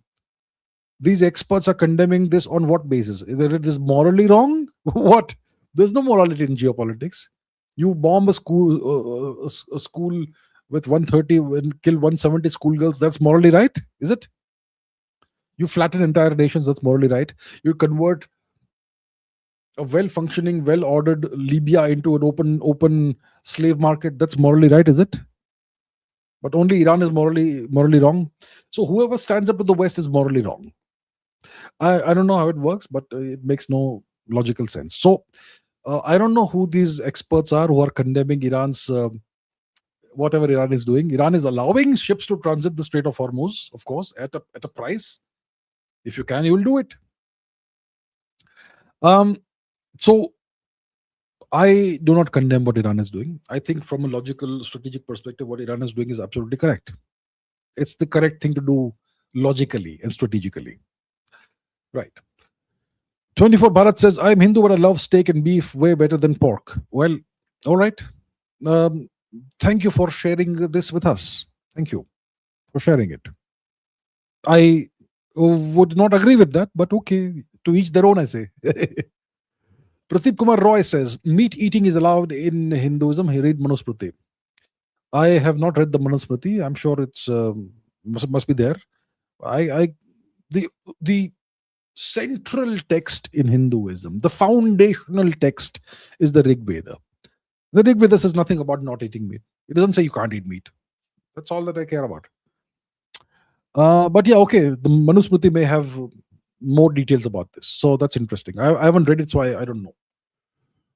And Pradeep Kumar Roy says, prohibited meats in Manusmriti, animals with one hoof, carnivorous birds. Ooh, who will eat carnivorous birds?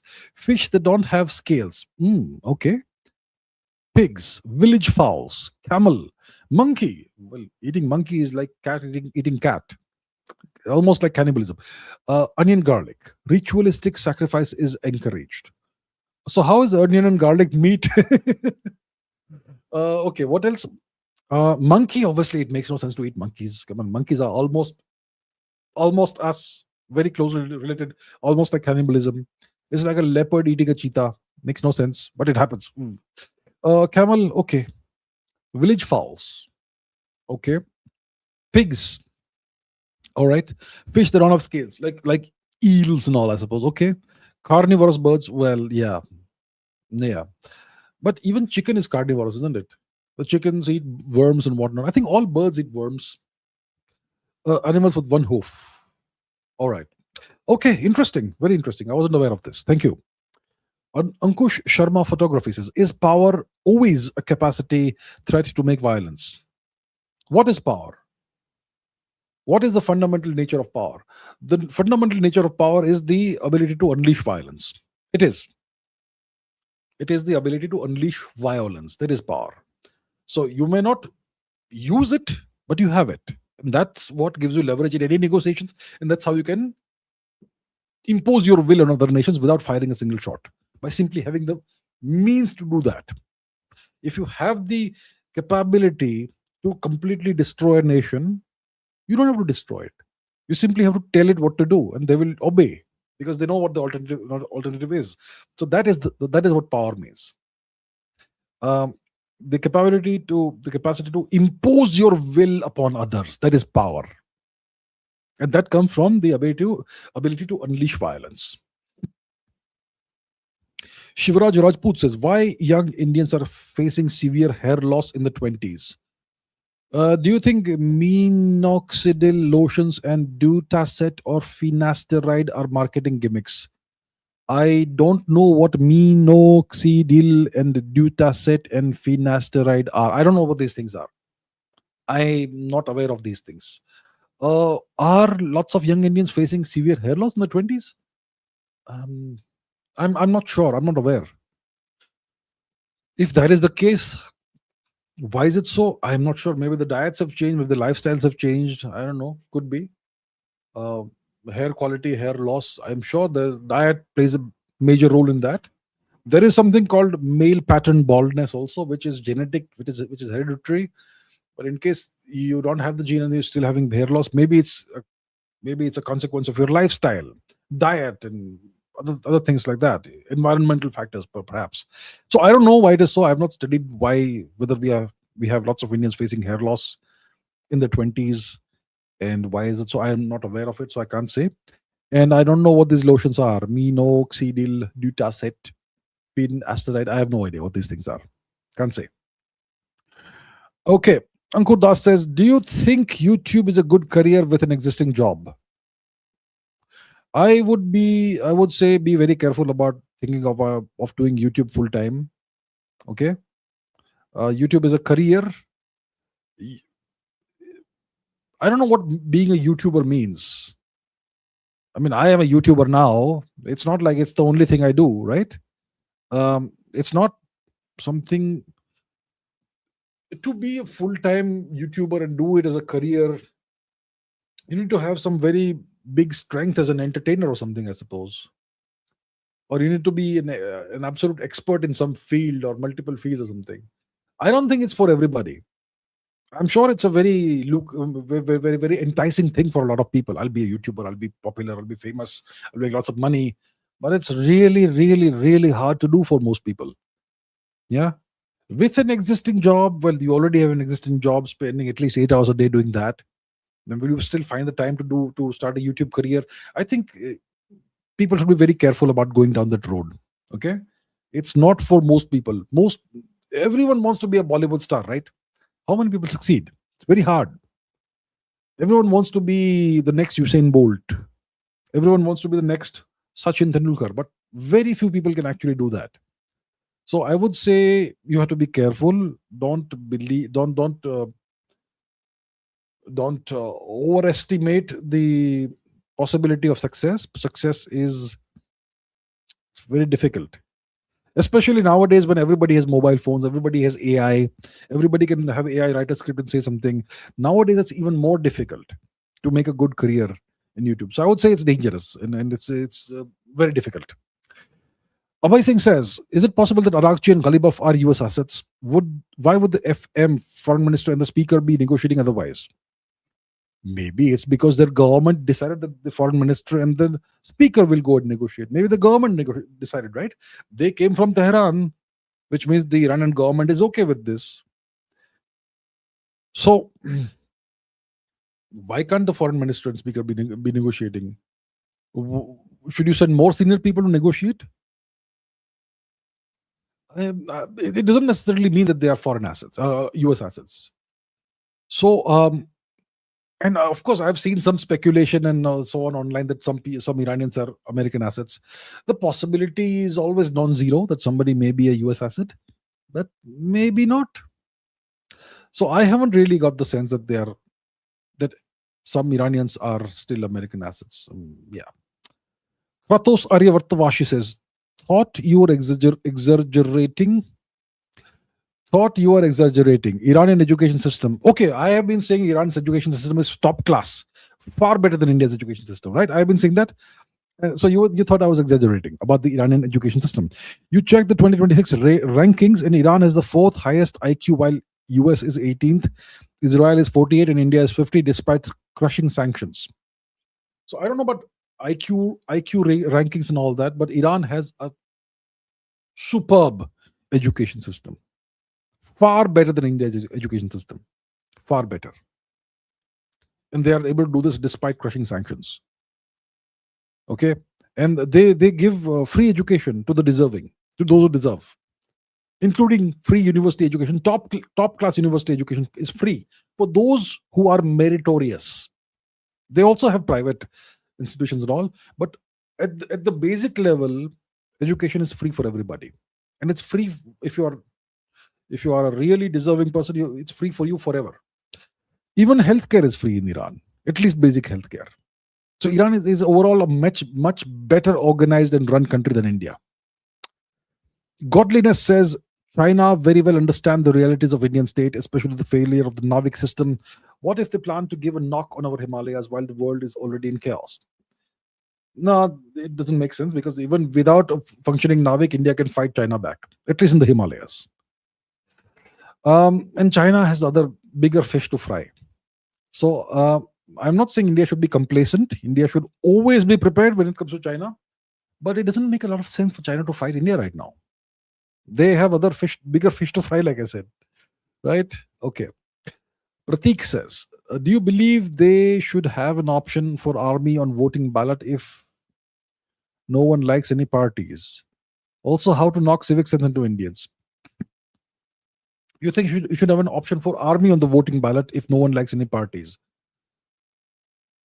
No. The army is not meant to govern. The army doesn't know how to govern. The army knows how to take orders and execute them professionally and brilliantly. At least the Indian army can't govern. It's not possible. So there should be no option of army on the voting thing, ballot, whatever. No, I would not agree with that. How to knock civic sense into Indians? By enforcing laws and rules stringently, strictly. That's it. You have to enforce all the rules and laws. 100% enforcement. No lax enforcement. And you should guarantee punishment for those who break the rules. You make this happen, you change the system in this manner, very quickly everybody will fall in line. Nobody will break the rules and have the civic sense problem. Right? Okay. Pratik says, do leaders of India, irrespective of parties, just want to divide, rule turn by turn and exploit? Not serious. Is constitution flawed like any other book?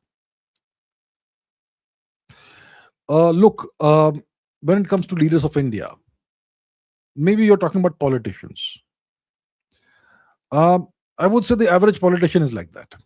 I'm sure there are some very good politicians in India, brilliant, very patriotic people, and people who don't want to divide and rule, people who don't want to exploit, they want to serve. There are some politicians like that. But I would say the average politician is the kind of person you are describing. Yes, the average politician is like that. Some obviously are fantastic.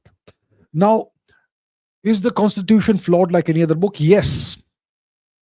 India needs a new constitution. The India's constitution is unratified. What do I mean by that?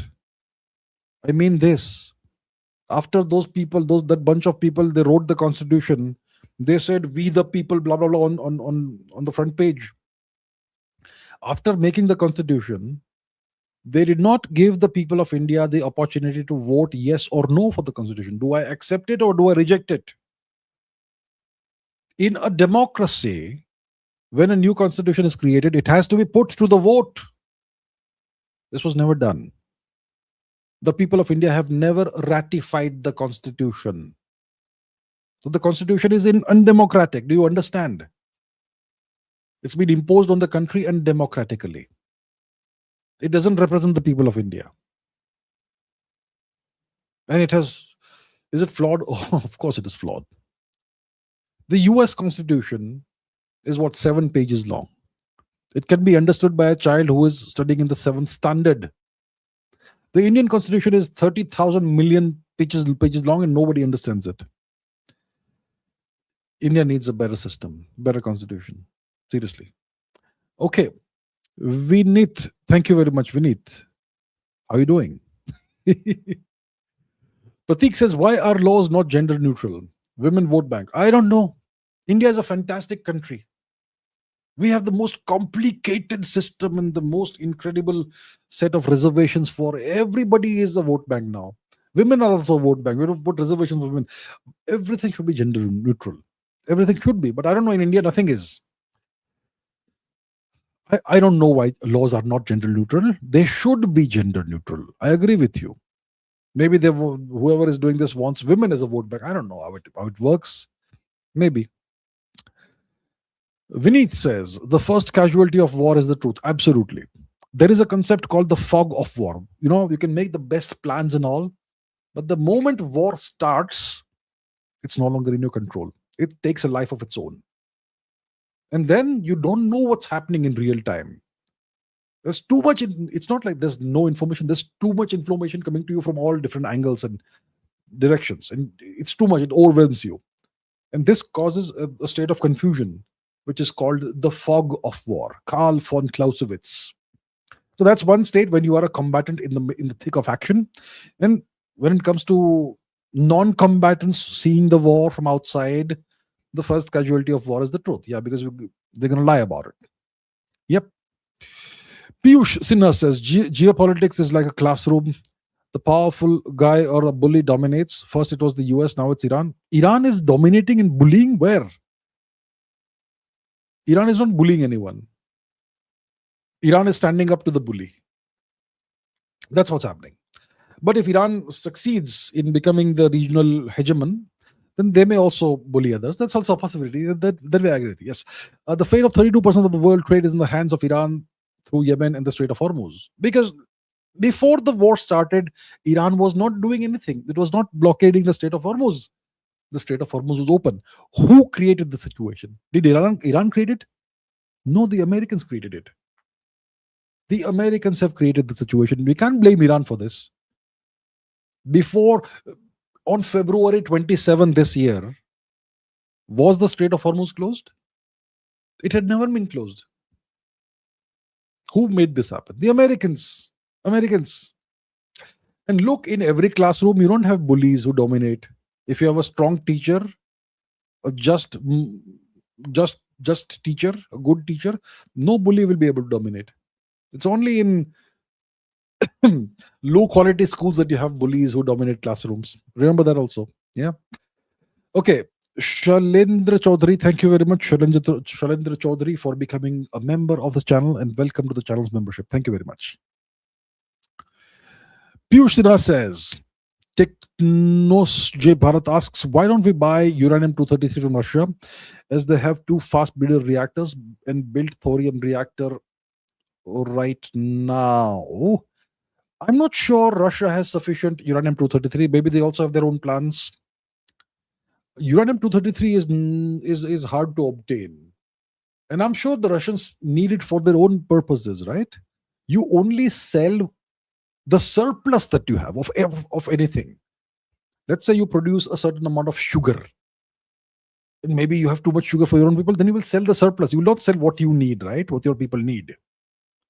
Let's say you're producing rice and wheat.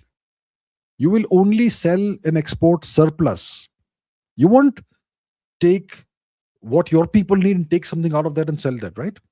So maybe the Russians need the little bit of uranium-233 they're producing from their two fast breeder reactors. They only have two, right? They only have two. A fast breeder reactor typically produces maybe a few grams or a few kilograms of this uranium-233 isotope per year. Okay, I don't know how long it's been running or whatever, but I don't think Russia has a lot of this. And they will need it for their own purposes. That's why. Honest Human says, what's going to happen first, POK or 1 million subs? Maybe POK. Maybe POK. We'll see. Pratik says, is there a major difference in Chinese youth versus Indian youth? What makes them apart? They have fundamentally focused on nutrition, example, average height in China. The Chinese have focused on nutrition. They used to be some of the shortest people in Asia in the 20th century. Now they are taller on average than Indians. So they are focused on nutrition, protein. India's the diet of the average Indian person is carb heavy. We focus on carbs. There's carb overload in India, carbohydrates. The Chinese, their diet it focuses more on protein. And is there a major difference in Chinese youth versus Indian youth? Well, I don't know. I have not interacted with too many Chinese youth, so I can't say. I have not been to China. I've only been to Hong Kong. And that's not really mainland China. It's very different, right? But I'll tell you, the Chinese education system is far better than the Indian education system. The Chinese youth are way more patriotic and focused than the Indian youth. So there are these differences. But beyond that, I can't say, because I haven't been I haven't really interacted too much with Chinese youth.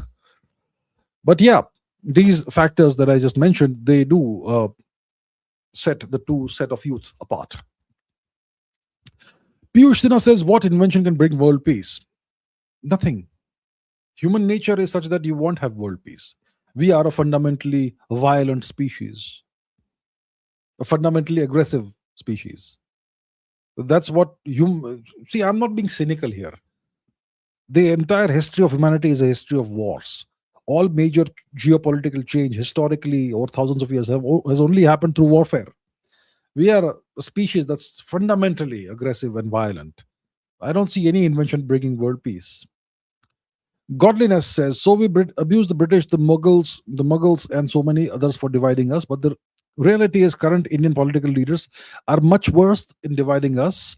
Winston Churchill must be laughing in his grave.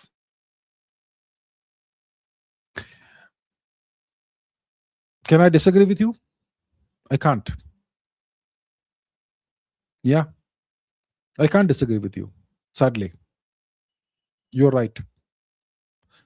Amisha, Mishra, good evening, ma'am. Amisha says, Manusmriti forbids slaughtered meat, go hunt and eat it. That's very interesting. Does Manusmriti forbid slaughtered meat?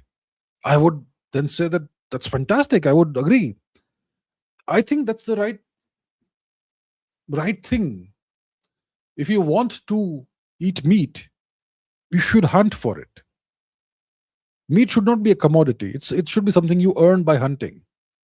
If you can hunt, then you can eat. If you don't know how to hunt, if you don't have the wherewithal to hunt, you don't get to eat meat. I think that's the right way to live life, I would say. That's interesting. Very interesting insight. I think that's morally correct.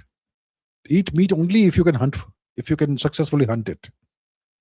That way, there'll be less animal cruelty also, because if you're hunting in an animal that's hunted, I suppose it dies a much more natural death than an animal that is slaughtered, which obviously sees the slaughter coming. It will be very cruel and painful for the animal, right? That is slaughtered. The hunted animal, it's like what happens in nature. A tiger is going to come and eat you, or a human comes and hunts you. Similar. Yeah, okay, interesting. Piyush Shukla says, Pranam, Pranam. Kissinger said Japan will have nukes by 2028. Why will the US let this happen? Counter to China, it's a shame that India today is smallest India ever and China is the largest China ever. Well, it's a passing phase. Now, the question you're asking is about Kissinger and Japan and nukes. Yes, Shri Henry Kissinger ji, a few months before he tragically passed away, he did say that he expected that there's a significant possibility that Russia could become a nuclear power in 5 years' time, which was by 2028. So the question you're asking is, why will the US let this happen? Well, the US will let it happen if it is beneficial for the US. If the US is very worried about China, they will place nuclear weapons on Japanese territory. They may not allow the Japanese to develop their own nukes. Maybe the Americans will simply put nukes on Japanese territory the same way they have put nukes on Pakistani territory. So those nukes will be controlled by the Americans, not by the Japanese. So that's one very plausible scenario that can happen, right? And then you will have nuclear weapons in Japan aimed at China. Yes, so it will all be about countering China. That's right. Yes. Okay. Nikhil says Nikhil has become a new member of the channel. Nikhil Thalapaneni. Nikhil Thalapaneni. Okay, thank you very much, Nikhil, for becoming a member, and welcome to the channel's membership. I very much appreciate it. Thank you. Ustad with Tudinkan. Okay, Ustad. Thank you very much, Ustad. Thank you. Thank you. Nikhil says, processes happen due to the interaction of quantum particles. Near high energy or mass, these interactions slow down, leading to time dilation. Time itself isn't fundamental, it's just a measure we invented. What do you think? So, okay, time dilation. See, let's understand what time dilation is. It is a relativistic effect. Okay. If you're studying physics, you first study time dilation when you're studying special relativity, typically in a modern physics textbook, Beiser or whatever. And you study time dilation as length contraction and all that in special relativity. But you get deeper insights once you study general relativity. So it's a relativistic effect.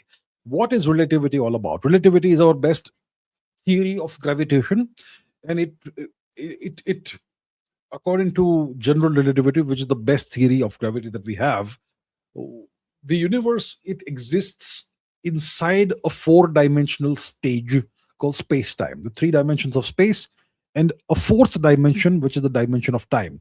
So general relativity, the framework, it treats time as a dimension, as the fourth dimension. And in relativity tells us that the presence of mass in space, it curves not just in space, in space and time, it curves space time. So mass curves space time, and the curvature of space time tells mass how to move. That's what general relativity is all about. It sounds very simple, but it's super complicated. The Einstein field equations and all that. Yep. So that's where time dilation comes from.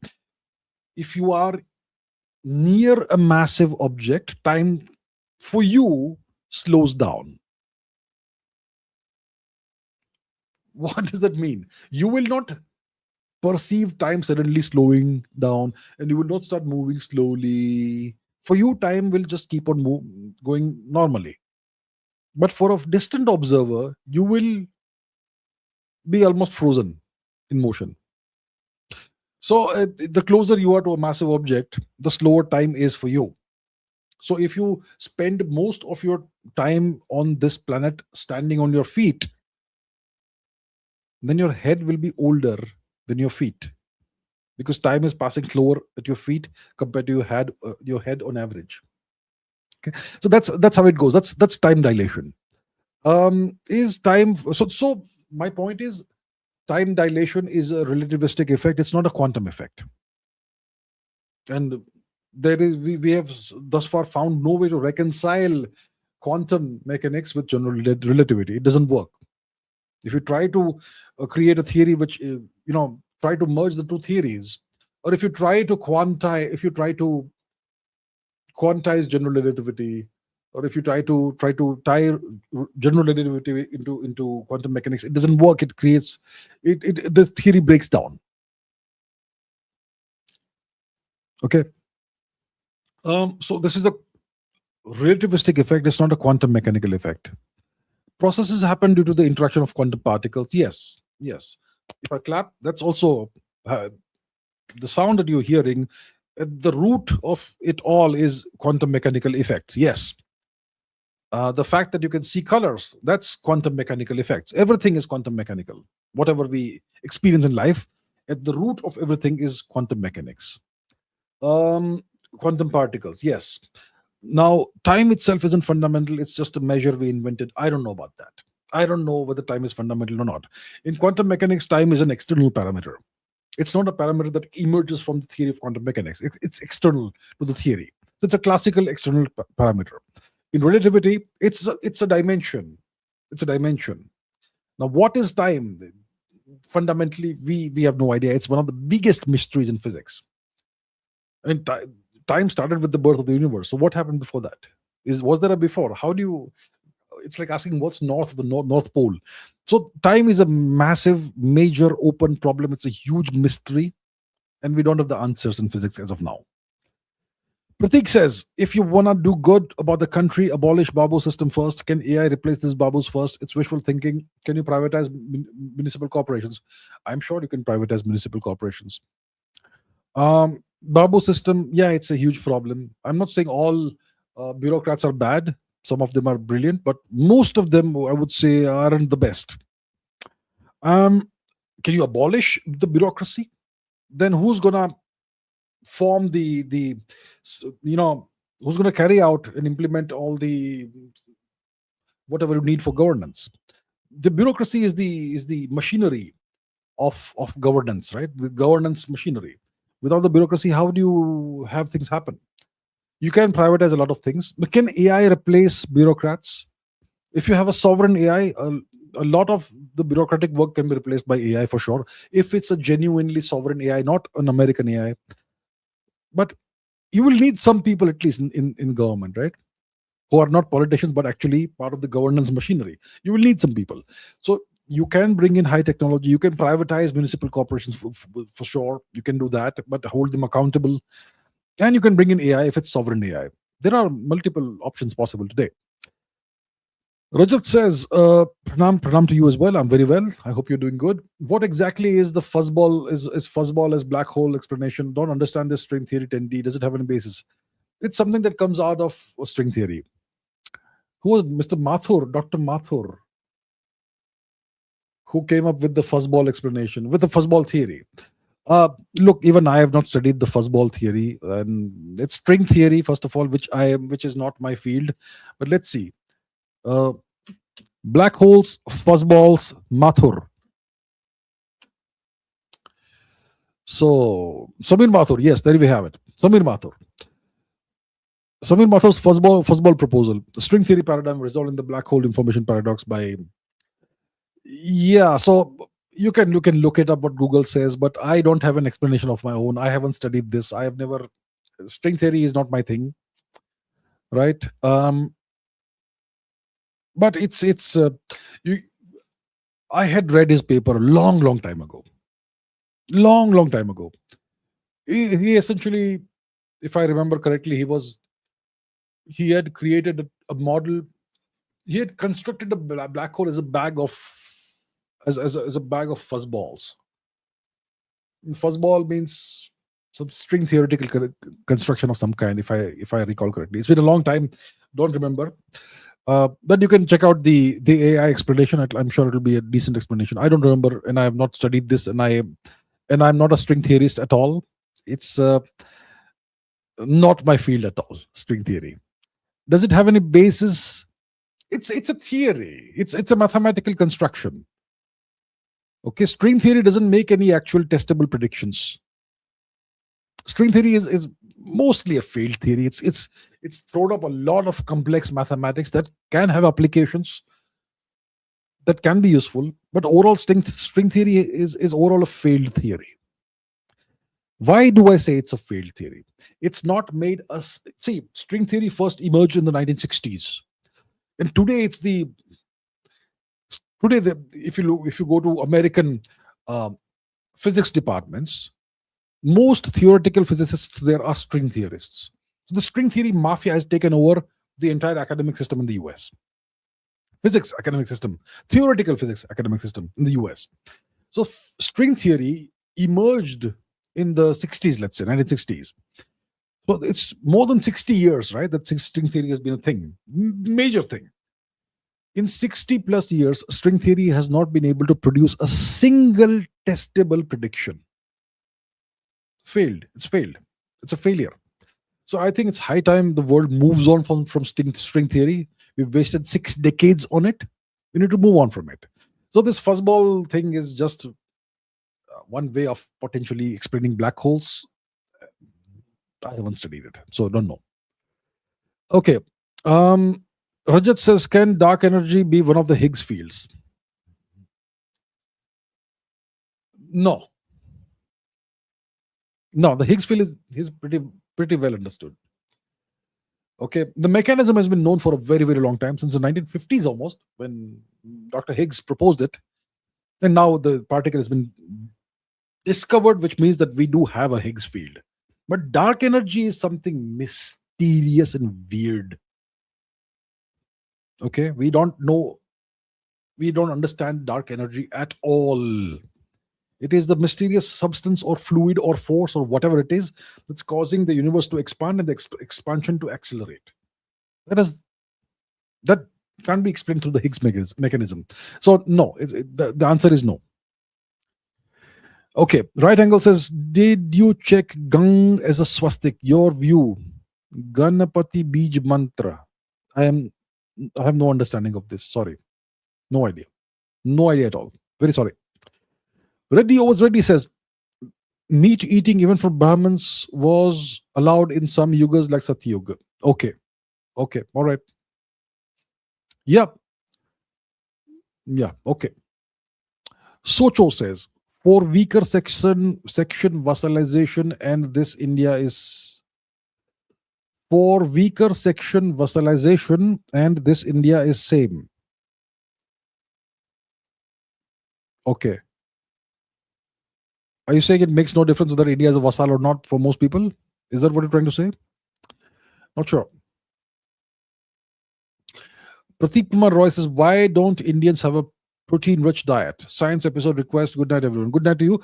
Why don't Indians have a protein-rich diet? Because we think that our tradition is these carbohydrate-heavy diets.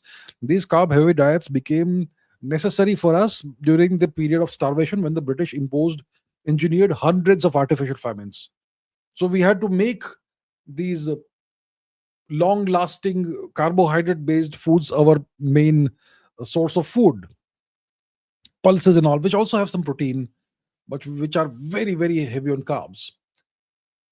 So that's why Indians, their main staples became rice and wheat and various pulses, legumes, dals, all those things. And just protein just went out of our diet. So today we can change it. I hope more Indians change it. We should have a balanced diet, equal amounts of carbs, proteins, and fats, or b- whatever is right. Yeah. Science episode. Well, thank you for the request, and maybe I'll do it. Maybe I'll do it. There's a lot of requests for history episodes also again. So yeah, okay. Thank you. Okay. Right angle says, can you please rate my question till today out of 10? I don't remember your questions. I take God knows how many questions each episode. I don't remember each person's questions. I'm very sorry. I don't remember what questions you've asked in the past. Very sorry. I don't remember today, right now. Very sorry. Soham S. Jani says, curious, have you ever looked at heavy metal plasma thrusters like bismuth vortex concepts for deep space starship variants higher LSP than chemical, specific impulse than chemical, nuclear powered could cut Mars transit times big time. Thoughts? I have no idea. I've not looked into this. Bismuth vortex, heavy metal plasma thrusters. Bismuth is a heavy metal. You don't want them in the atmosphere, heavy metals, or in your water. Bismuth is a heavy metal similar to mercury. Mercury is also heavy metal. Now, heavy metal plasma thrusters. I haven't studied this concept. Let us see what Google has to say about this. Heavy metal plasma thrusters. Why is it coming in Devanagari? Seriously. Metal plasma thrusters. What's it all about? Heavy metal plasma thrusters like Super Mag Drive Rogue. Solid metal fuel, like metals rather than gas to accelerate, etc. I understand that, but why this? Why not something else? These thrusters offer significantly higher efficiency. Okay. Up to 20 times the specific impulse of Teflon based plasma thrusters. High thrust to mass ratios for small satellites. So they seem to have some interesting advantages. Lighter, simpler, more compact propellant storage system because solid metal doesn't require high pressure tanks. Okay. Um, High density plasma bullets, high voltage discharge, capacitor bank discharge into the propellant, ionizing the metal. Interesting. I haven't looked into this. Maybe it looks like an exotic solution, but maybe it's viable. Interesting. Thank you for telling me about this. I wasn't aware of this one. Thank you. Om Naik says, new anthropic AI model Mythos. Are we already there? Well, they aren't releasing Mythos, are they? They're saying it's too dangerous to be released. I don't know. So maybe it's all hype. Maybe it's just a marketing gimmick. Maybe it's a real thing. So I don't know. But if it's really that powerful, maybe we are at AGI. I don't know. Yeah, don't know because it's not been released, so I can't say. Pratik Tagare. Pratik Tagare. Sorry, hard to read. Pratik Tagare says comedians and entertainers are going to destroy their countries like Ukraine and the US. What do you think? Is there any patterns? The pattern is that society these days across the world, it seems to have decided that entertainers are role models. Okay, because of the entertainment media, films and TV series and all that, and YouTube these days and all that. So entertainers are extremely popular, and entertainers play very good roles, right? Of highly moral characters and all. And people imagine that these actors would actually be like that. They actually aren't, right? They're simply acting. So the pattern is that the whole world wide over, people are now regarding entertainers as role models, which is a very dangerous trend. That's the pattern. That's the trend. And yeah, if you do that, if you start putting entertainers on a pedestal and regarding them as role models, that's going to destroy the world. I agree. Okay. Rajat says, when you get time, please see Aparaksha Anubhiti by AS. Let me see what that is. I don't know what that is, but let me see. Aparaksha Anubhiti B by B T by AS.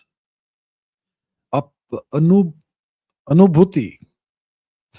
Aparoksha Anubhuti is a renowned Prak- Prakarana Grantha in Advaita Vedanta. Oh, composed by Sri Adi Shankaracharya. A direct knowledge of the self. Okay. I haven't read this. But when I get time, I'll check it out. Sure. Thank you. Thank you for the recommendation. Okay, Pradeep Kumar Roy says, meat is allowed in Manusmriti when offered to gods or ancestors, Pitrus, or when one is invited to a meal, though abstaining is considered better. Okay, interesting. Right, interesting. All right. Thank you for letting me know. Okay, Mrs. Benedict Cumberbatch says, watch Durandar 2 yet. I still haven't watched it. Maybe in a day or two. Tomorrow is Sunday, right? Tomorrow not a good day because it'll be crowded. Theaters will be crowded tomorrow. Maybe this coming week, most likely I'll watch it. But I definitely will be watching it. It's not happened yet. User says, our generation of humans has had to swallow the highest context of information, documented history, now AI, etc. Do you think our timeline is lucky? I think we are super lucky. We are living through a phase that we've never had in human history. We've never had this much information and knowledge available essentially for free. So we are really lucky. But maybe it's too much. I don't know. For most people, maybe it's too much. Maybe there's too much information, and that's why you don't value the knowledge anymore, information anymore. Maybe you're just outsourcing your thinking to AI. Right? That's also a problem. Nowadays, people just take advice from AI. Hey, Chat GPT, what can I do? What should I do about this? What should I do about that? Hey, Chat GPT, is this true or not? Hey, Grok, is that true? So we are outsourcing our thinking or fact checking everything to AI now.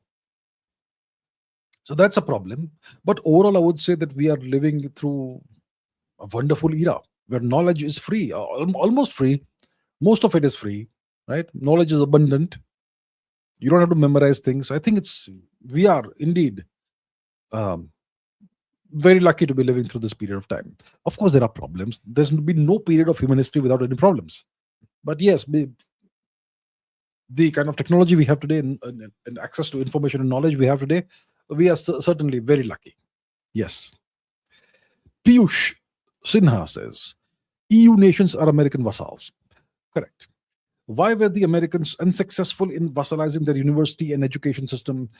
Since the start of the Iran war, most of the intellectuals from there turns against the US. The university and education system it's an American institution, right? The American education system. And that was gradually, slowly infiltrated by the left. Well, half of the American political system is the American left, which is the Democrats, and half is the right, which is the Republicans. So the Democrats have been successful in infiltrating, or maybe the left has successfully infiltrated the Democrats, whichever way. So see, every country faces challenges. You may be the most powerful country in the world, and still certain ideologies can infiltrate your systems and take deep root in there. That's always a danger. So each system has its own inherent dangers. If a system is constructed differently, it will have a different set of dangers. So yeah, but overall, it's not really hurt the US too much, or the US deep state too much, so it's fine. Prithvi says, Bharat, I know, is not barbaric like this. Lord Rama walked this land. What happened to us? Foreign occupation? Glad intelligent you against this about dog genocide. Seriously, dog genocide. These are animals, these are living beings. Dogs are the nicest creatures. They are our friends. Dogs are almost our family. You can't genocide them. Most dogs are super, super peaceful and friendly, intelligent, all that. A small number of dogs become violent because they are mistreated by humans, right? They are mistreated by humans. So I am the biggest lover of animals, all animals, dogs, cats, wild animals. Every animal, every creature has the right to live on this planet in their own way. Just because it's an inconvenience for us doesn't mean we should kill them all, right? Yeah. Yeah. Charubak says, have you checked out Professor Jiang? At least once in every live stream, somebody asks me about this. I haven't watched Professor Jiang. I've seen a couple of his short clips. I haven't watched any of his long videos. He has all these long videos. From whatever I saw of him, he seems to know what he's talking about. He seems like a pretty intelligent person. But I haven't watched any of his long videos. I don't know about his theories. Okay, so does his theory on Trump's new world order make any sense? I'm not aware. I don't know. I am not a consumer of long form video content. For years, I haven't watched any long podcasts. I don't even watch my podcasts. I don't have the time. So I don't know what Professor Jiang has been saying. He seems to be a polarizing figure. A lot of people are against him. They don't agree with him. A lot of people seem to be very pleased with what he is saying and agree with him. I don't know. So I don't know about his theories, and I can't comment about that because I haven't seen those videos. Aravind says, what if Russia shared nuclear warheads with Iran? Would this war have been avoided? Could they do so now to prevent the US from occupying Iran?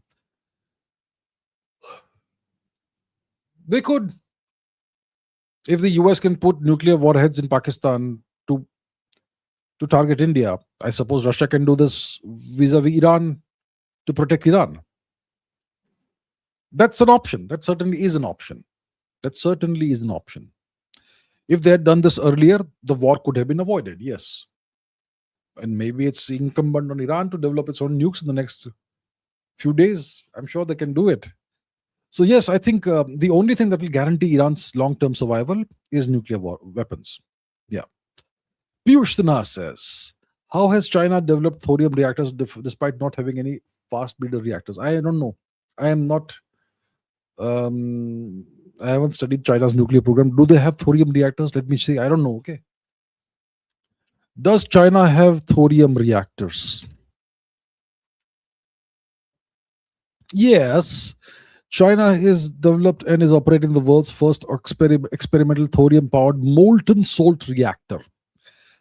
So that's a different kind of reactor. It uses liquid fuel, molten salt rather than solid fuel rods, which is safer. And it's an experimental prototype. So they also successfully bred thorium 232 into uranium 233 within this reactor. So this is also a breeder reactor, but this is a thorium powered molten salt reactor. Very interesting.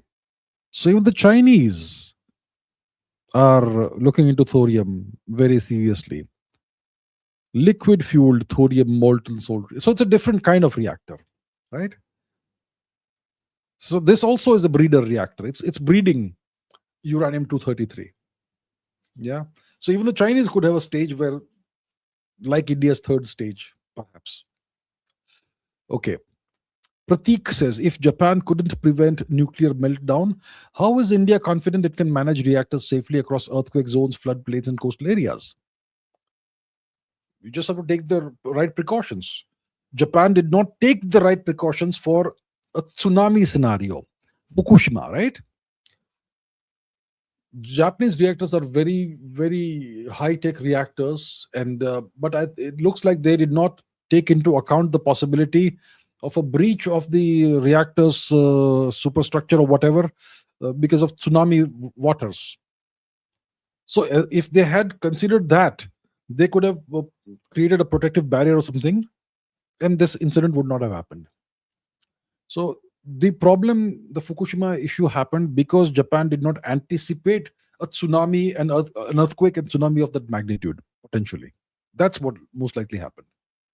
So if India does all the risk analysis properly and factors in the possibility of massive earthquakes and whatever, floods, etc., then we'll be fine. Reactors, nuclear reactors, if done right, are very, very, very safe. You just have to be able to anticipate all the problems that could potentially happen in the future, and um, you know make sure that you have a solution for that. So I'm pretty sure no issues will happen as long as we anticipate all the potential risks. Meghana Avadhanam says, JSR, Jai Shri Ramji, all large models are getting better, but on the similar benchmarks, data sets, what's your view on the future of AI models? Yes, all large models are getting better. Um, on similar benchmarks, data sets, they're getting better at coding and they're getting better at reasoning and so on and so forth. All the various benchmarks. And yeah, various models are ahead. There was a time when Gemini was the best. There was a time when GPT something was the best. Right now, I think Anthropic's Claude, one of the Claude models is the best, and so on. So there's this constant race going on. Even Grok Super Heavy apparently is good in some things, etc. Now, what's the future?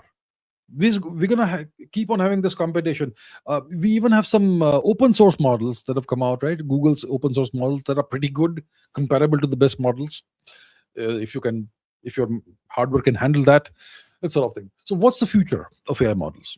See, we already may be seeing a glimpse of the future because allegedly Anthropic has this new model called Mythos that they have decided not to release to the public because it's too powerful.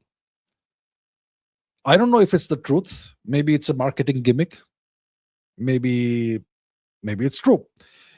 But eventually you will have models that will not be released to the public because they'll be too powerful. Maybe Mythos is the first of these.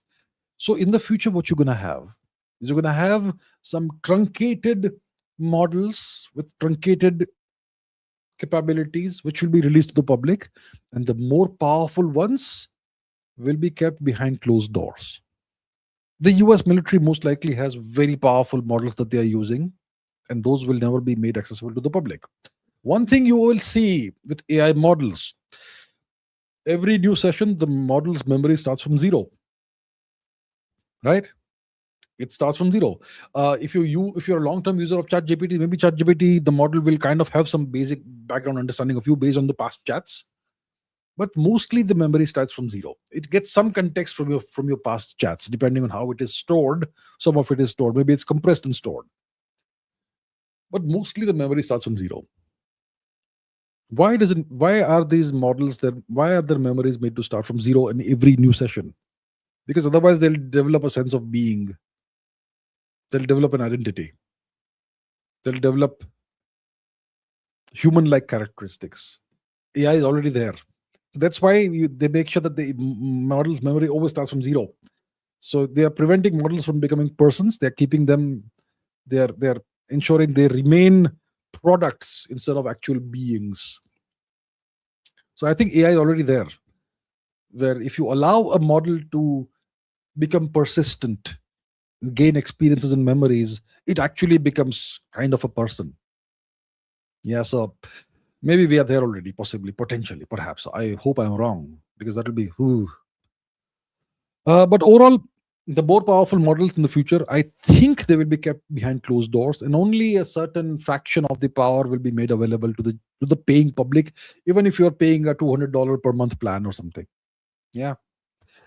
But yeah, let's say maybe in 5 years, you definitely going to have AGI, artificial general intelligence, which means an AI model with human level intelligence, an IQ of 130 to 150. Maybe in 5 years, you may have ASI, artificial super intelligence, which is a 300 to 400 IQ AI. Well, whichever country develops that is going to rule the world. Right. Okay. Ankit Yagnik says, is Pakistan really trying for a US-Iran ceasefire or just deceiving Iran? Why are both sides listening to Pakistan and how did it come in between? Pakistan is the mediator because the US wants them as a mediator. Okay? Pakistan is a US asset, and it's a neighbor of Iran. So that's why the Americans and Iran have decided that Pakistan should be the mediator, and Iran said, okay, fine, whatever. So Pakistan did not on its own come in between.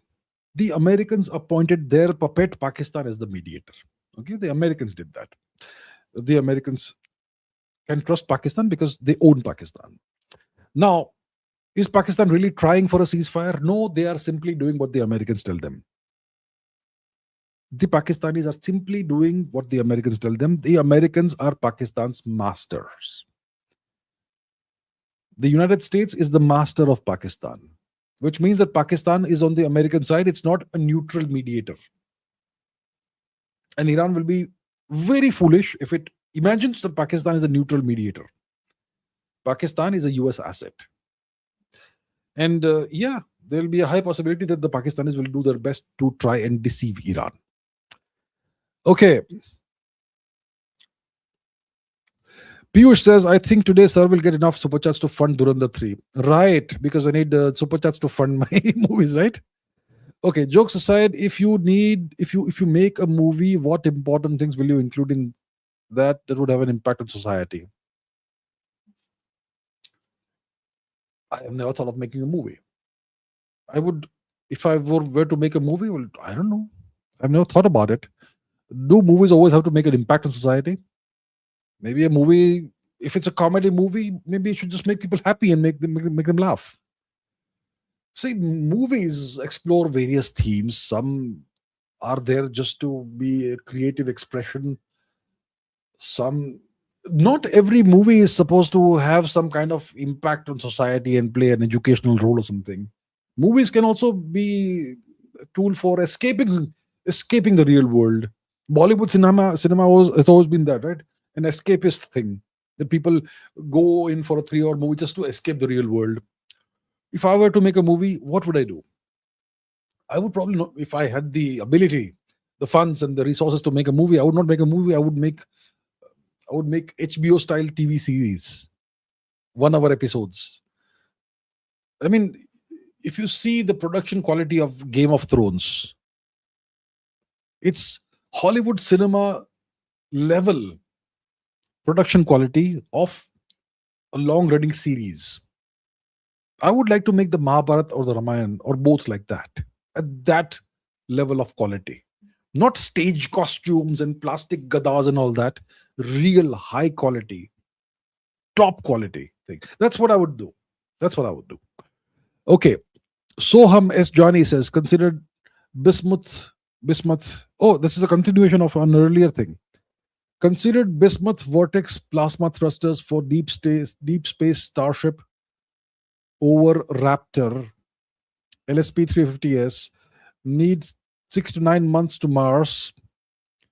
NBVPT1, I don't know what that is. LSP 11200S nuclear gives 293 kilometers per second delta V Mars in just 2-3 months. Okay, so I have not studied any of this. I am not aware of bismuth vortex plasma thrusters. I did just check it out a while ago. Sounds like a very interesting technology. So you're essentially taking solid metal and vaporizing that and using the ions as your thrust, right? And you will need electricity to vaporize and ionize the metal. Looks like a very interesting and innovative, novel technology. Has it actually been done? Not sure, but very interesting. So I think the Americans will take the lead on this. I'm sure they will. Okay, thank you so much for sharing this. Yeah, it was something I wasn't aware of. Thank you. Harshay says, why are women from Pakistan and Iran frequently perceived as being more feminine than Indian women? I have no idea. Is it the case? Women from Pakistan and Iran are perceived as being more feminine. I wasn't aware of this. And if this is so, I have no idea why it is the case. More feminine. Are you saying Indian women are more masculine? Really? I have no idea. I am not aware of this theory or this belief, if it does exist somewhere. And if it does exist, I have no idea why it could be the case. I can't say. Beats me. Okay, Mrs. Benedict Cumberbatch says, if deterrence worked in the nuclear era, what is the equivalent deterrence in cyber and AI warfare? See, in the nuclear era, you had mutually assured destruction, which is why nobody wanted to use nukes, because using nukes was essentially a guarantee for complete annihilation of you and your enemy in the whole world, essentially. That's why, because of this, uh, because of the mutually assured destruction framework, deterrence worked. What's the equivalent deterrence in cyber warfare? Do you have mutually assured destruction in cyber warfare? Hard to achieve that. So there's no equivalent deterrence in cyber warfare. I don't think any country has the capability to completely annihilate another country's infrastructure, etc., digital infrastructure through cybernetic means, cyber warfare means. I'm not sure if they do. So the equivalent will have to be some cyber version of mutually assured destruction, which I don't think exists. Right? You don't have that in AI warfare.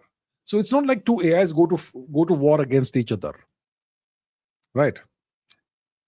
In AI warfare, there is no deterrence because you're developing your own AI systems, and the country with the better AI systems wins because that way. See, how does AI translate into benefits in geopolitics and in the military sphere?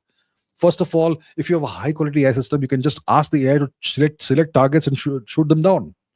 You can give AI access to your satellite imagery and all that.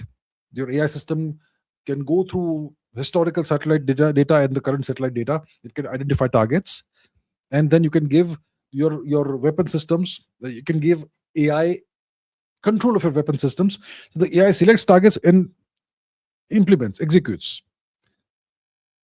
And that way, if your AI is better than the enemy's AI, then you win the war. And that translates into better strategy, better game theoretic perspectives, better everything. So that's why AI is so important. It's a force multiplier. It's an intelligence multiplier. So there's no deterrence. There's no equivalent of mutually assured destruction in AI.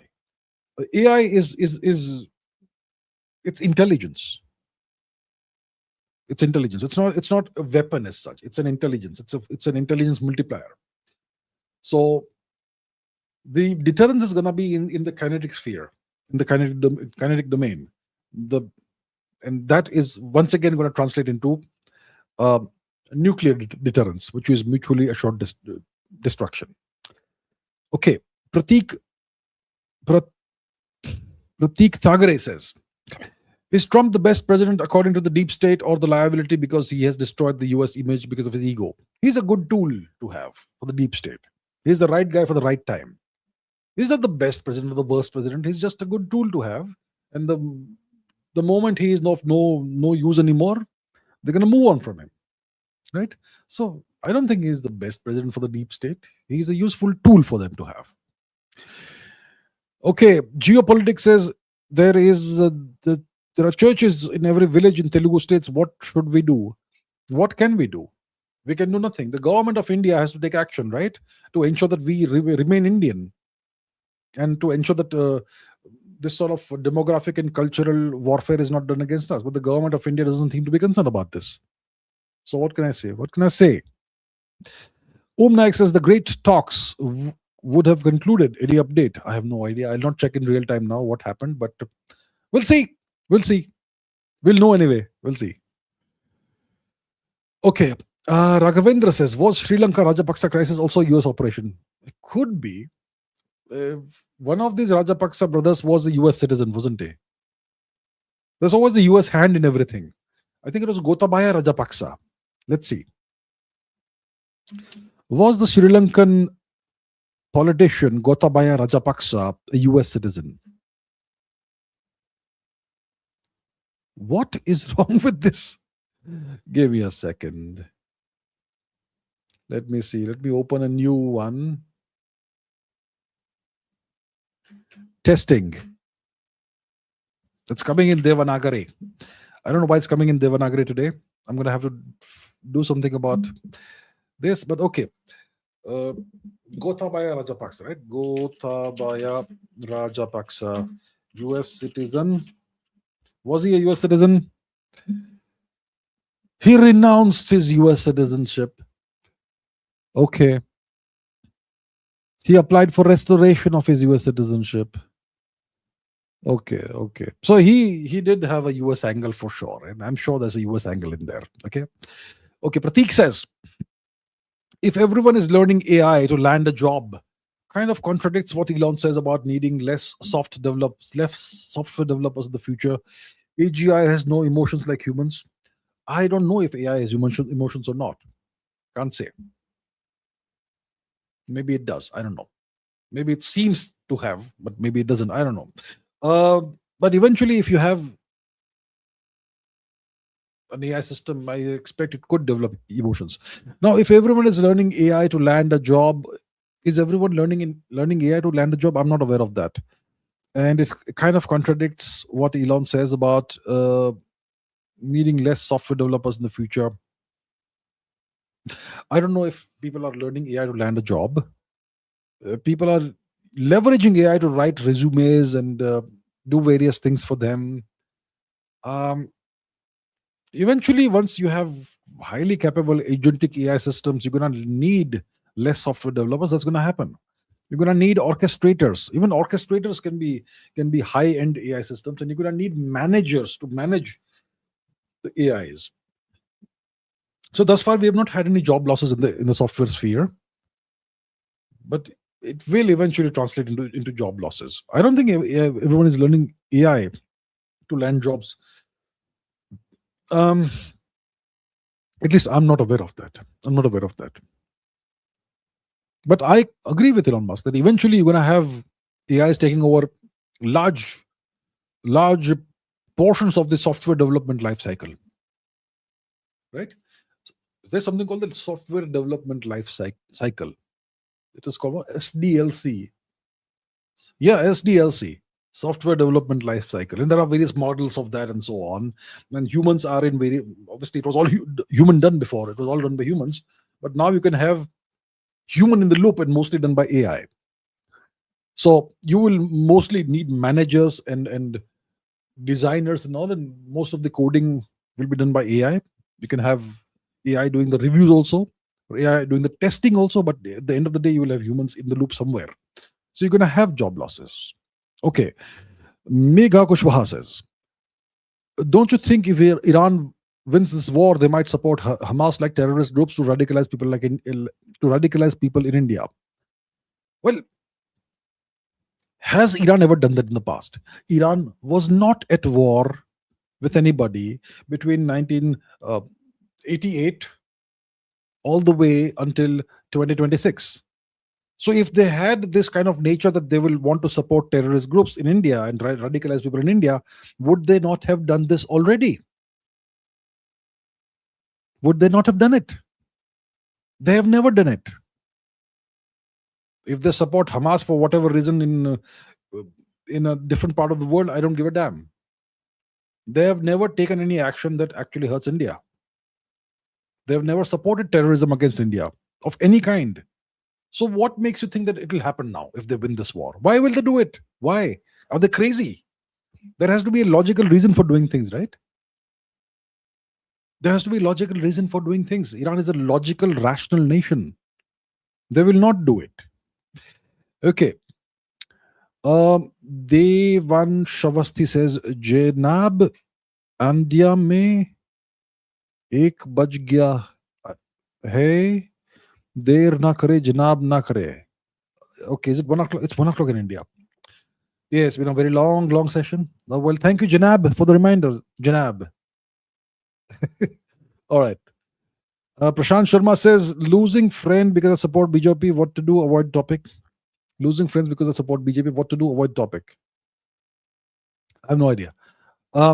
Look, if you have friends, if you're losing friends because of you support whatever political party, well, then you need better friends. You need better friends then. If genuine friends will be with you no matter which political party you support. Understand what real friendship is. Real friendship is unconditional. If you are losing friends, then those are not your friends. They were never friends to begin with. Okay? You need better friends. It's not a big loss for you then. Okay. Raghavendra says the reason US pressing for talks could also be to reduce pressure due to the blockade of Hormuz. Maybe they didn't predict EU not cooperating. There's all kinds of possibilities. The way I see it is the US is doing what they did. They're trying to do a repeat of the Minsk deception. Like I explained in the beginning of this live stream 5 hours ago, there was a Minsk deception employed against Russia, which was employed to buy time to strengthen Ukraine against Russia. So you have negotiations, you have these fake agreements which never work, but you go through the process and spend a lot of time doing that. So Russia thinks, oh yeah, these people are serious. They're trying to find a solution that doesn't involve warfare. So maybe they're trying to do the same thing with Iran. They're trying to buy time to rearm, regroup, recalibrate, re-strategize, and then go for the kill against Iran. Most likely that's what's happening. Okay, that brings me to the end of this live stream. It's been 5 hours and 6 minutes long thus far, so I will now end it over here. It's past 1 a.m. India time. Thank you so much, everybody. Thank you for the questions, and I look forward to the next one. All right, so thank you so much. Keep learning, keep asking questions, keep raising your standards, and I will see you very soon in the next live stream. Until then, take care. Good day, good night, wherever you are. I'll see you very soon. Bye bye.